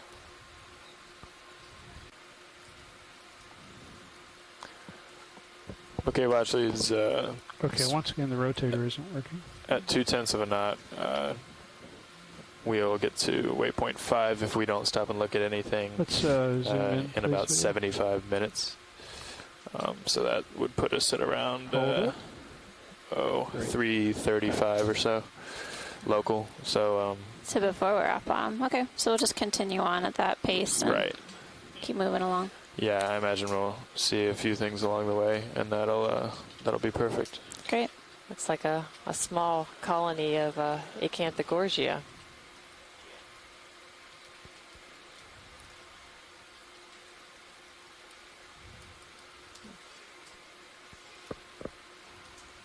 Let's go a little tighter.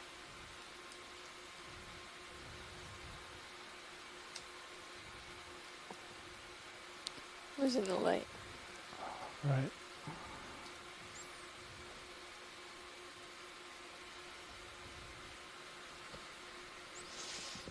There you go. Thank you, pilot. Okay.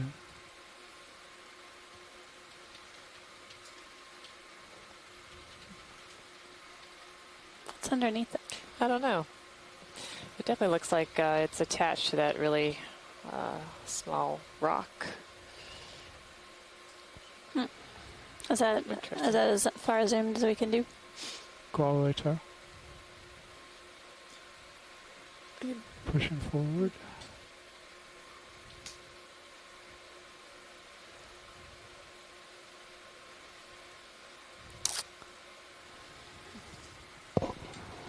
Sorry, that's... Go ahead. You can try to tilt it, but we don't have anything right now. Yeah. Once again, the tilt's not working. There's something purple mid-screen. We'll look at that instead. There you go. I'm right on top of you. Okay. I need to get going. No, that's so fine. Thank full you. wide. I think we saw what we needed to see. But definitely the corals are very patchy on the substrate currently. Pushing ahead. So we're seeing a few red crabs and continuing to see the synaphobranchid eels. As we're moving along, if we can get a broader perspective on the video. The mini HD, look ahead and give them a wide view. And science, you'll have to look at the mini HD because right now we can't rotate the camera.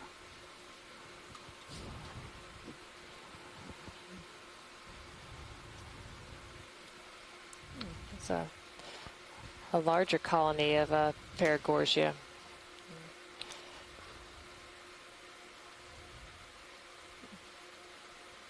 No, this is interesting. Like we don't Really? have control of I must have missed it. mini What color was it? either. Oh, you're kidding. Yellowish.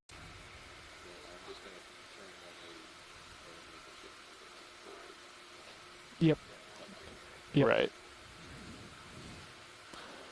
Yep.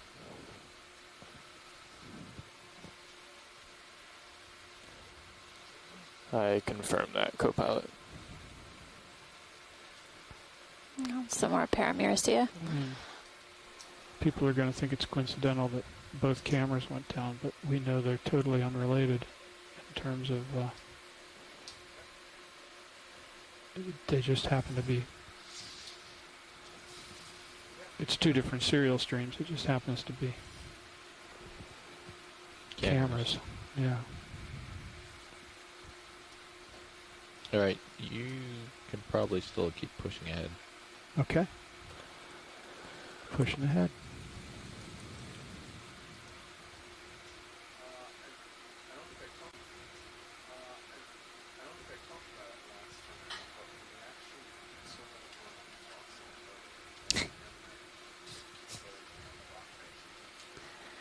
Coming up slope, and we've been seeing scattered colonies of Paramyristia, and here we're coming up again on an Acanthogorgia. Looks like maybe more than one colony. Right across the middle of the screen, you can zoom in as I go The by. sediment has a looks like compacted layer, and with a fine thin layer, with also some scattered rocks. Great. And then zoom out as I go by. Maybe zoanthids on there or something. Yeah, Couldn't tell. I'm not sure. But I think that was a day or so ago when we we're in similar habitats with rocks scattered across the bottom. That wasn't it Acanthogorgia that we were seeing a lot on those that's rocks? right. That's right. See another larger Paramyricea with Acanthogorgia. Paramyricea seems to be a common rock dweller out here. That's right. The colonies do seem to be getting a little bit bigger as we move up this slope.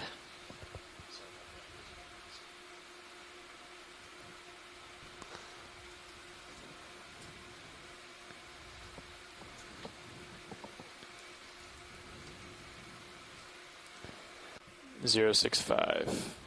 That's the heading I have right now, Jeff. Great. I'll just let myself drift back off to the left. Bridge nav. Hey, Matt, another ship move, please. 30 meters, 065 degrees, 0.2 of a knot. This is when I... Yes, thank you. What's going on? It was quiet. I thought everyone had left. Oh. No, we're still here. Well, Jason, you've been with us since the very beginning, and actually you were a large participant on leg one. What we're seeing in front of us, is this something we've observed on previous canyon dives?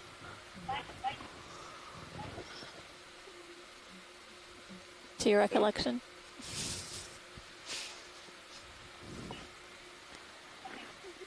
I think we're losing you. Oh, is that a sea star? The angle of the slope, we cross over the steeper cliffs into these kind of sedimented plains. The choice of dive sites is, somewhat minimized. The occurrence, at least of us occurring or sort of coming across them, just because they've been focused on the higher slope areas. Hold that. Yes. But we do often find when we get to the top of some of these cliffs, we hit these sediment plains. This one seems particularly long and has quite a lot of sediment on it, which... Thank you, pilot. Might be able to do It's a not little something more. we've seen a lot of. Just a tiny bit more. But I don't recall which canyons Probably just getting... that we saw these in. I'll get it really quickly.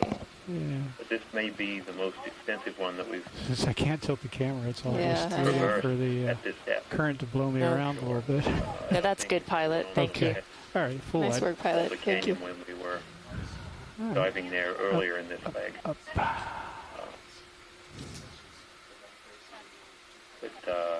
Well, I'm still pretty yeah, far so out front. Bridge nav. Ship move, please. 50 meters, 055 degrees, 0.2 of a knot. Good copy, thanks. Pilots are going to shift the bearing slightly. 055 is the new. Okay. Sorry, didn't mean to say that. Back here. Seeing another dead coral skeleton, it looks like, and a small rock. It has a very angular shape to it. And some trash. And again, we're continuing to see a sedimented slope with scattered rocks of different sizes. We just recently passed over the red crab. And just to remind you, shoreside, if you are just joining us today on Deep Sea TV, my name is Amanda Demopoulos. I'm from the U.S. Geological Survey. And I'm here joined by my partner in crime, Martha Nizinski from NOAA. She has been a great compatriot here out on this expedition. We've been exploring the canyons along the northeast U.S. continental slope. We've had a great couple of dives at middle of seamount, exploring unknown territory around that deep seamount. And today we're at Oceanographer Canyon, examining the southeast wall. A few days ago, at the beginning of our cruise, our expedition, we explored the opposite side of Oceanographer Canyon. We had a short dive on the southwest wall along a similar depth range, and so these two dives in Oceanographer give us some perspective about the communities found, and also the geological variation in the canyons at these depths. But it's only a small part of the canyon, and really only gives us just a glimpse of what the geophysical, geomorphological features are here, as well as the faunal communities from fish and corals and a variety of other invertebrates. And so it'll be interesting to see what comparisons can be drawn between these two dives, but really it's only the tip of the iceberg in terms of what we're able to observe in these deep sea canyons. Exactly. I mean, I think this is our 13th dive while we've been out here on this expedition. That's and right. I think we could have all of those dives in just one canyon and still not know everything about it. That's right. Can we pan to the right, pilot?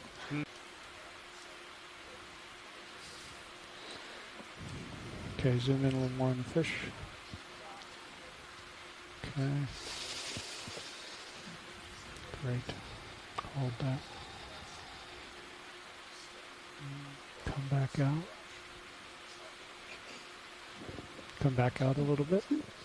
Thanks. And we're seeing a fair amount of particulate material in the water column.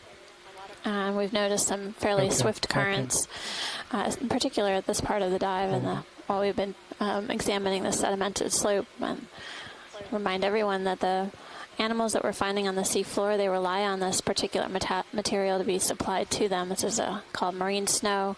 It's produced in the upper water column and surface waters and rains down to the seafloor. Go in. Basically nourishing the animals that live down here. So there's a tight coupling, tight connection between what happens in surface waters and what resides down here in the deep sea. Everything is connected from shallow to deep. That's right. And so many of the organisms that we've been seeing today are filter feeders and do rely on this marine snow for their nutrition. We've been seeing a lot of scavengers today, too. Yes. So there's every step of the food chain is represented here on the seafloor. And full wide. So Peter Oster, if you are on the line, we've been seeing a lot of these long fin hake. Could you explain to us about the modified pelvic fins on the hake?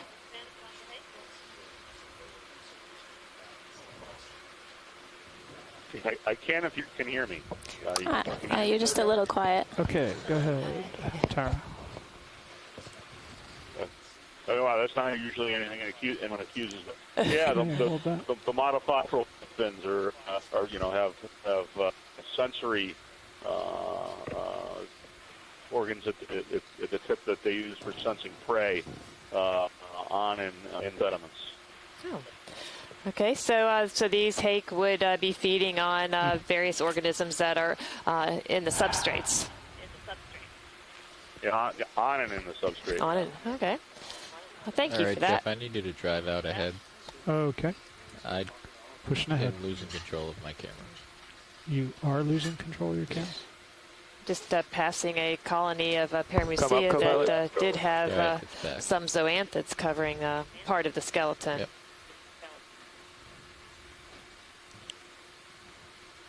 That might have been just not giving it time.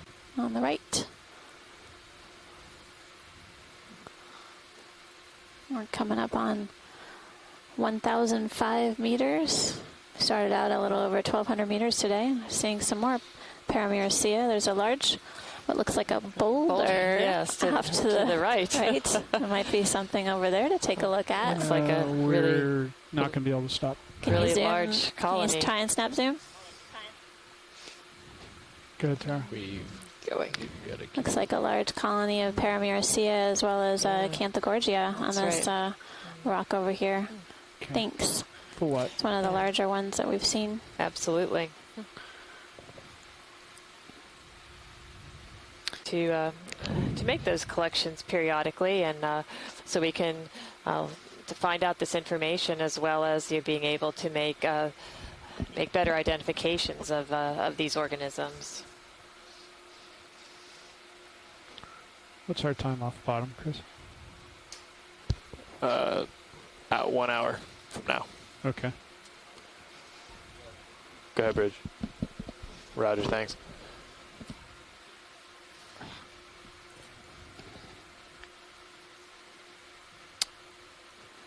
Seeing a rat tail and another red crab.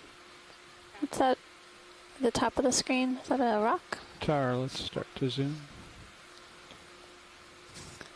And I'll try to push towards it.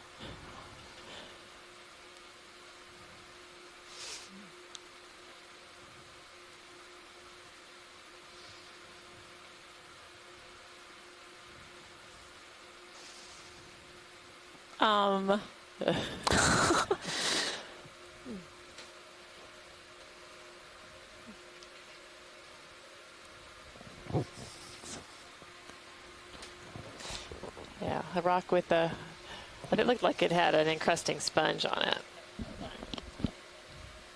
Pull up a little, co-pilot. Yeah, I'm coming into him now. Thanks. Okay, carrying on.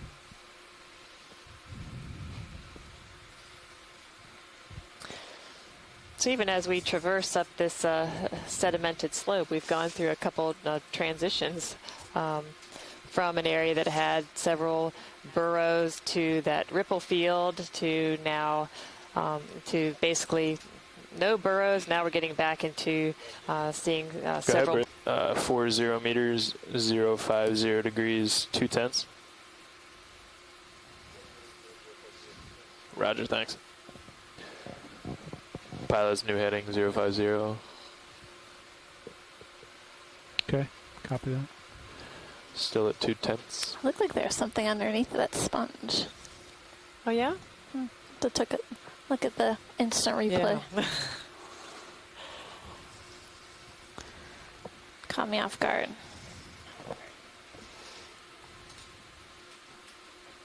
Let's snap zoom on this crab.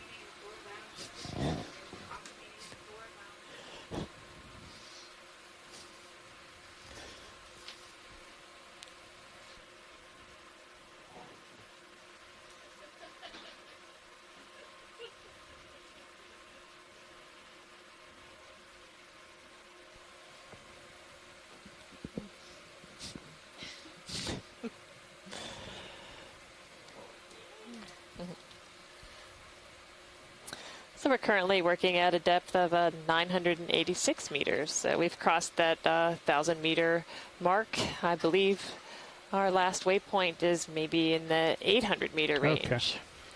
What? So another long fin hake.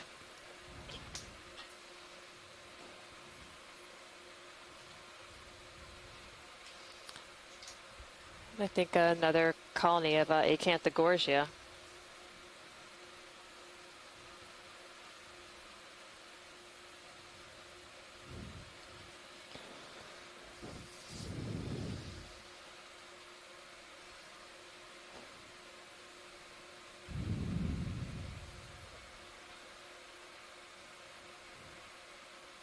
To zoom.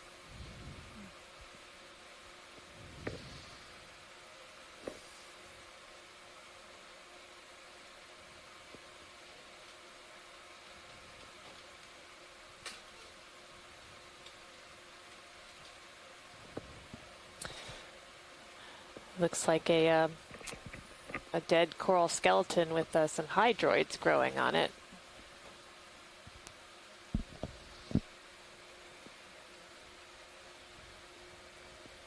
Okay. Let's pull out.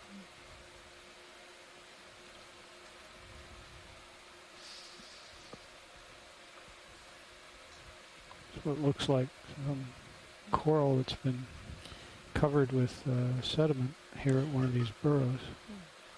Let's try and go in on that too. Okay, roger that. Yellow? Yeah.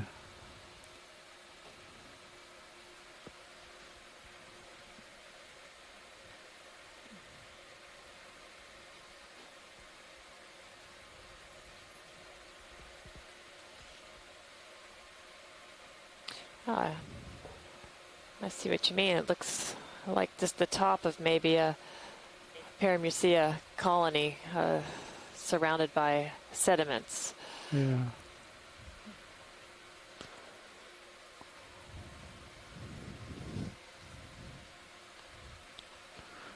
I would tilt the camera if I could.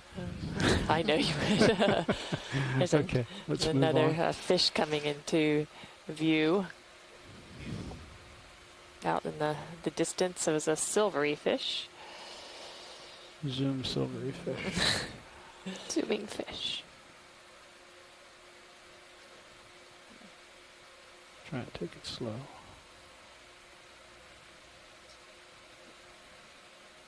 Oh, looks like another long fin hake. There's a shrimp there on that rock. Well, looks like maybe we're seeing some more of these ripples in the sediments.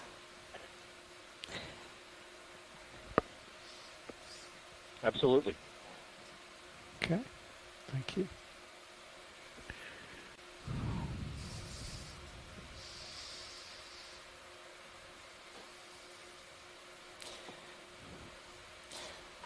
So Jamie, would this be unusual that we would see, one ripple field, then an area where we didn't notice that, and then see another ripple field? Well, these ripples are not forming at the currents that the ROV is currently experiencing. So we're dealing with an area that periodically sees current speeds that are strong enough for these ripples to form and migrate, but we're not seeing that now. And you can see coarser grained material in the depressions between ripples, finer grained on top, coarser grained in the middle. So I think this area, which is probably a gap between highs, topographic high, is periodically seeing some pretty strong current. Mm-hmm. Well, thank you for that explanation.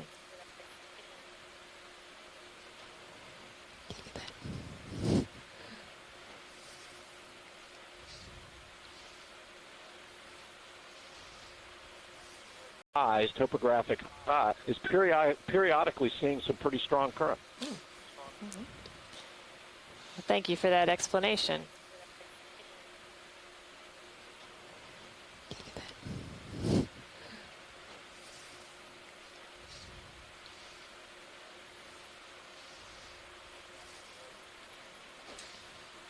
Go ahead, Bridge. That fish. Roger. Let's do another 40 meters, 050 degrees, 2/10. Trying to catch up to it again. Okay. Roger, thanks. Yeah. He's too energetic. It's a little more skittish than the rest. Yes.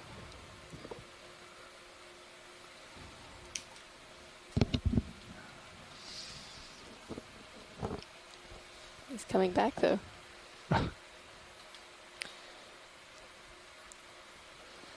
We're seeing our colonies of Paramucea. Let's zoom that. Tara, snap zoom. Great. I'm not sure this one has any associates. I guess as we've been moving by some of the others, I'm not sure if I noticed any of the ophiuroids or the anemones that we saw on the Paramucea at deeper depths that were attached to those exposed rock features. Different sort of rock right there. Zoom rock. Zooming rock.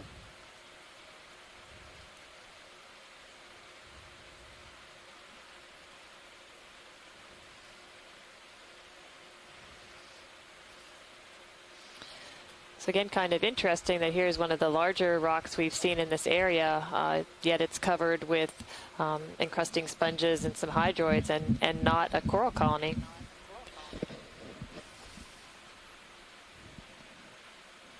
And we didn't see a cobbler boulder that didn't have an anemone on it in Lydonia. Is that just a water depth thing? We were in shallower water. I'd love to have somebody explain that to me.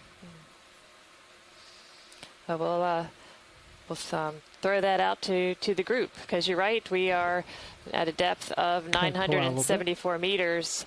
Now let's take a look at some of these other stones that are different, like that black one right there. Go ahead and zoom in.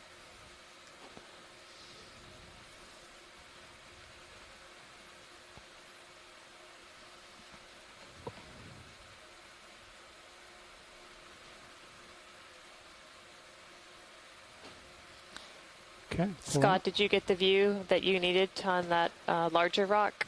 And then there's a red one right in the, oh, big fish. Zoom fish.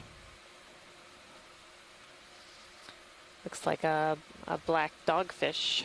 And you'll just have to pull out as he comes towards me, I guess. Could you... Another interesting thing to point out here is that rock right in front of us does not have an erosional moat around it. I mentioned yesterday there was asymmetry in these moats, which is indicative of a unidirectional current. These ripples are oscillatory, which means that the current's moving in both directions periodically, and you're not seeing a moat around this boulder, which I think, again, is evidence that movement is of this current in two directions. If you could just come forward a little bit, Pilot, I'd get a lot more light. Okay. Again, thanks for making that observation. I see. Yes, certainly some of the rocks we've seen in other cruises did have those large moats, which usually had either a long fin hake or either red crab or a cancer crab, using that area to get some shelter underneath the rocks. Ready for zoom? Yeah. Oh, that's much better. Okay.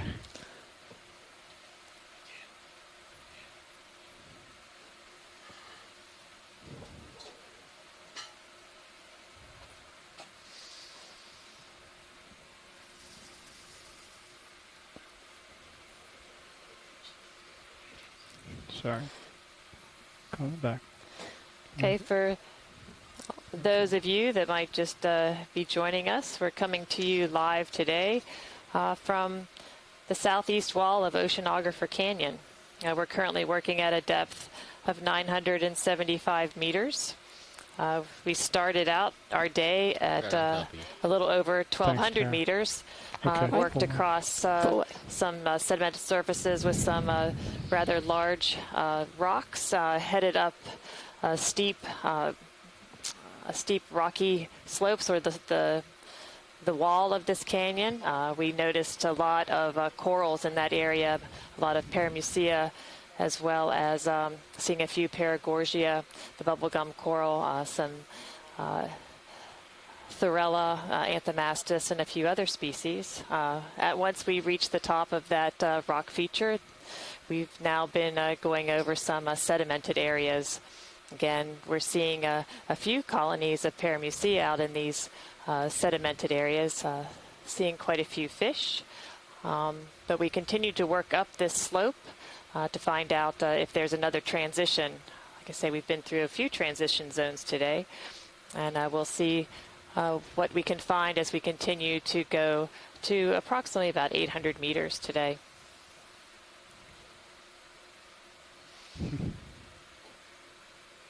It's just staying just out of the camera view. I see the shadow. Okay, pushing ahead. Sirius is right over top of me. I can't stay here. Snap, zoom the crab. Again, we see a few of the rocks off to our right that do have some corals attached to it. Again, another view of the red crab.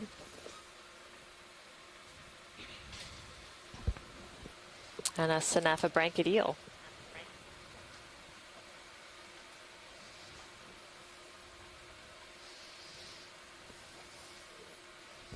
How you doing, Jeff?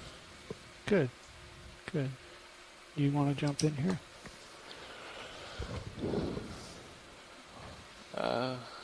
As we've commented through some of our observations, it's important to know where corals aren't, as well as where they are. That gives us a much better idea of how these organisms are distributed, and certainly by going along a transect such as this, we get an idea of their abundance as well. Enemy quick.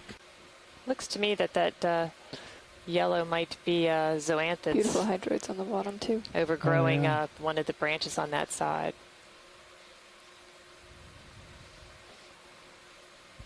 Two very large shrimp associates.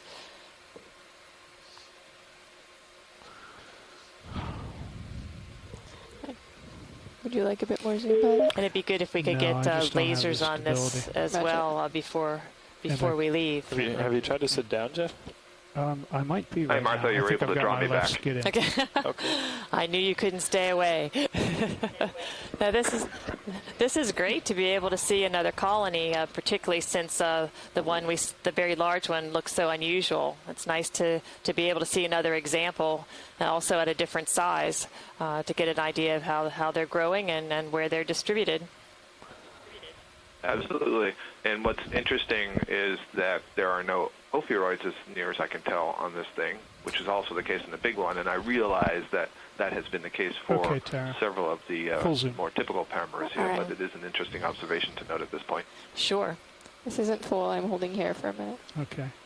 Oh, that's nice. You're pretty stable right now. Yeah, I've got my left skid right into the sand. Nice work, pilot. Sediment. We're getting some great images of close-up of the polyps of this particular coral, which could likely be a different kind of Paramucia.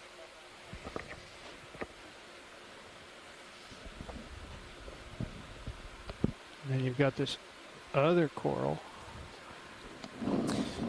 So those are zoanthids that are overgrowing a piece of the coral skeleton.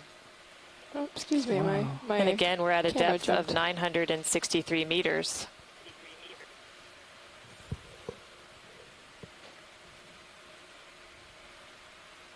How am I doing, Josh? You're fine. Okay. You're fine for right now. Okay. I'm looking straight down. Okay. Don't lose sight of me. It's hard to get it back in this current. I'm ready to come out just a tiny bit. Yeah. Let's frame that a bit better. Frame this thing. I think even some of the other Paramucia that we saw earlier today did not have shrimp associates. Let's hold this for just a second. Sure. Great color.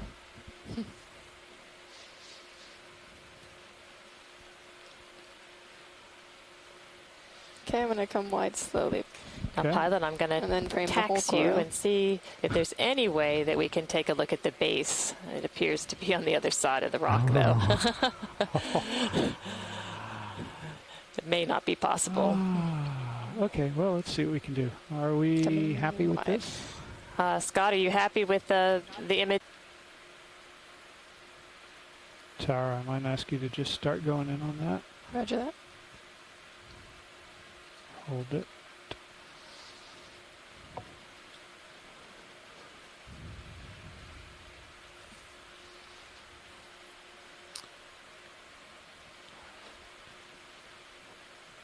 I can see some encrusting sponges also on the rock that this coral is attached to.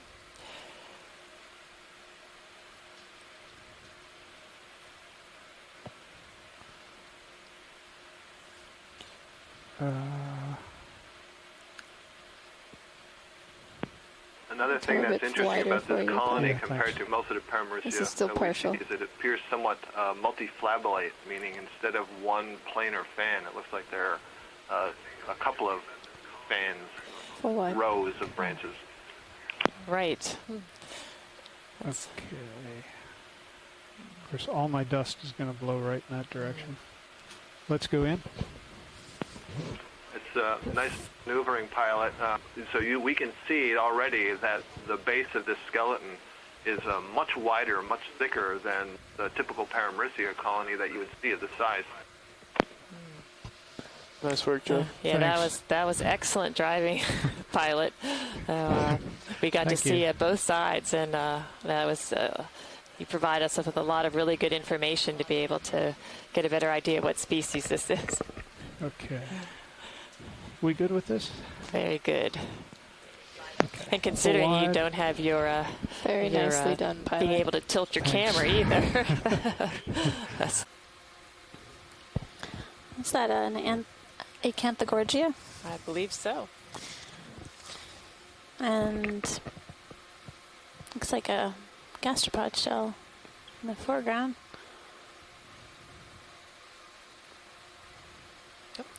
Oh, and the snapper, very good. Q-bar. Photobomb.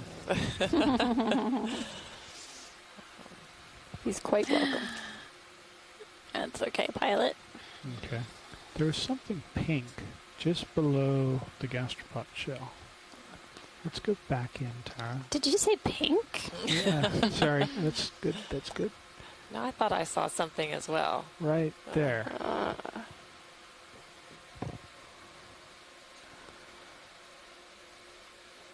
Right there.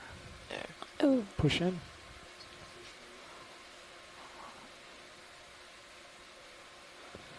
Mm.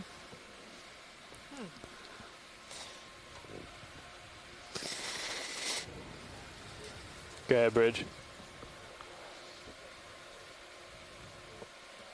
Alright. That's fine, thanks.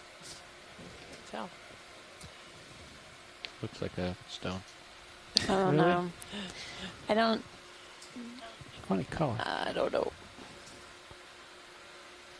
Looks like a polychaete, I think. I'll try and drift back a little bit and get it more in the center. Crustacean? I don't know. You're talking about the amphipod, right? It's hard to Which tell. quadrant are you talking about, Scott? I'm not telling you now.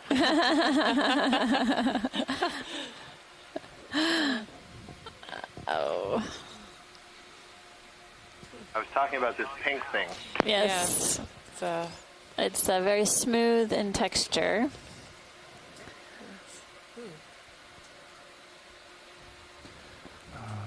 Okay. Hang on. Mm. What? Didn't work so well? We seem to be plagued by amorphous pink objects of unknown origin. I'd like to get in a little closer. But it's interesting, and also shows why it's so great to be able to have so many people watching. Is that people pick up on different things, and we can take a zoom, and that's why we've seen some of the different and strange things that we have seen, because someone caught it out of the corner of their eye as we were heading up the slope. That's right. Even exotic rocks. That's right. Especially exotic rocks. Exactly.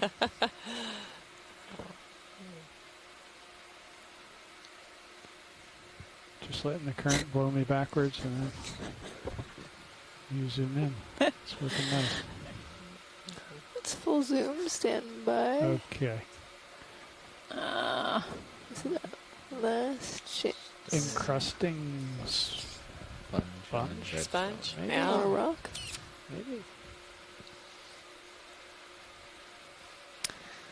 There was something up on the top Can't of that pull pink oval object. Oh, enough. Okay. For what? It'll remain a mystery. It's not a new species of nudibranch, though. Wait for it.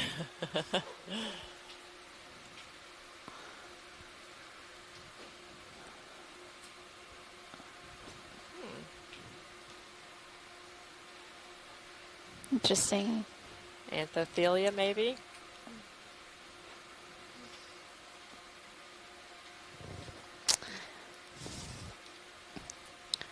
I'm just curious what it's attached to.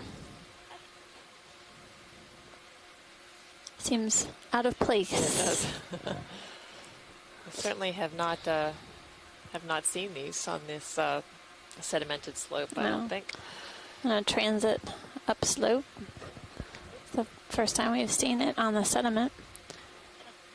So that's an octocoral, Anthothela, and then I don't know what's on the lower right, but we should say on a rock on the sediment. Full wide. That's right. It's clearly attached to full wide. Thanks. Well, it looks like another Paramusia up in the quadrant 1.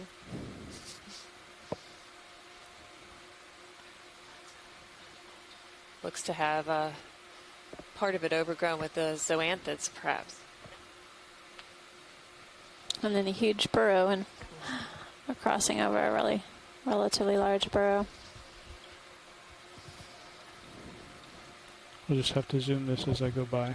Sirius is Okay, that's fine. keeping me moving.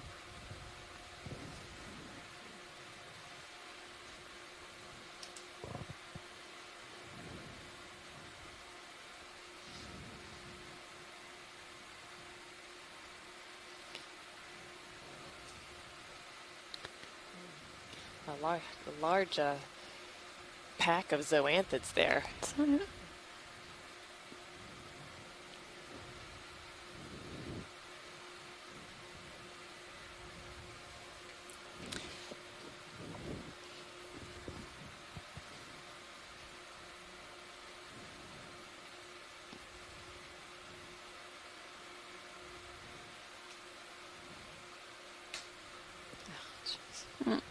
Disconnected.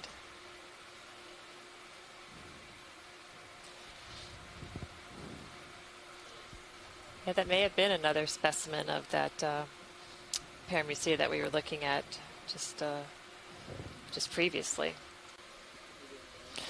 So again, this hanging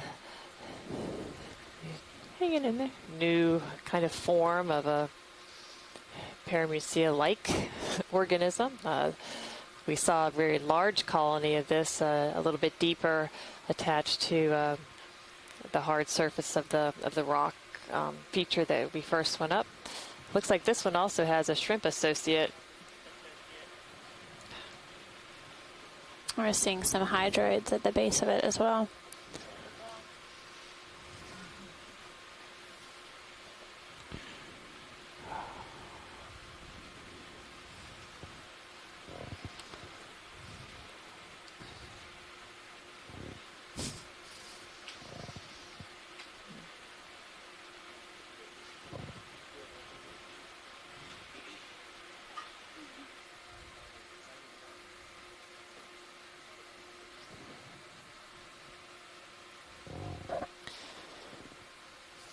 Looks like another coral skeleton in the foreground. Okay, Tara. So I believe we've been seeing this morph on previous dives as well. So I'd be curious to find out from scientists online if some of our deeper dives in the other canyons, if we have seen this morph before.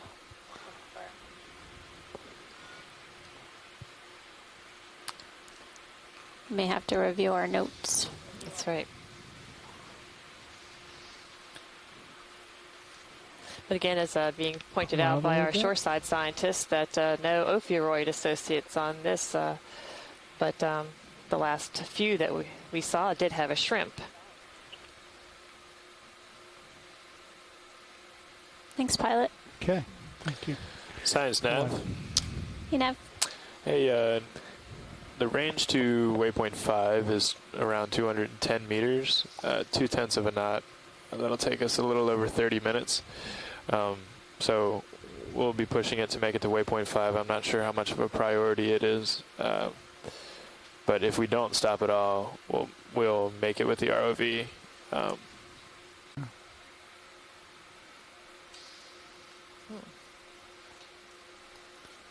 So it looks like there's something around.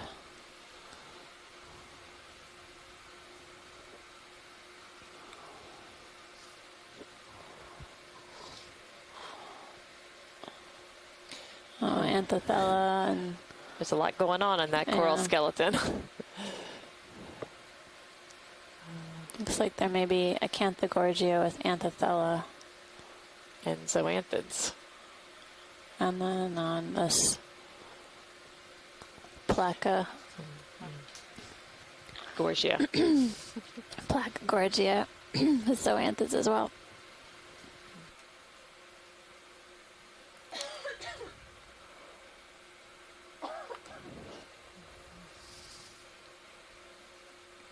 Okay, I'm pretty stable, so go all the way in.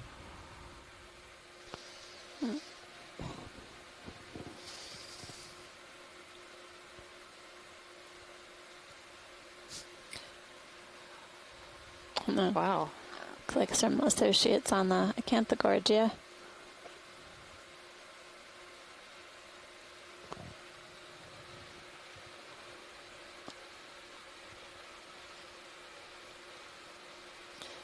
Definitely seeing some amphipods. And then in the foreground.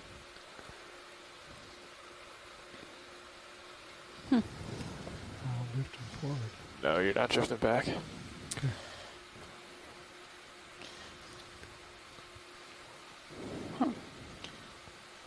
Celeste Watling is writing in that this is an old Paramusia, a colony that's being taken over by many other things. So you see a couple different kinds of corals and zoanthids. Looks like some hydroids as well.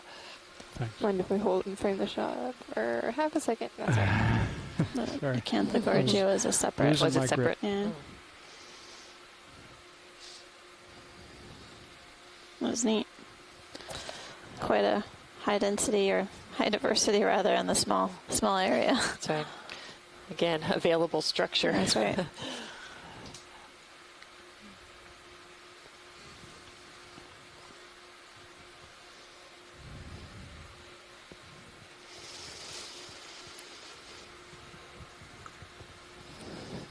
Science, I need to push out to catch up to Sirius a little bit.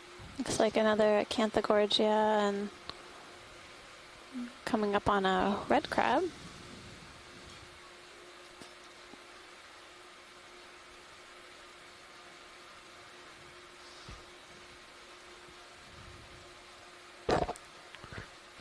On this next orange thing. Roger that.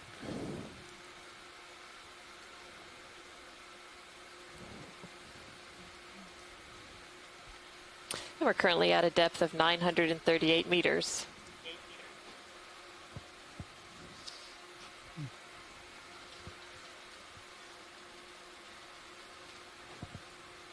Let's see what this next.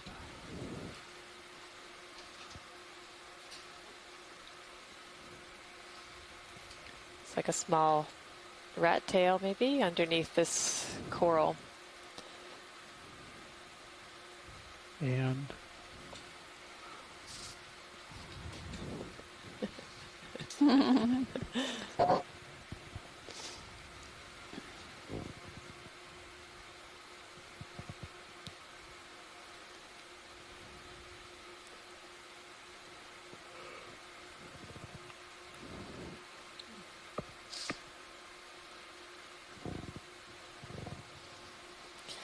It's like a small Paramusia starting there at the top of the screen. Okay, let's pull out, please. Roger that. All right, Peter, here's another fish question for you. Is a rat tail and a grenadier the same thing or two different kinds of fish? It is the same thing. Okay. So is it a personal preference? Just part of that normal confusing issue of using common names. Common names, that's right. Let's snap on the sea urchin as we go Let's by. take a look at that sea urchin. Try and go by slowly.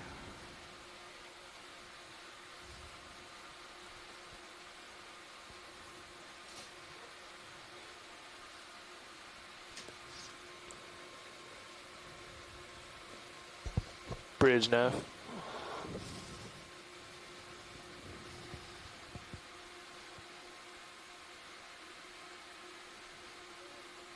Hey, when this ship move is complete, can we add 100 meters, 040 degrees, 2/10?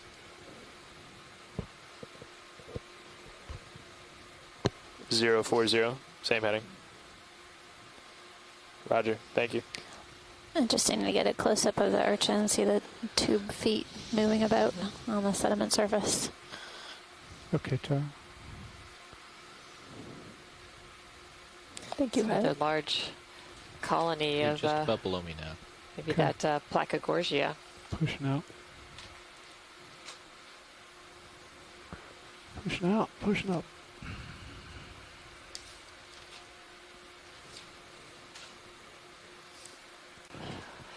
Well, I think it's a competition for space. Since they need a hard substrate to attach to. So I think if they get the part I don't know, and maybe Scott can answer this, is that once one coral gets a foothold on another, will it continue to overgrow the coral that it's attached to and try to take more of the space? Yeah, that's a very good question, Martha. I don't think we have enough data to answer that unequivocally. We've seen plenty of examples where it appears that something has damaged one particular coral, and that allows another to get some inroads and overgrow the existing one. But if both of them are healthy on the rock, I don't know what goes on in terms of competition. In shallow water, certainly there are lots of studies that have shown that there are battles among adjacent anemones and sponges and all kinds of colonial organisms. So I'd expect you could potentially see the same thing down here. I guess it just depends on, how much substrate is available in that particular case. Just a little rock, the only place for those three things to grow, and if they're going to survive, get bigger, somebody's got to lose. That's right. Thank you, Scott. And another coral with a zoanthid overgrowing it, at least in part.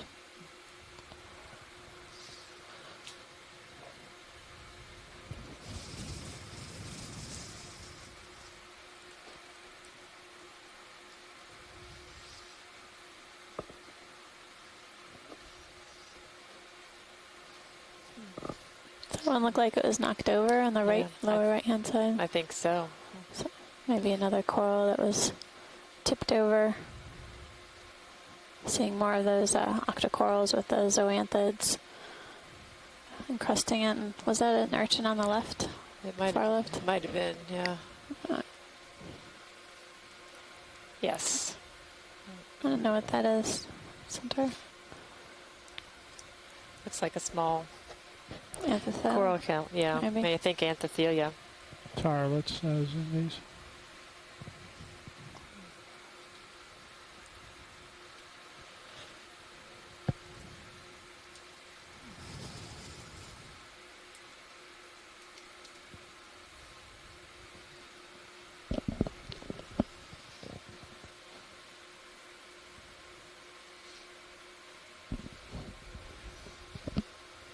Yep, some more Anthothelia on another coral skeleton. Yeah.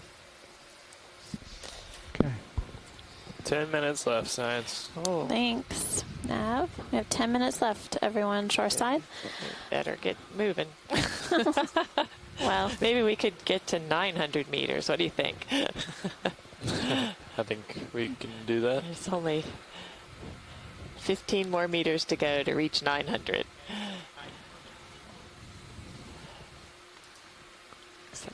yeah, there's a white.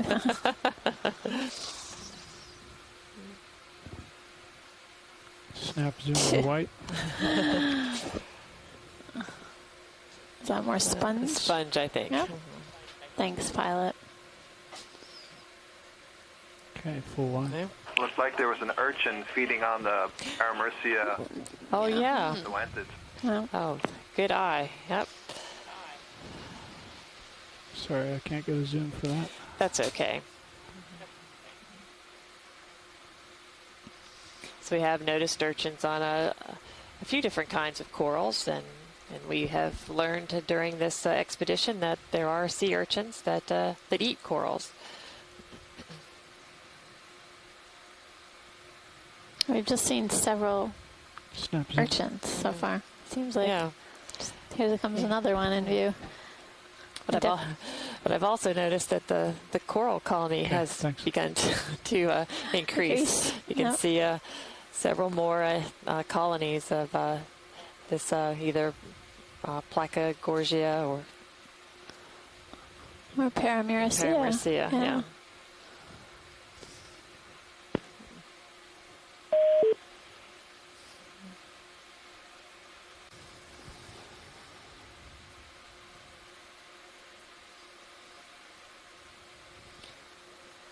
Another urchin and another starfish, but I think it's that same one that we've been seeing throughout the day today.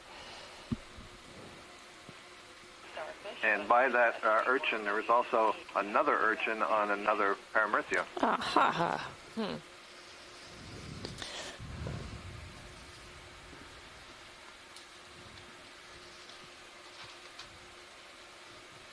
Zoom fish.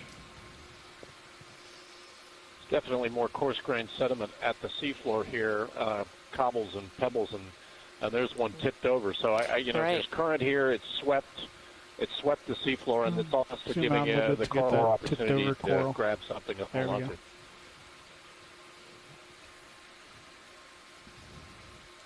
For what? Thank you.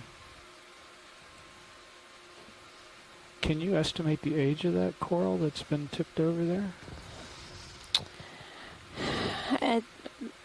Basically,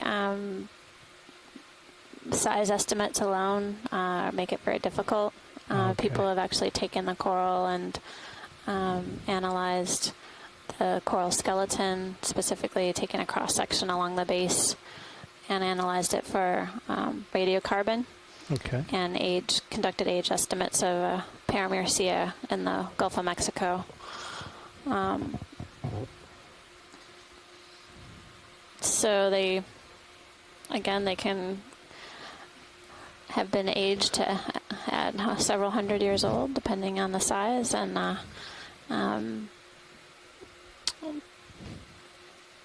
we've seen a broad range of sizes on this dive across this track that we run, from 1,200 meters up to now just close to 900 meters.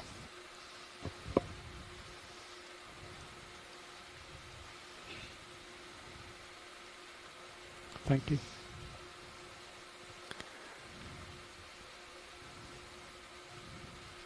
Snaps in, Tara. Another urchin. Wow. On the Paramyricea, or near Paramyricea. Approaching. On the move. Sneaking up on it. Okay, thanks. Hunting. I don't think the coral's going to go very far. It's a sitting duck. It'll never know. Looks like another coral covered with yellow zoanthids on the right, another view, and then there's a bridge now. Looks like a white sponge, and another yellow coral. We stop. Okay. All right. We did it. We made it to 900 meters. All right, thanks. We have 5 more minutes.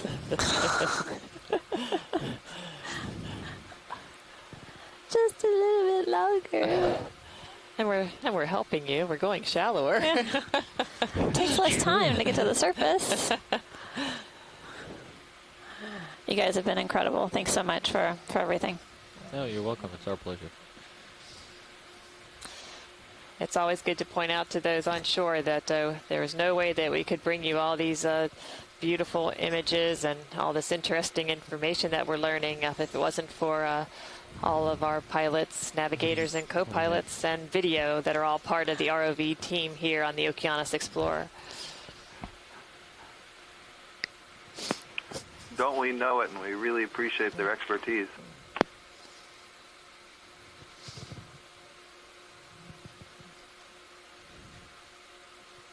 Well, on behalf of everybody that's been in the front row today, thank you. Yes, well done. Well done.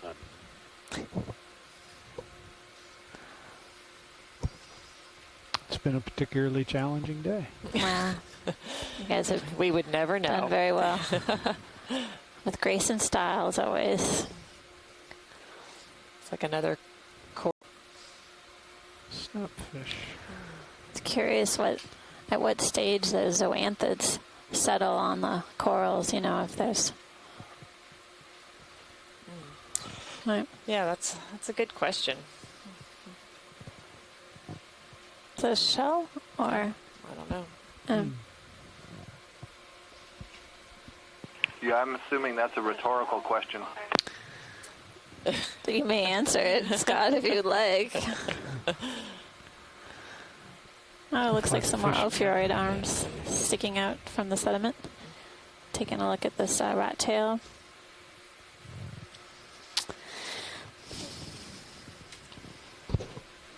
Okay, last shot, pilot. That's it right there. To be serious about that zoanthid question, I imagine it's just a case of when is there some exposed skeleton that the zoanthid can settle on, and when are the larvae available. Alternatively, we know that on things like Paragorgia, the zoanthids can grow on live tissue. So I don't know what it is that controls, when that can or can't happen. Does it have anything to do with the presence of ophiuroids, sweeping the surface of the branch or what? But it's a really interesting question. But do the zoanthids require a completely bare skeleton, or can they settle out when there's still some soft tissue? Is that what you were saying, that's possible? Yeah, I'm saying that in different corals you can see different things. So can you tilt your camera down and make sure the tether is overgrowing clear live before you tissue. spin? Hey, can we come to in Paramecia, an easy stop here? I believe they have to have a bare skeleton. Same thing with some of the other Gorgonians that have that solid axial skeleton. So I don't think it's the same answer for all species of corals and possibly for all species of zoanthids. All right, then I'll just try and hold myself in this spot. Well, unfortunately, we have reached the end of our dive today. We've been coming to you live today from the southeastern wall of Oceanographer Canyon. We've traversed through a variety of habitats, including steep, exposed rock features, as well as softer sediments, some with ripples and others with a variety of rocks and corals growing on those rocks. We certainly appreciate you spending your day with us and enjoying these images from the deep sea. So for those of you that will be joining us on the conference call, you do. We're going to have it at 4:30 today. Please join us. We'll be discussing our dive tomorrow, which will be at Welker Canyon. It's another deep dive. And also we'll discuss the following dive, our last dive of the expedition, which will be at a USGS hazard site. So please join us on the conference call. And again, thanks so much, shoreside scientists and citizen scientists, for joining us today. We had an exciting day, as Martha described. Definitely thrilling from moment to moment, especially as we traversed upslope and saw the large diversity of fauna, including some really large representatives of deep sea corals. Look forward to talking to you later. And we'll see you tomorrow, or you'll hear us tomorrow. That's right. We look forward to you joining us again tomorrow from Welker Canyon. And then when we're off the bottom, we'll want to come forward anyway. Another episode of our Deep Sea TV. So we'll see you tomorrow. But we can well, we're coming off now. Every day exploring in the deep sea is a good one, and today is another proof of that. So thanks to everybody on board ship for giving us this opportunity. How far are you talking? Thank you. You'll hear us tomorrow. That's right. We look forward to you joining us again tomorrow from Welker Canyon. And then when we're off the bottom, we'll want to come forward anyway. Another episode of our Deep Sea TV. So we'll see you tomorrow. But we can well, we're coming off now. Every day exploring in the deep sea is a good one, and today is another proof of that. So thanks to everybody on board ship for giving us this opportunity. How far are you talking? Thank you. Oh, thank you. Okay. Okay. That's is there a desired direction, port or starboard? Does it matter? So we're coming over another field of Paramaricia. Let's do starboard then. As best as I can tell. We'll Maybe some mixed types. We came up a large rock ledge. Whoa. We just can't stop. It'd be easy if we had Please, Keep it please. easy if we got a little forward way Is the on. videographer still working? Wow. Okay, thanks. Can we zoom on the right? We just missed the transition zone. So we're seeing another rock ledge Okay, here with pilots, several corals along this Bridge is, feature here. Looks like Bridge that might has be a white piece of fishing gear coming paragorgia down on the port side of it. coming up. Okay. So maybe they some need to pink move starboard. types as well. They're going to move starboard while they come ahead. Holy mackerel. Wow. But we So can keep current coming depth is up, 872 as- meters, and we as just they're passed doing that. over the steep Okay. rock So we ledge. drop the target Can right we drop here a now? target Sure. now? Yeah. And, Thanks, Nav. And then we're off the bottom. Okay. You ready to come Wow. up? I'm coming up. Okay. Coming up. Just stay vigilant and keep an eye. Make sure you have an eye on the vehicle and tether Absolutely. cams. That was a beautiful wall. I'll say. You're pushing me. Some fishing gear. Okay. Then,